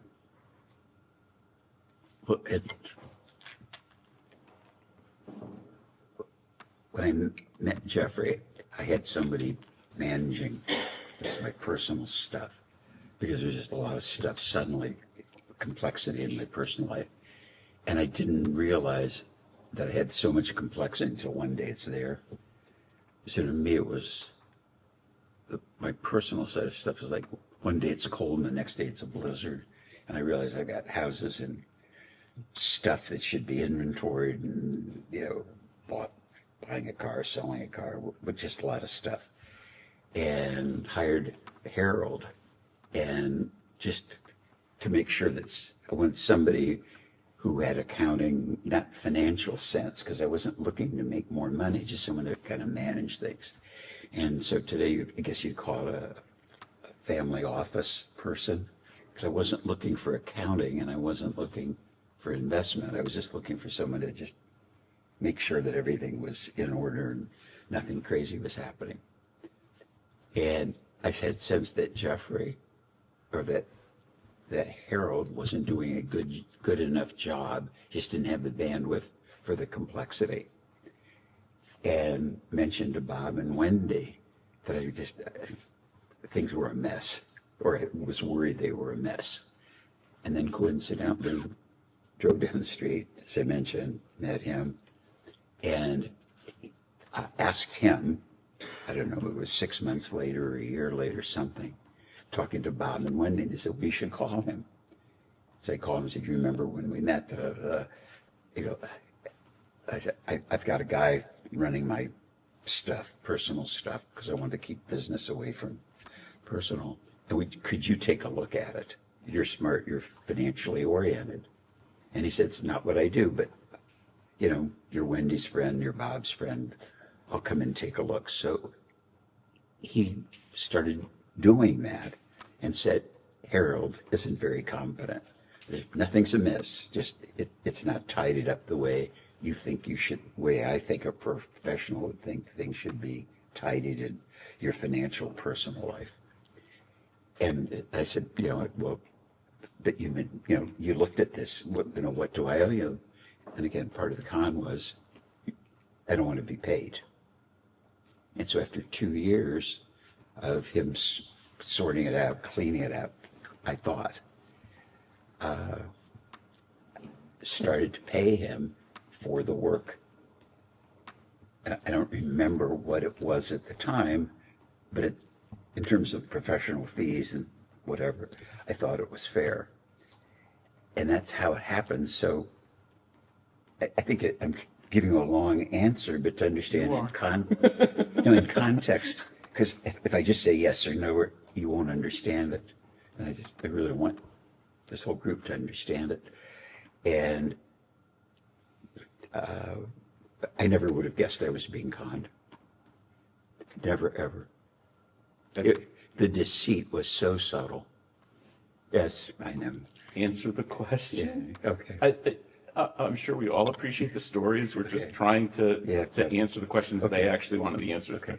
That's very helpful. Thank you. I hope it is. And could I ask you, I think you said in the last hour it was your understanding that Mr. Epstein, while he was working for you, also had other clients. Is that right? Yes. So would that mean that his work for you, you understood it to be part-time?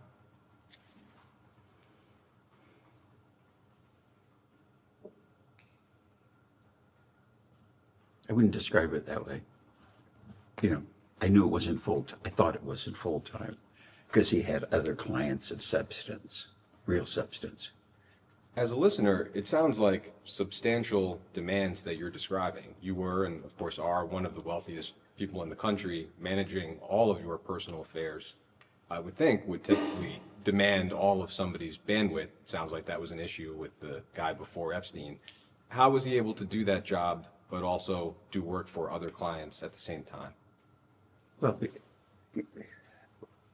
like Peg does the work now. I think you could supervise the work, overview it, which isn't the work that I do, and say you could do really thorough work if you were doing it 3 or 4 days a month, certainly a week or a day a month, just focusing on these things because there were accountants and tax lawyers and other people. And then in setting up, as an example, I didn't have the idea to inventory furniture or valuables. And it's like, how could you have all silverware in your house? And I didn't count forks and spoons. And it's like, Jeff said people could be walking out with forks and spoons. I said, gee, that's a good idea. We ought to have an inventory. But then there was I hired a lady to be like the house manager who had run the U.S. Embassy in Rome. And she said, yeah, I know how to do this. And I said, well, why don't we keep inventories of stuff? And she said, well, yeah, I could do that. So she did that as kind of a puny example, but I wouldn't have had the idea. But then all the things were inventoried. That wasn't work for me or Jeffrey. It was just regularly done.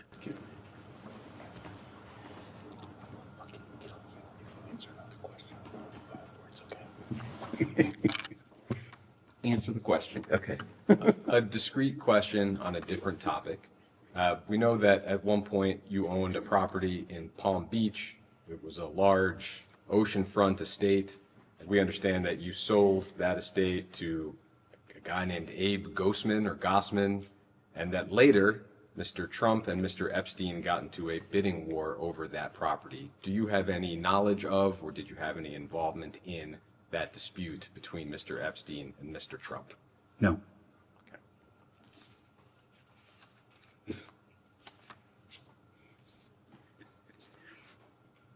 I'd like to touch on a few specific allegations that have been made with respect to Mr. Epstein's crimes.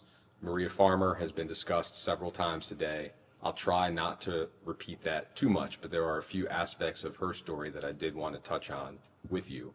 Ms. Farmer has said that the home that we've discussed, you said Mr. Kessler sold it to Mr. Epstein, it's adjacent to your property. Ms. Farmer has said that that home at the time was guarded by your security staff. And at least one member of your security staff told the Washington Post that that was accurate, at least at the time, which I think was 1996. Do you have any sense of why this home, that at that point was not on your property and wasn't your home, would have been guarded by your security staff? Objection to the hearsay, but answer. No. Do you have any knowledge as to whether or not the home was guarded by your security staff, either then or now? Then for sure not. My daughter lives there now with her husband, so I'm sure they pay attention to it, but I don't know for sure that, because it's part of the family, that they pay attention to it, but that's as close as I can get. When it was owned by Mr. Kessler and Mr. Epstein, you have no knowledge of whether or not it was guarded by your security staff? I have no knowledge. I would doubt that. It would be frankly fucking impossible. Does that sound strange at all? It sounds a little strange to us as readers and listeners that a home that is not yours would be affirmatively guarded by your security. Me too. Ms. Farmer says that she, in the wake of her assault, reached out to the county sheriff's office and that she was told, quote, "We work for Wexner." And the sheriff's office confirmed that at that time they were contracted to assist with your security detail.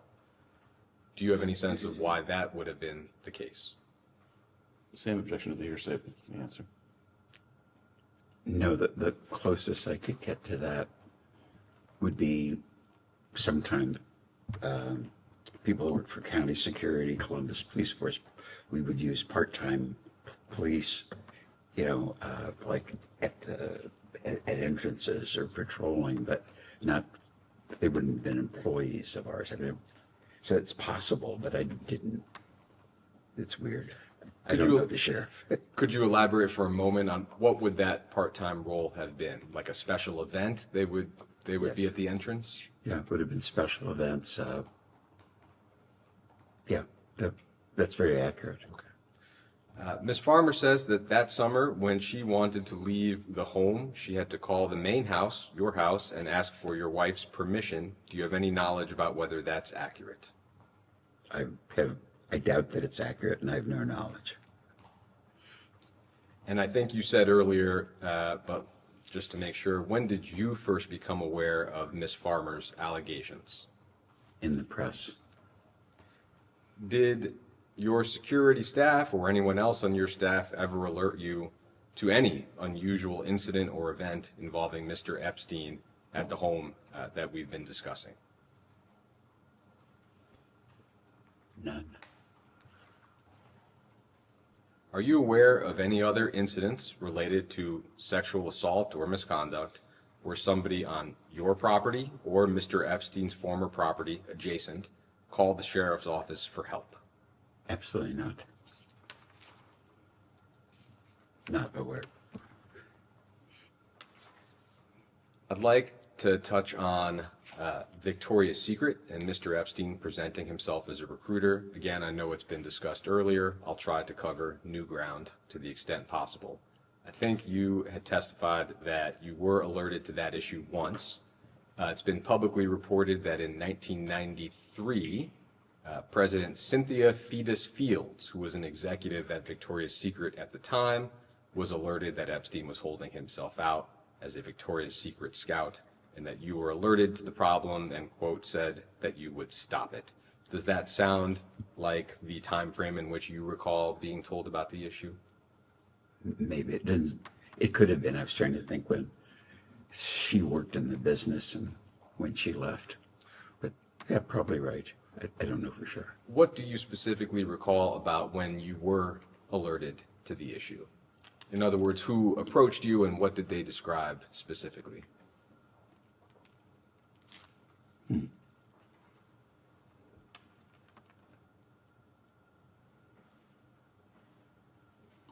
Something like Jeffrey's trying to pick up women, and he says he's a Victoria's Secret talent scout.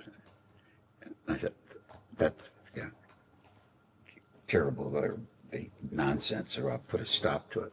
Something like that, because it could be possible, I think, in my memory, but I didn't believe it. But I know I called him up and said, Jeffrey, what is going on? He said, do you think I'm stupid?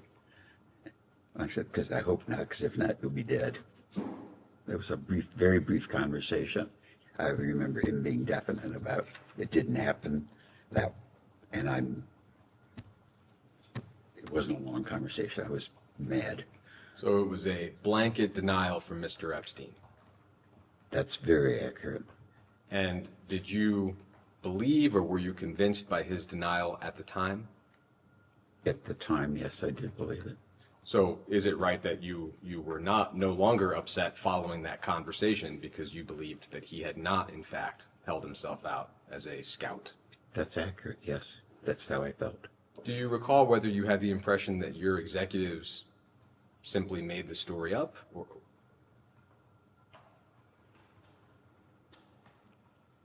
I don't recall.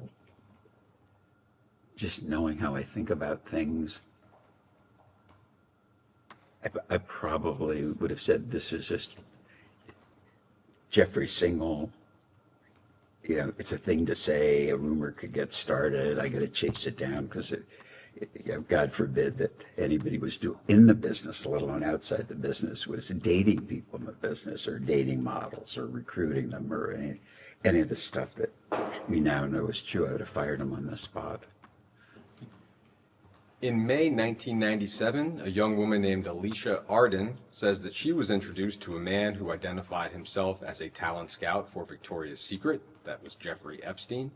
Mr. Epstein allegedly invited Miss Arden to his hotel room in Santa Monica, California, to audition for the catalog. When she arrived, Mr. Epstein grabbed her, tried to undress her, and said he wanted to, quote, manhandle her. Miss Arden fled in tears and filed a police report. It's one of the earliest allegations that are known against Mr. Epstein. Yeah. Were you alerted to this sexual assault at the time? Same objection to hearsay, but go ahead. Kind of the same answer. I don't know how I knew about it. And, called Jeffrey, like, what the hell's going on, Jeffrey? And I was like, do you think I'm stupid? Yeah.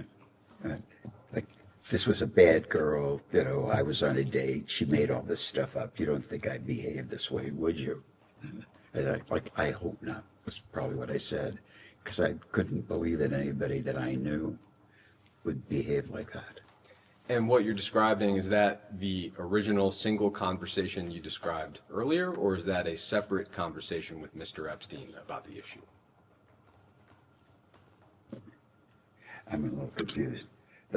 This question about the lady in the hotel in New York was one conversation, and the notion or the discussion about Jeffrey's interviewing models, I think, was a separate one, and they didn't happen simultaneously. I understand. It sounds like that might have been about 4 years apart from each other. You could tell me 4 years or 4 months. I don't remember. So it sounds like at that point there would have been at least 2 conversations with Mr. Epstein about the broader Victoria's Secret issue. In 2004, a woman named Elizabetta Tai had a similar experience. She was invited to Mr. Epstein's New York home under the impression that he would be able to get her a job as a Victoria's Secret model. Mr. Epstein apparently, allegedly, undressed and handed her a vibrator. Ms. Tai threw the vibrator at his head and ran out of the room. Were you made aware of this allegation at the time? I never heard the story before.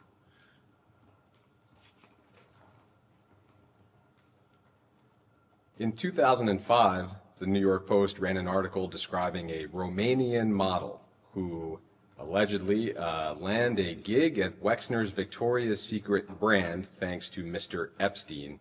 Did you have any knowledge about models who actually acquired jobs at Victoria's Secret directly or indirectly through Mr. Epstein? No, but I didn't meet, interview, or pick models. That wasn't what I did, and no one in the business did. But just to phrase it clearly, to your knowledge, did Victoria's Secret ever hire or contract with a model at the recommendation of Jeffrey Epstein? No, I can't imagine they did. No, I wouldn't know if they did, but the way that we handled our marketing, it couldn't have happened. I think I would have known, because it just wasn't the practice. Could I ask one follow-up question? With respect to that second conversation and the young woman named Alicia Arden, I know they were a few years apart, but if you recall, was there any part of you that doubted whether Mr. Epstein had been truthful in his denial with you the first time?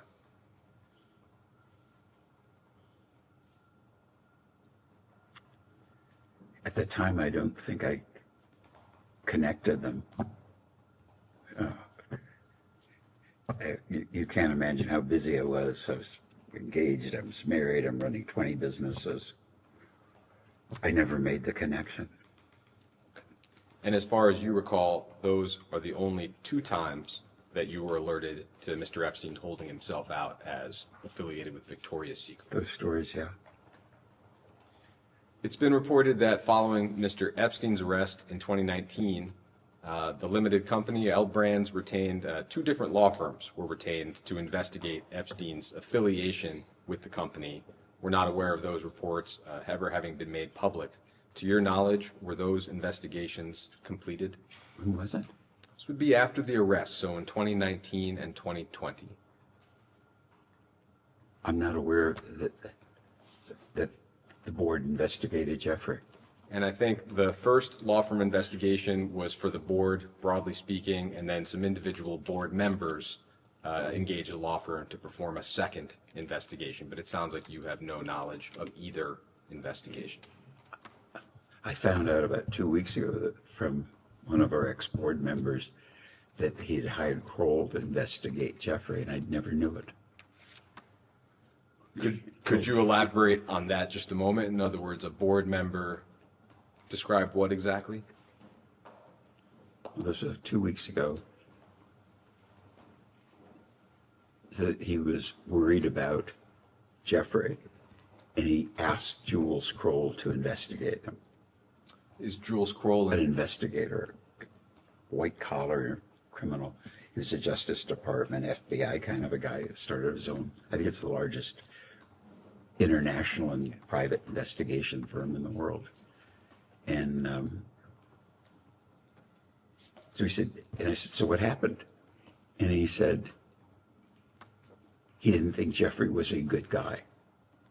And I said, what else? He said, that's all he would say. He said, just not a good guy. And he said, he asked him for specifics. And Jules said, I don't have any specifics. He's just not a good guy, whatever that meant. Do you recall approximately what time frame the Kroll review was undertaken, or how was it described to you? Well, the way it was described to me is the board member asked Jules Kroll. He didn't tell me it was a board thing. And so it must have been, I don't know, about 19 or 20, because I know when I retired, I know when I think I know when COVID was and all those things that happened, but I had no knowledge of it. And I was quite frankly, it made no difference to me, but I was kind of surprised that somebody on the board would investigate somebody and not tell me, or, as the founder, principal, whatever. They didn't, which is probably a good thing. So for the two law firm investigations I described and this separate Kroll inquiry, it sounds like you had no awareness of those when they occurred. Nothing.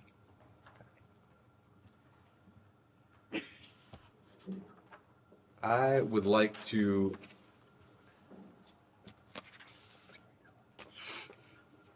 introduce Minority Exhibit J.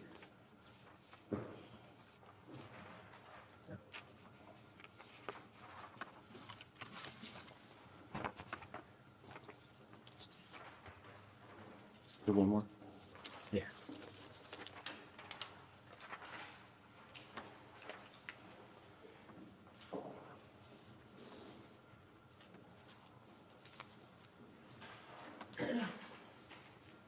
So, as you can see, this is an email from June of 2008, right around the time that Epstein pled guilty to soliciting a minor for prostitution. And you said to him, quote, Abigail told me the result. All I can say is I feel sorry. You violated your own #1 rule, always be careful. And Epstein replied, no excuse. So clearly, either you knew or Epstein had said to you that his #1 rule was to be careful. What, in your recollection, was he so careful about? About being honest and stealing from me, us, these criminal, terrible, horrible things that he did. And I don't know what prompted me, because when I saw this, I think I was just giving him the finger. It's something in the news, something. Maybe it was the fact that Abigail told me, and I was cooking on it, and I just wanted, like, you sold yourself as a careful, honest fiduciary, and you completely robbed us, did all these terrible things. It sounds like you, at least at the time, understood that Mr. Epstein, it sounds like Mr. Epstein would say that his #1 rule was to be careful. Is that correct? Correct. Okay. What do you recall that being in the context of when Mr. Epstein would say that? Why was that his #1 rule? I'll phrase it that way. Well, again, he alleged himself to be a fiduciary, and I'm always careful about my clients. You know, I don't do risky investments. I'm not looking for, I wasn't looking for cleverness. I was looking for accuracy, conservative, like just run things really smoothly. And Jeffrey would say, don't worry, I'm always very careful. And that might have meant to be not abusive to my admin or to be prompt and accurate with tax returns. He's just careful because that's what you would expect. If my personal attorney would have said, don't worry, I'm always careful on your account, that would ring, comfortably for me. And complete crook. And you touched on it, but in terms of what you can recall about how you felt at the time, the crimes, even the crime that he pled to, was not insignificant. It involved a minor. Do you recall? I mean, that would seem not to necessarily be the product of simply not being careful. So do you recall whether you felt anger, shock, or simply how could you have been so careless? I don't remember how I felt. Probably anger that a person in a trust position could be so mistrusted, so crooked, so bad. As far as you can recall, when was the last time you spoke with Mr. Epstein? Well, it was probably sometime before I gave him the finger. So it probably was in 07 or 08, sometimes when he got in trouble. In my mind, he died. Well, definitely at this point, you two were in communication, so that's the middle of 2008. You have someone you spoke to. Sure, I'll clarify. Any form of electronic or verbal communication. I wouldn't remember that I did this. What I remember is when I found out how bad his sexual behavior was and he was stealing from us, dead. If you recall, I think you had said that he initially framed the investigation to you as involving a massage and an overzealous police chief. At least that was what your counsels represented to DOJ. Do you recall that? I don't recall it. I don't know that he told Abigail that, and she told me. No, not what she told you. I don't know. How I know, I don't know. Do you recall when you first became aware of his crimes involving minors? I don't recall. There is evidence that Mr. Epstein tried to get in touch with you in 2010 and 2011. We don't know whether that continued later. Do you have any recollection of having any form of contact with him after 2008? Nothing. I'm positive that I had no communication of any kind. I keep repeating that from my point of view, he died. I didn't want to even think about it. Yeah, man.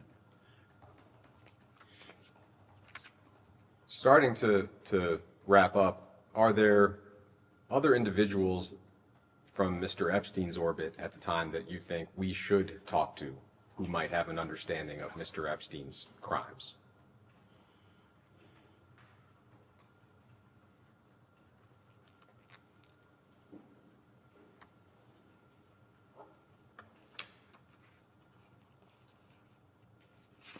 What I'm thinking is that he referenced several people that I never met.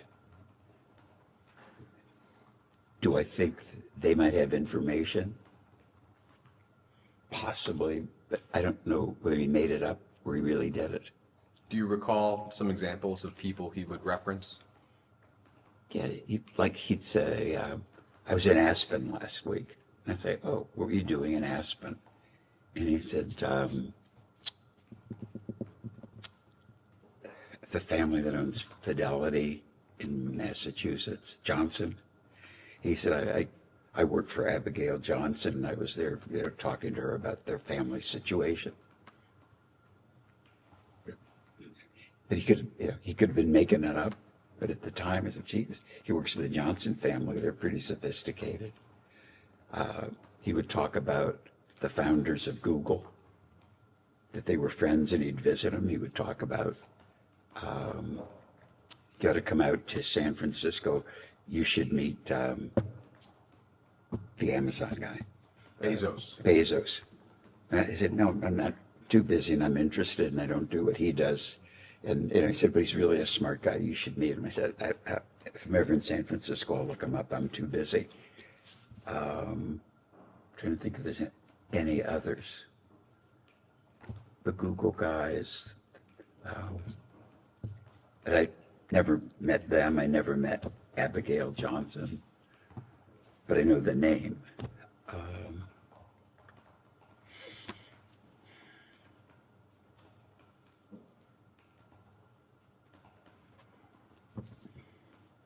That's all I can recall.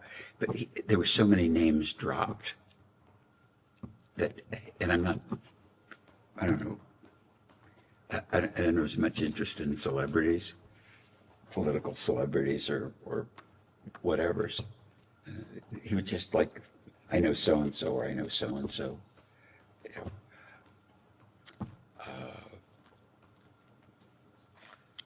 I don't want to mislead you and get a woman I don't know in trouble like Abigail Johnson. But up until the fact that I believed that he was a crook, I believed that he knew all these people. Do you recall whether he ever described anybody as his closest personal friends? Do you have an understanding of who his close friends would be?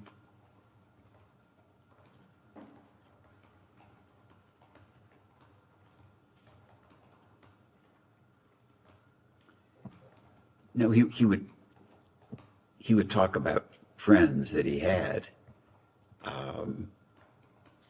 He would say he would told me how friendly he was with Ava's husband, and I always thought that's kind of funny that you're friends with your ex-fiancee girlfriend's husband, but it was stuff like that. Did I believe that he knew Clinton? No, I didn't believe it. But sometimes people say that, they knew high people in high places. Do you have any reflections as we close this conversation, whether it's on your relationship with Mr. Epstein or the pain and suffering that he and his accomplices inflicted on countless victims and survivors, largely with your resources? Any reflections of any kind on the entire topic? Objection assumes the fact not in evidence. Well, I believe he had a lot of resources beside mine. I think the only thing I said earlier was that if you understand, I think he had, in hindsight, multiple personalities, incredibly smart, which I didn't really see. I mean, when you can bullshit Nobel laureates about physics and university professors and physicians and all the people that I've read about, I mean, if it was a movie, no one would believe it. I mean, but what I read about him and the connections is so, and I think that the perspective to understand it would be to understand how intelligent he was as a criminal and all the things that he did. And I mean, I have trouble imagining how he could just do all the shit that he did, forget about work, in a 48-hour day, because it was always so busy with my stuff. And then you find out all these relationships. It's just mind-boggling. And some of it, even today, I can't believe that it's so, but some of this stuff I believe because I read about it. I mean, stuff I read yesterday, I go, I can't believe this. And I think to understand it, the criminal activities, all this stuff, it's like, I hope you guys are really good. And as I said earlier, I hope you know, probably the dismay of my advisors to give you an accurate picture of how I am and how he was, how I perceived him. And I mean, diabolical isn't a big enough word. And I think I said early, Bernie Madoff was a Boy Scout compared to Jeffrey. I mean, if I just believe what I read in the press about people that he contacted, university presidents, Gergen, my friend, I mean, it's just crazy. But he was beyond perfect or good at doing all the shit that he did. It's just, I think it's the rumor and innuendo that goes around makes me very mad, because I think I'm a very straight arrow and a very responsible person. I don't want to give you a speech on my virtue, but I'm comfortable in my own skin. And I look up, I say, it's so preposterous to me what he got away with so long with so many people that I can't imagine how a mind could do that and be robbing banks. It's crazy. Thank you. And then one last question. I think your counsel has represented to DOJ that your assets accounted for virtually all of Mr. Epstein's wealth. Sounds like you don't agree with that? I wouldn't know it. But I really don't know what his wealth is. But, island house, all that lifestyle, buying people's gifts, and it would seem to me that having a good sense of how much money now he probably stole from us, or more than that we don't even know about yet because it was disguised. I think it's a vast. I know if you said it, to do all the things he did, and now I know he was, if you would, a bank robber. Bank robbers don't rob one bank. That was just. There's more there, and I can understand why people like myself, who were robbed, don't want to be mentioned because they don't want to talk about it. They don't want to, appear naive or dumb. I mean, when I look in the mirror, I know I see an honest person, but in this, I was completely blind. Okay. Thank you. We can go off record.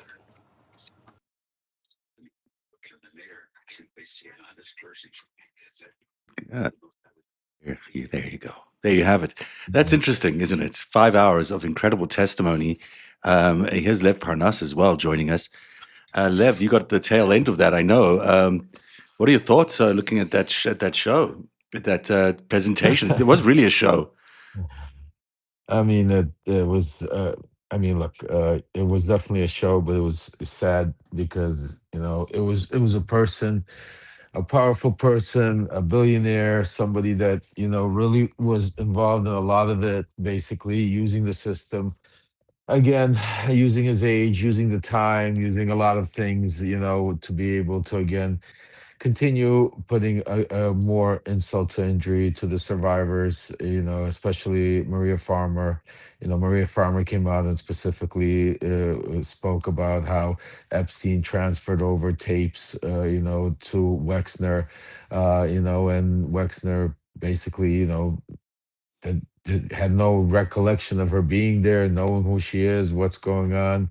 The lies, watching his demeanor, watching the way he acted, watching the way he was, the laughing, some of the thing. It was really, really, really, you're quite right. It was a show. This is people with a lot of money, powerful lawyers. Go ahead, Zev. I'm sorry. No, I was going to say that to keep some of that because we're going to have a separate live that we're going to start, which I think maybe is even starting right now. It started, yes. Yes. So what we're going to do is turn off this original live. Although we'll keep it going. We can just keep it going, I think. No, because it's gonna be confused. Everybody. Okay. All right. Turn that one up. Yeah. Let's turn the Substack number 1 down, and we'll turn up. Everybody come on over. Yeah. Everybody come on over to the Substack. Yes. We're live. So if you're not watching on the original live feed, go back to the original Substack menu, and you'll find it either in the top of narrative.org or of Lev Remembers, or in your displays at the top there. I'm going to turn this main feed off